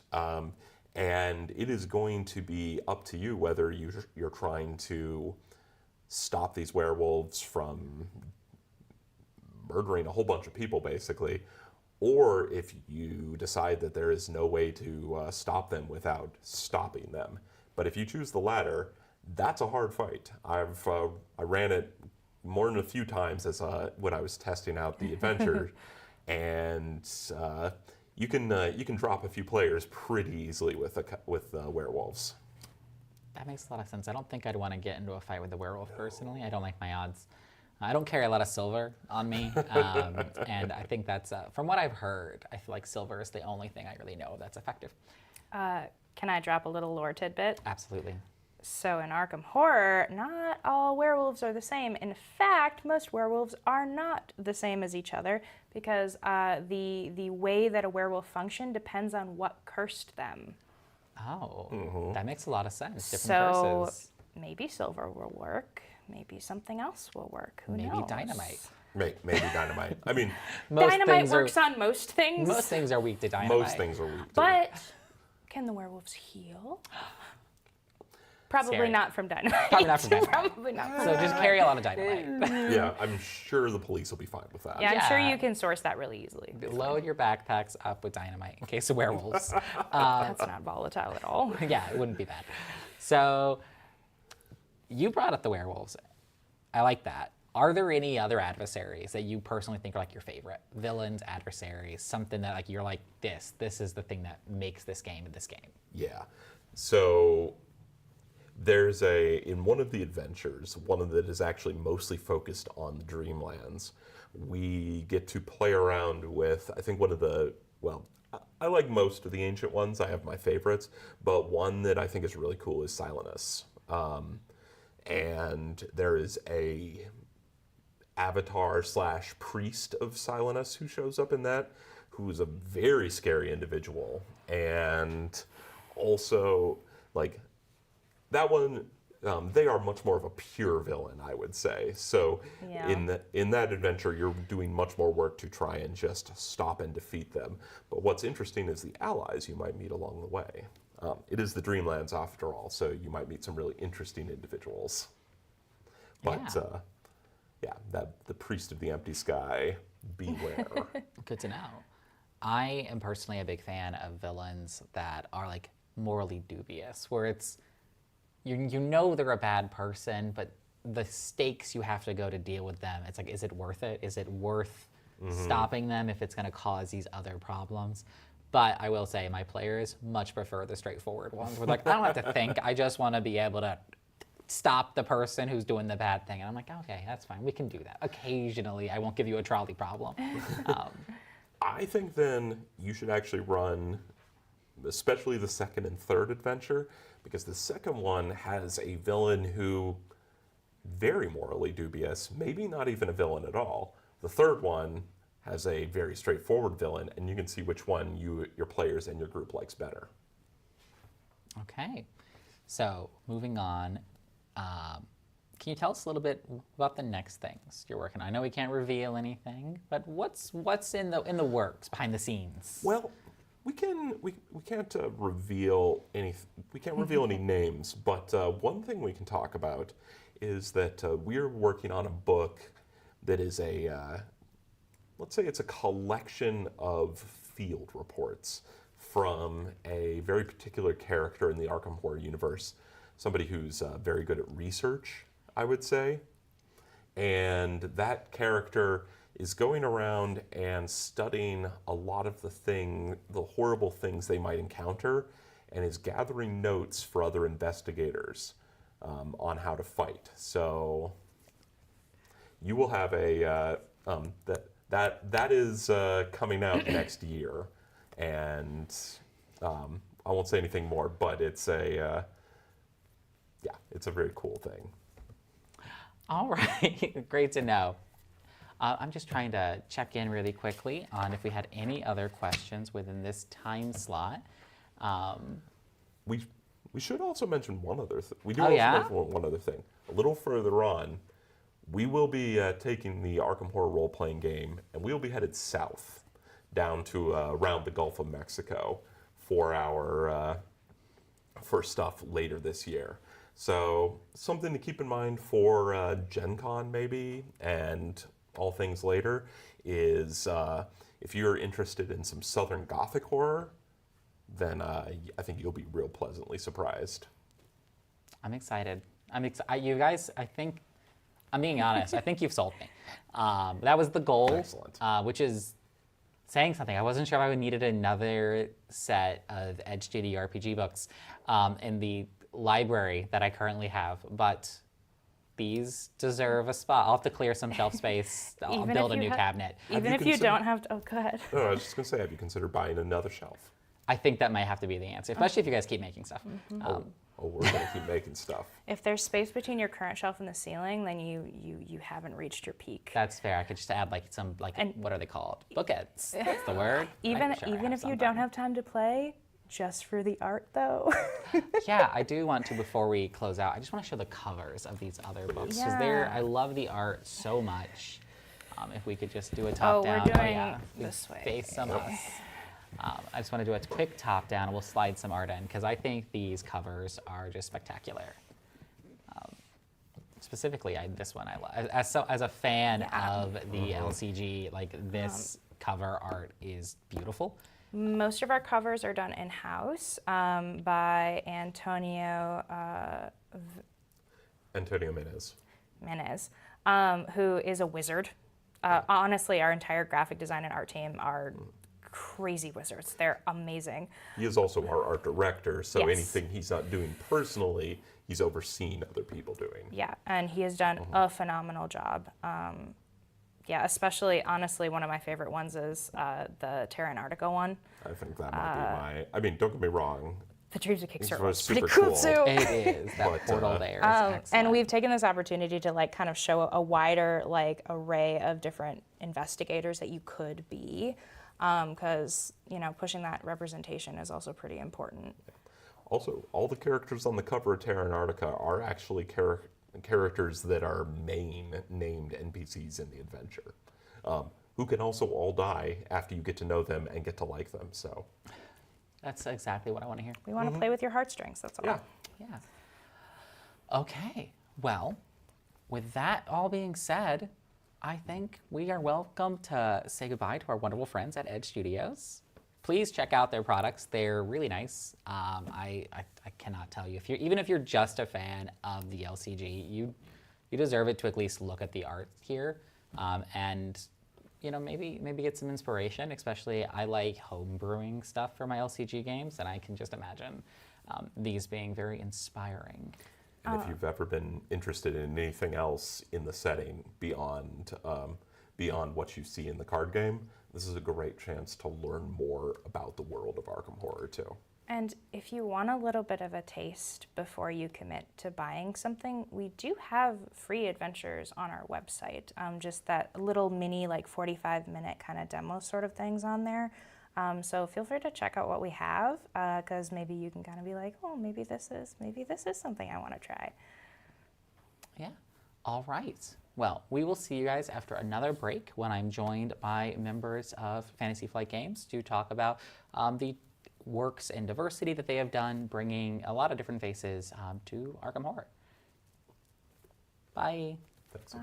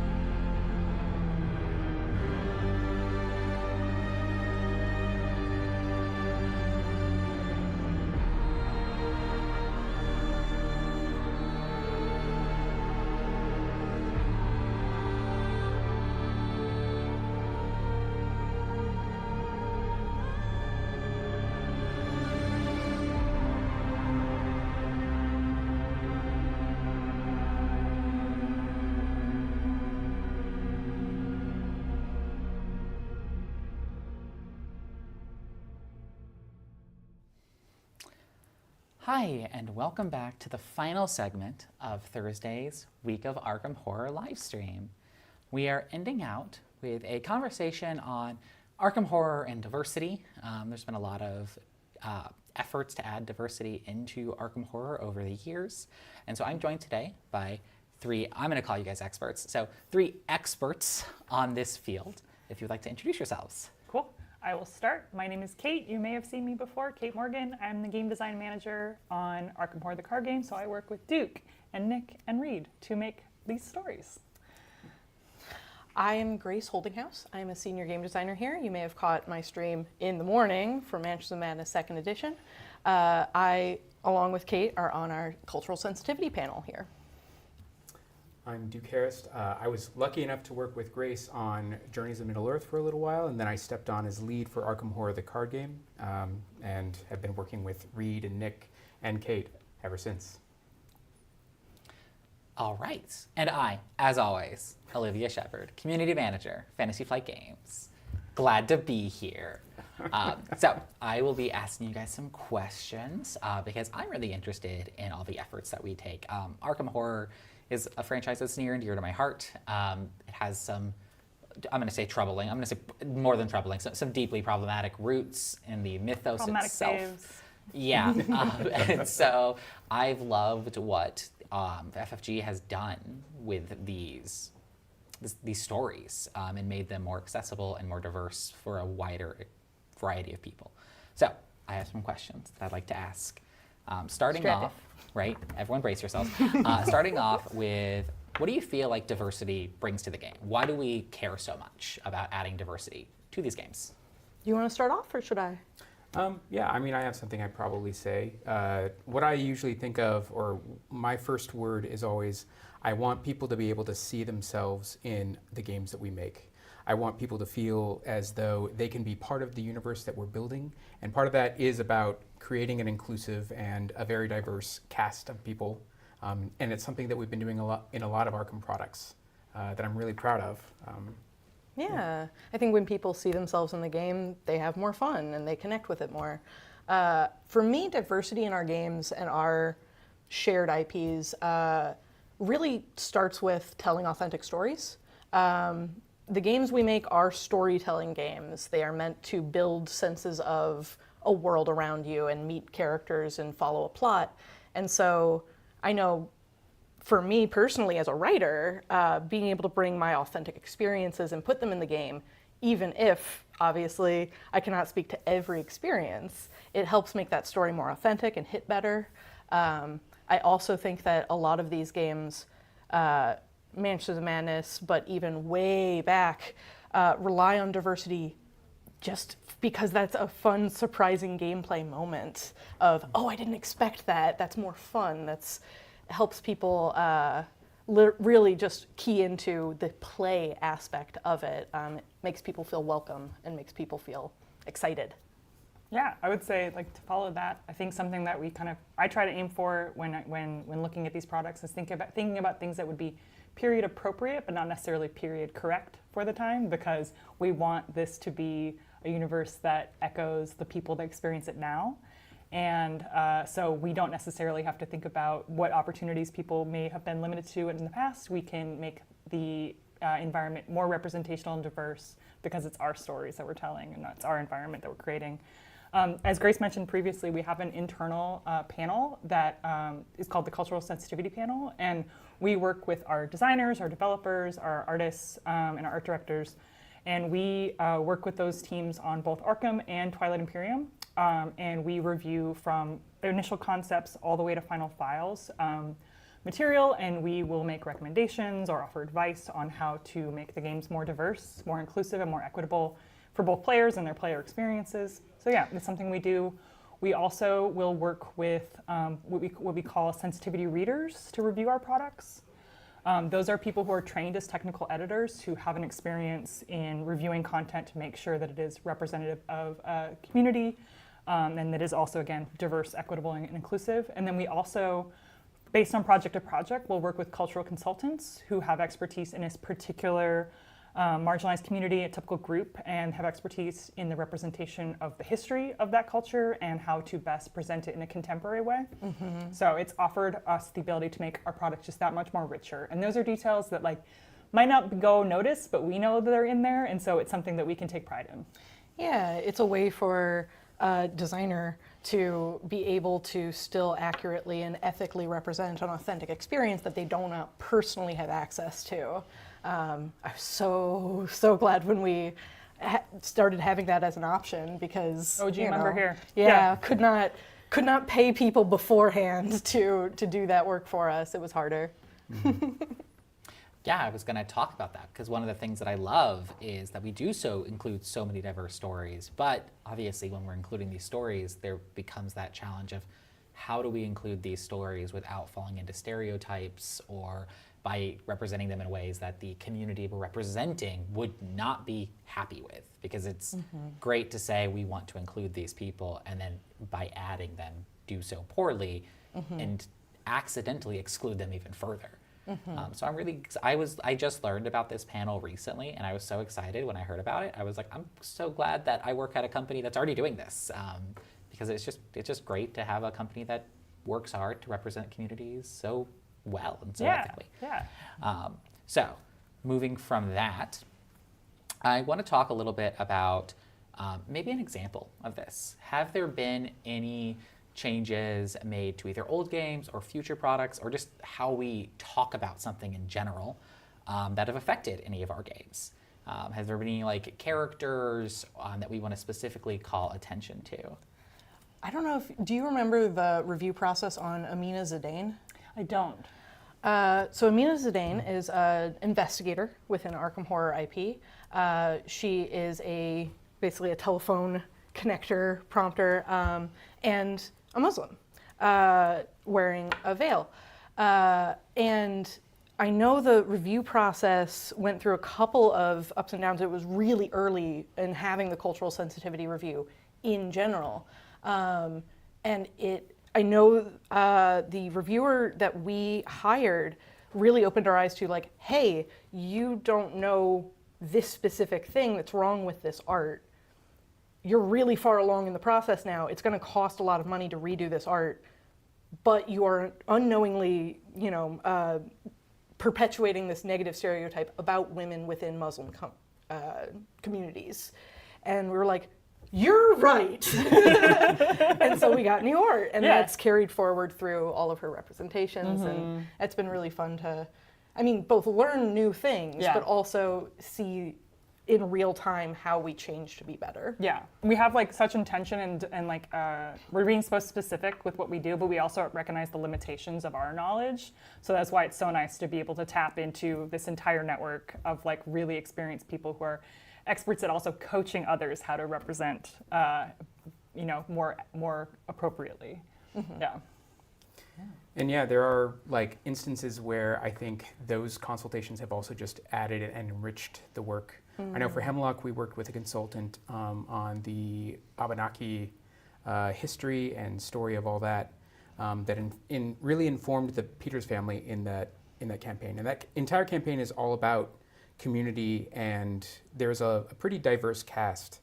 And we were dealing with the folk horror genre, which is a very, very xenophobic genre and can go wrong in a lot of ways. And I wrote in the design notes, actually, and I still hold this, that I wanted to less ask like how they were different from us and more how they were like us in that, and kind of establish a reason for players to love the characters in the game. And in specific, I was getting some really powerful and very specific elements of a narrative of that time that was able to influence the story that I was telling and the background of these characters that I'd hope lent it an air of authenticity. So I would say that because of this initiative, it's just only enhanced the games, and hopefully it allows players, again, to see themselves in the games and to connect with the stories we want to tell. Yeah. Nice. That's a great anecdote, yeah. I was going to say, working in horror in general is always a tricky line to walk, because you can't sanitize it too much. I mean, it's about making people uncomfortable. It's about violence. It's about, the dark and the harm that exists in the world. marginalization being a great example. And so leaning into instead saying, we do not wish to harm the marginalized, we wish to draw attention to the harm that exists and use that as a connective experience instead of a traumatic one. Mm-hmm. I think I wasn't here for this time, but I know when we had the opportunity to do the revised core set for Arkham and maybe also for Mansion Second, we did change some of the language that had previously existed. Do you recall that? I do, yeah. Specifically gendered language, especially. The original Mansions of Madness and then the Mansions of Madness Second Edition started off with referring to the player when we were teaching the rules or the learn to play as he. We were assuming male. And this was just a really easy thing to notice and call attention to and ask why we were doing this, because at the time, every single person on the game line was not a guy. And we were like, okay, so this seems dumb. Why are we doing this? So nice of you to finally point that out, yes.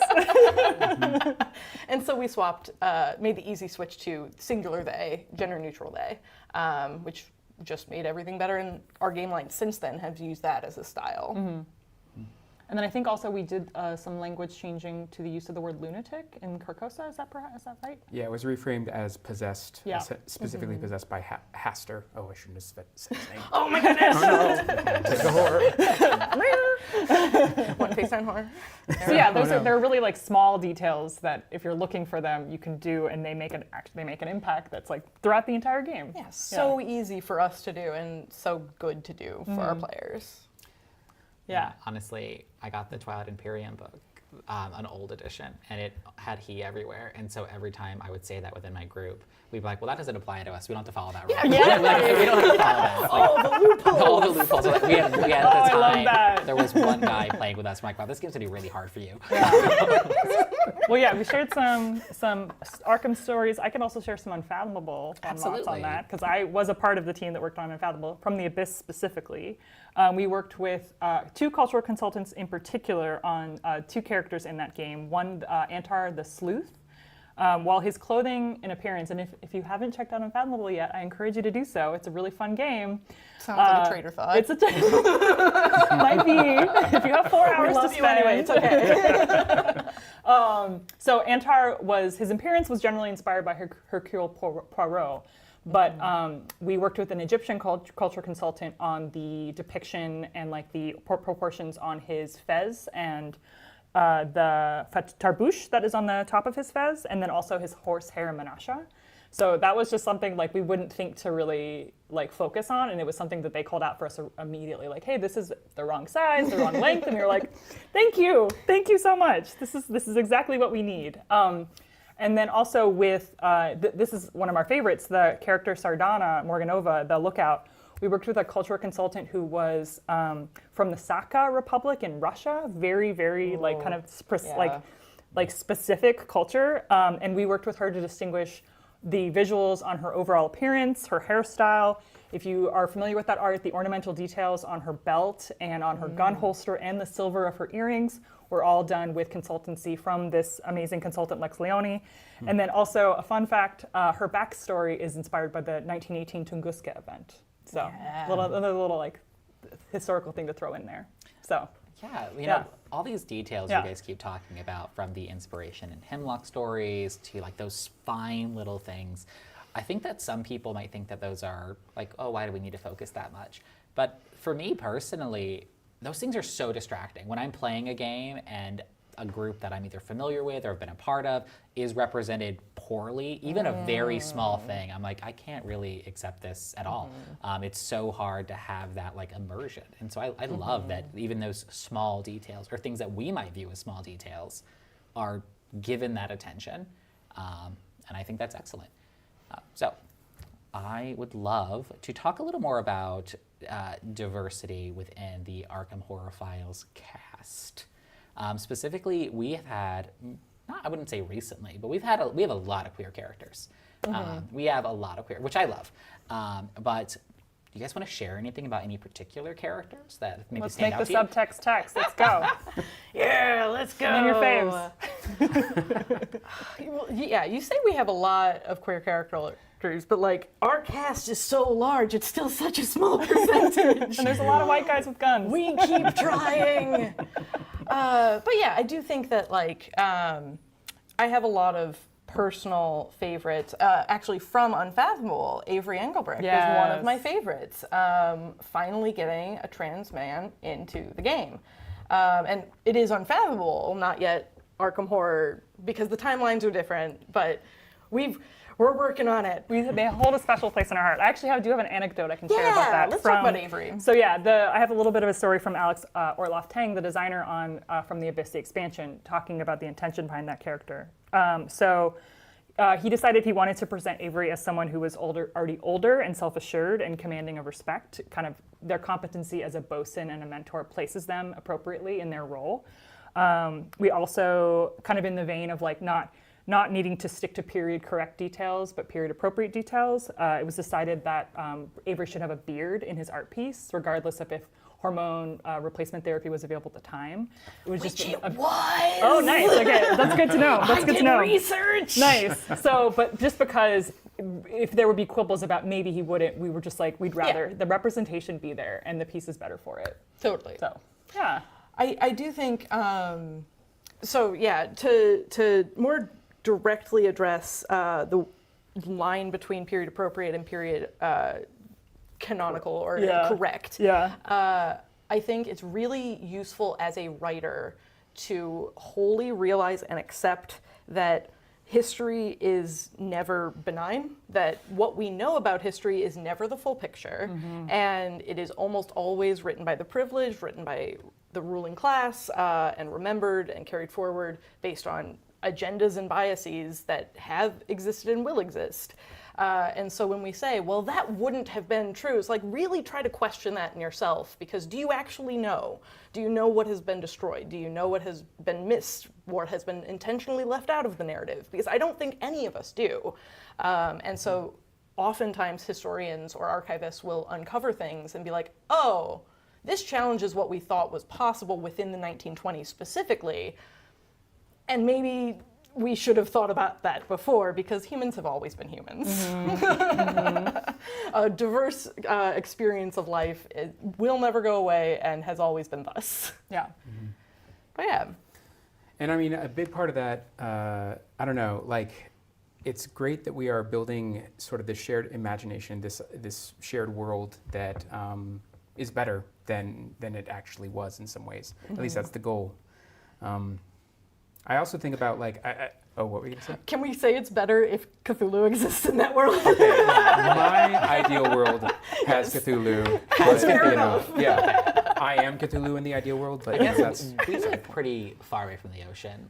We're probably okay. Lake Superior is an inland sea. Okay, well, just don't go to Lake Superior. And we can fight. I was kind of trying to think, I mean, in the Drowned City, there's this, sorry, spoilers, but there was a plot point where Cthulhu is, trudging his way to Arkham.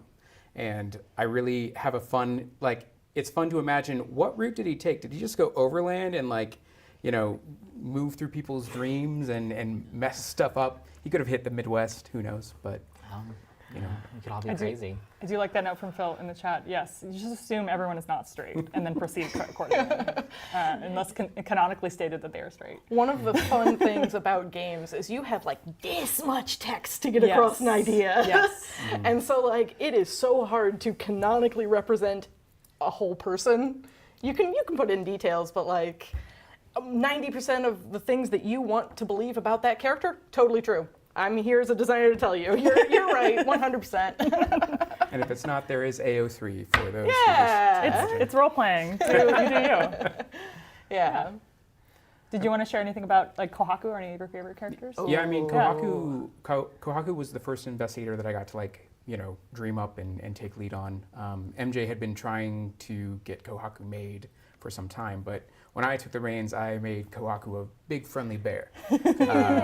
And yeah, even with his bio, I know I've seen some fans talk about how it's ham-fisted, but I'm I don't want there to be any question that he is partnered with a man. I wanted to make it clear, because there have been other bios in certain games, other games where maybe the character was queer, but I had to maybe dig a little deeper or read between the lines. And I think there's something to be said about just making the subtext text, especially for underrepresented people. And I mean, that was another thing that I took forward from Lucius Galloway in The Drowned City. There is a canonically queer relationship at the core of his story that you'll also read about in the novel, or at least it's referenced in some way. And I just think creating that, I mean, it's important to normalize it, to make it something that people experience and expect to see, and yeah. Yeah, I think when we talk about, like, in games you get so little chance to actually establish facts, why waste time with being vague? Like, if you want something to be true, you have to state it. Otherwise, it's not going to be true. And I think that when we have, in the past, left it open for interpretation, it gets interpreted white, it gets interpreted straight, it gets interpreted male. It's like, okay, we can be specific about this. Yes.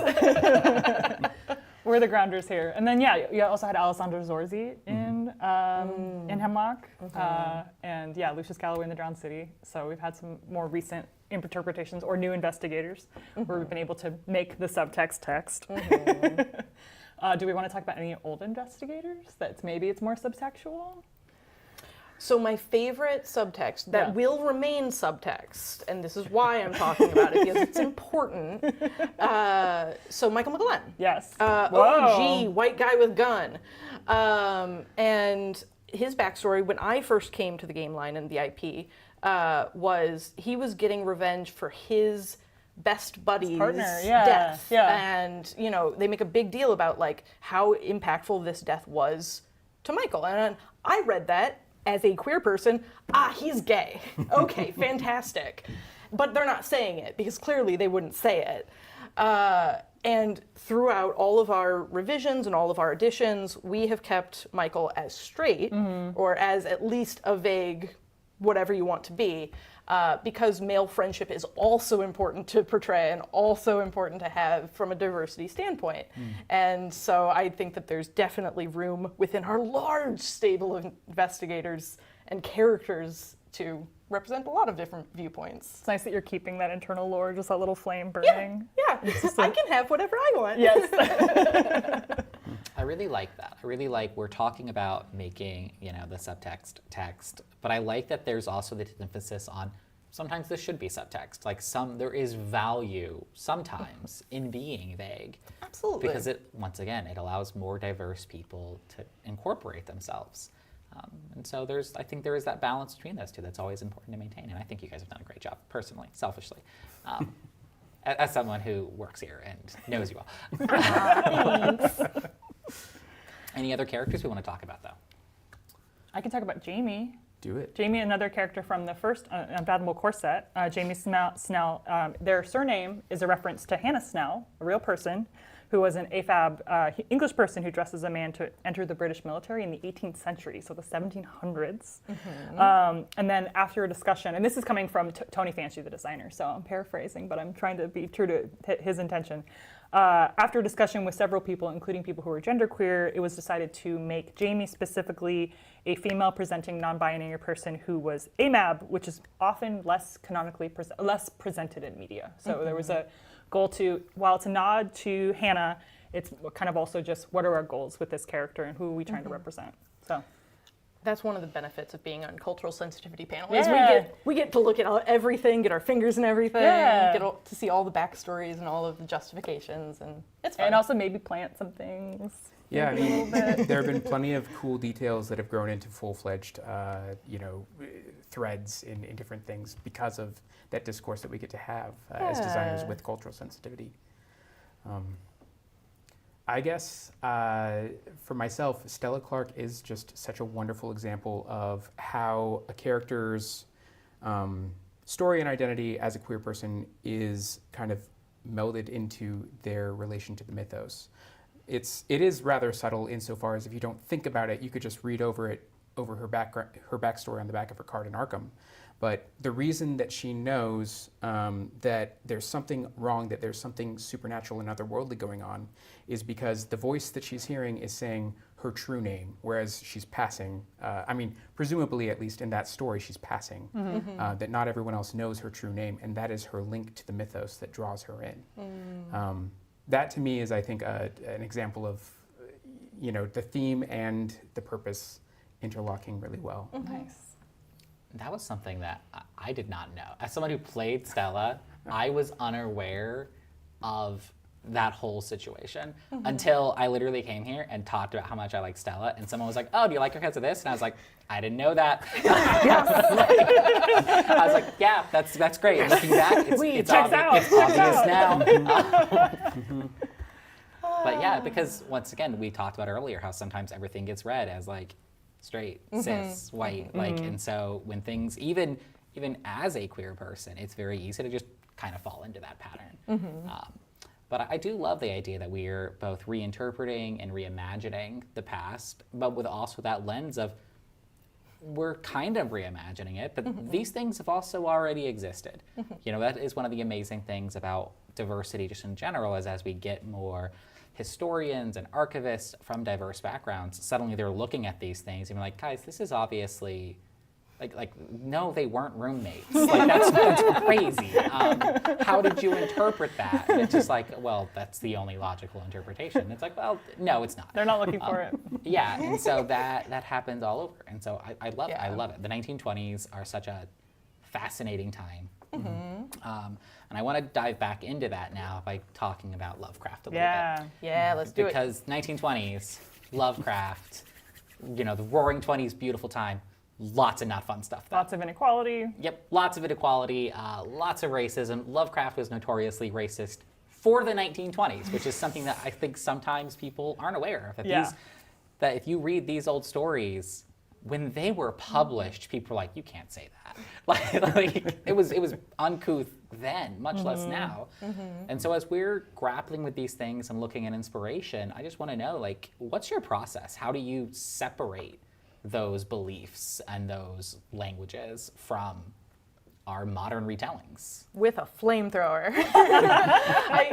It's a joke, but it's also like, I don't think that you can be too precious about source material. Like, you kind of have to take it as, yes, we respect it as a starting point, and also we are in control, we are in the driver's seat. Anything that we don't like, we don't have to use. And we can just go right away from that and do it more responsibly, or even just more in line with the vision and the story we want to tell.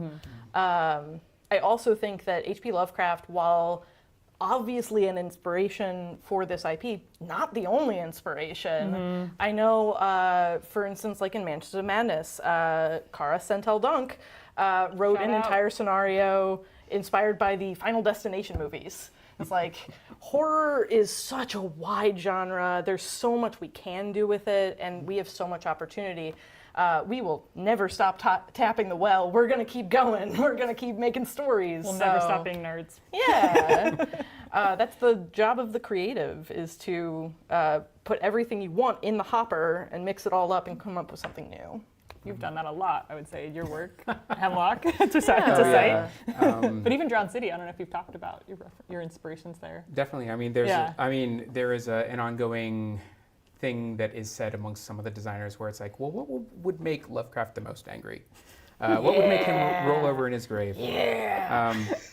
But I mean, I guess just speaking also as someone who, like, The Color Out of Space by Lovecraft is one of my favorite short stories of all time. The man was able to string together some beautiful sentences and created the mythos that we are drawing on a lot of. And so I guess what I ask when I approach the work is like, what is the core of what is good here that I can take and then cut everything else out?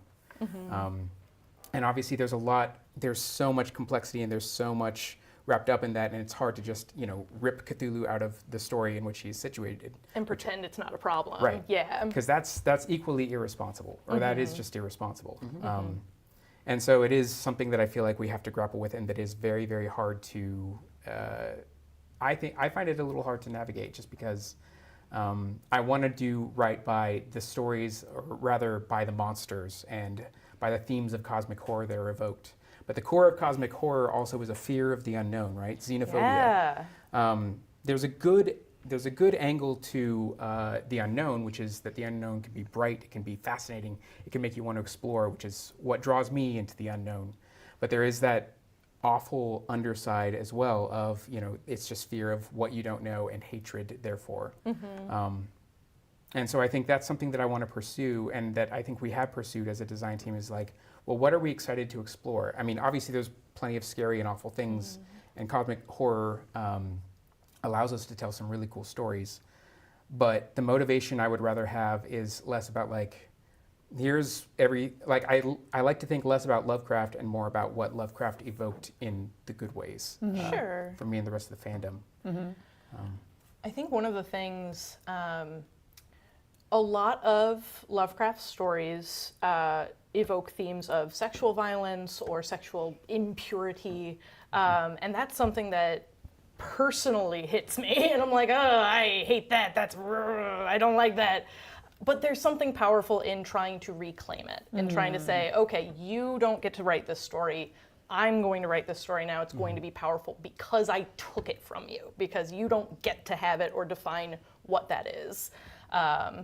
A lot of times, marginalized communities will specifically work to reclaim slurs in order to reclaim that power. And this is a related topic of when there's a problematic IP or creator, oftentimes there can be a power in reclaiming it, into using it intentionally to tell a different story. Yeah, very well put. In fact, that kind of came into play. Originally, Hemlock Vale, the Feast of Hemlock Vale, the folk horror campaign, was intended to be a Shub campaign about the Black Goat of the Woods. There was a lot that was wrapped in, and the concept for the campaign had the big bad that it wound up having as more of a background element, and Shub was more of the central piece.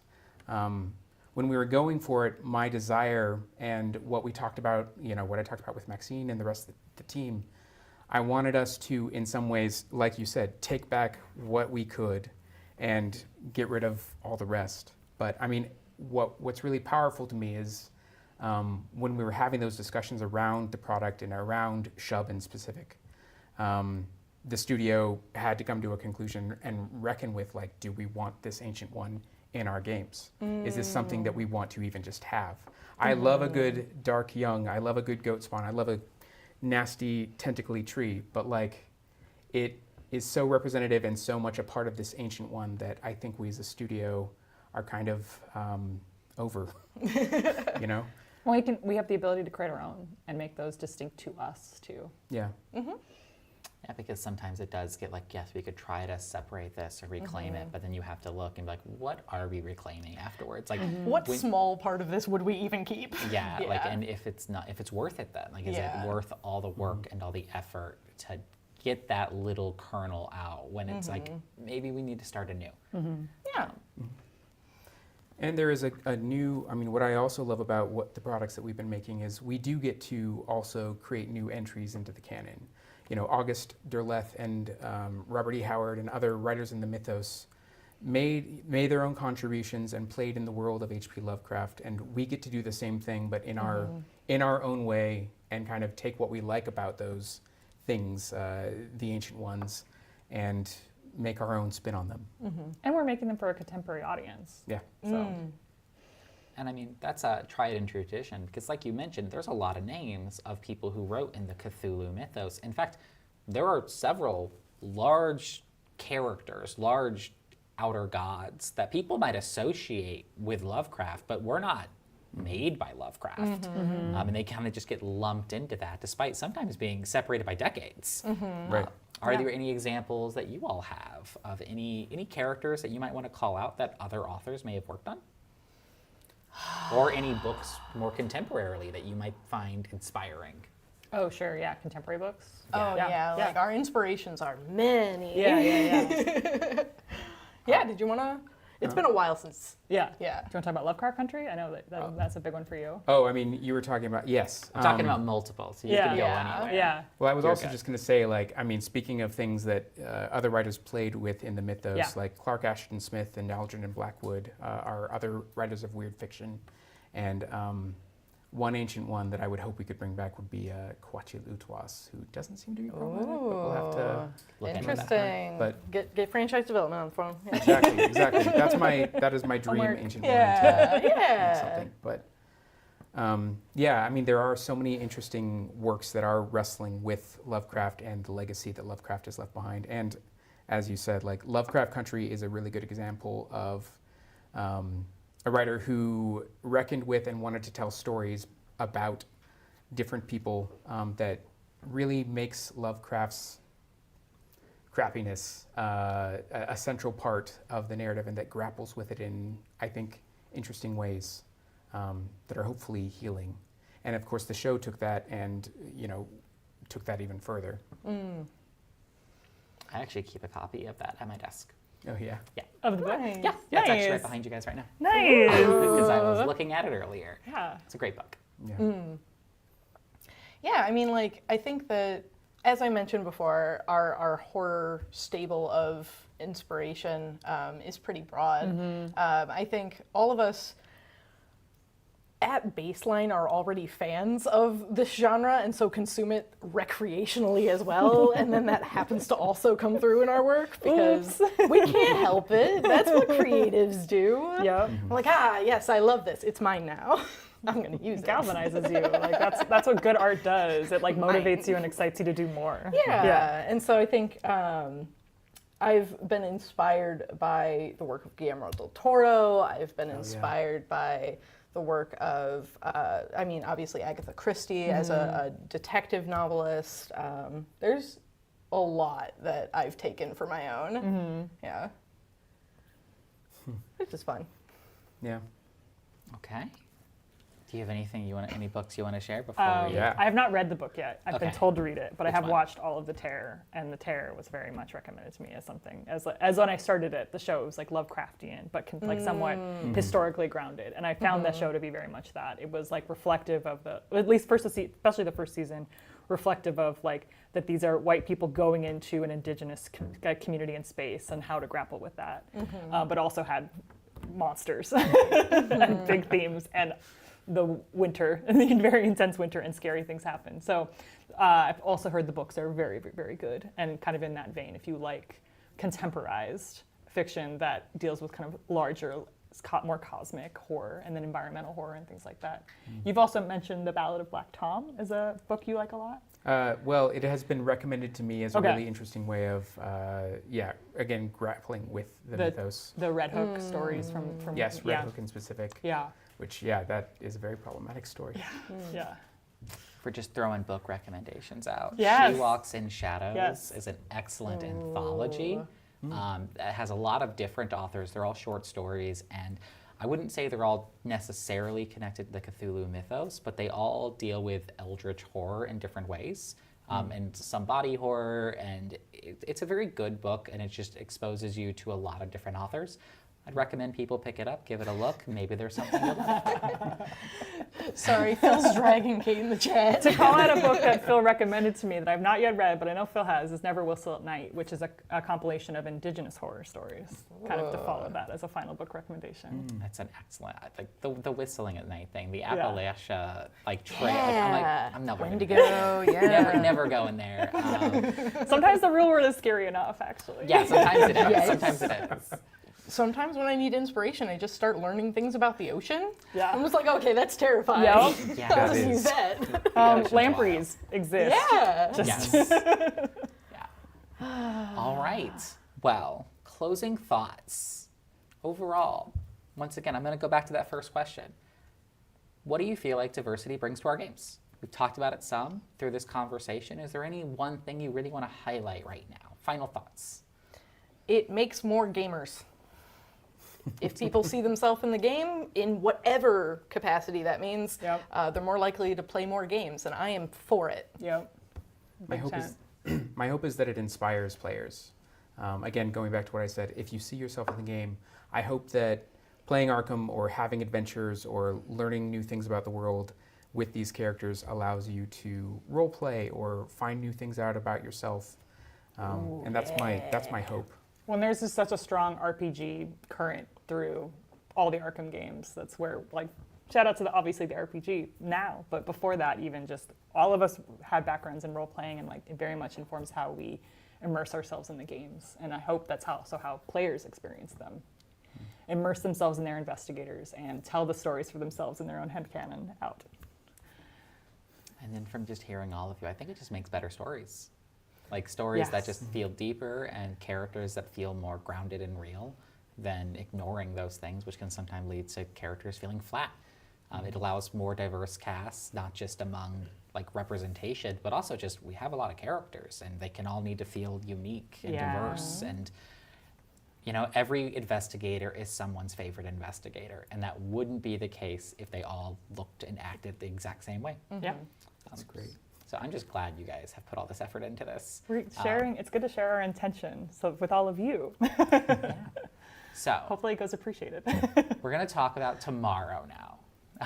As we close out our streams. We're not done. Yeah, so much. As we close out our streams for today, we will have a live stream tomorrow starting, I want to say we're starting at noon, is our live time, Central, where we are going to recap the week of horror. I'm going to talk about the recipes that I made. So if you want to know why I made such, I'm going to say delightful, but I've been hearing the word horrifying used a lot about the recipes that I've produced. But I will talk about those. We will have Duke back on, and we will talk about the designer dares that the designers team have put out, and maybe some of the inspirations behind those.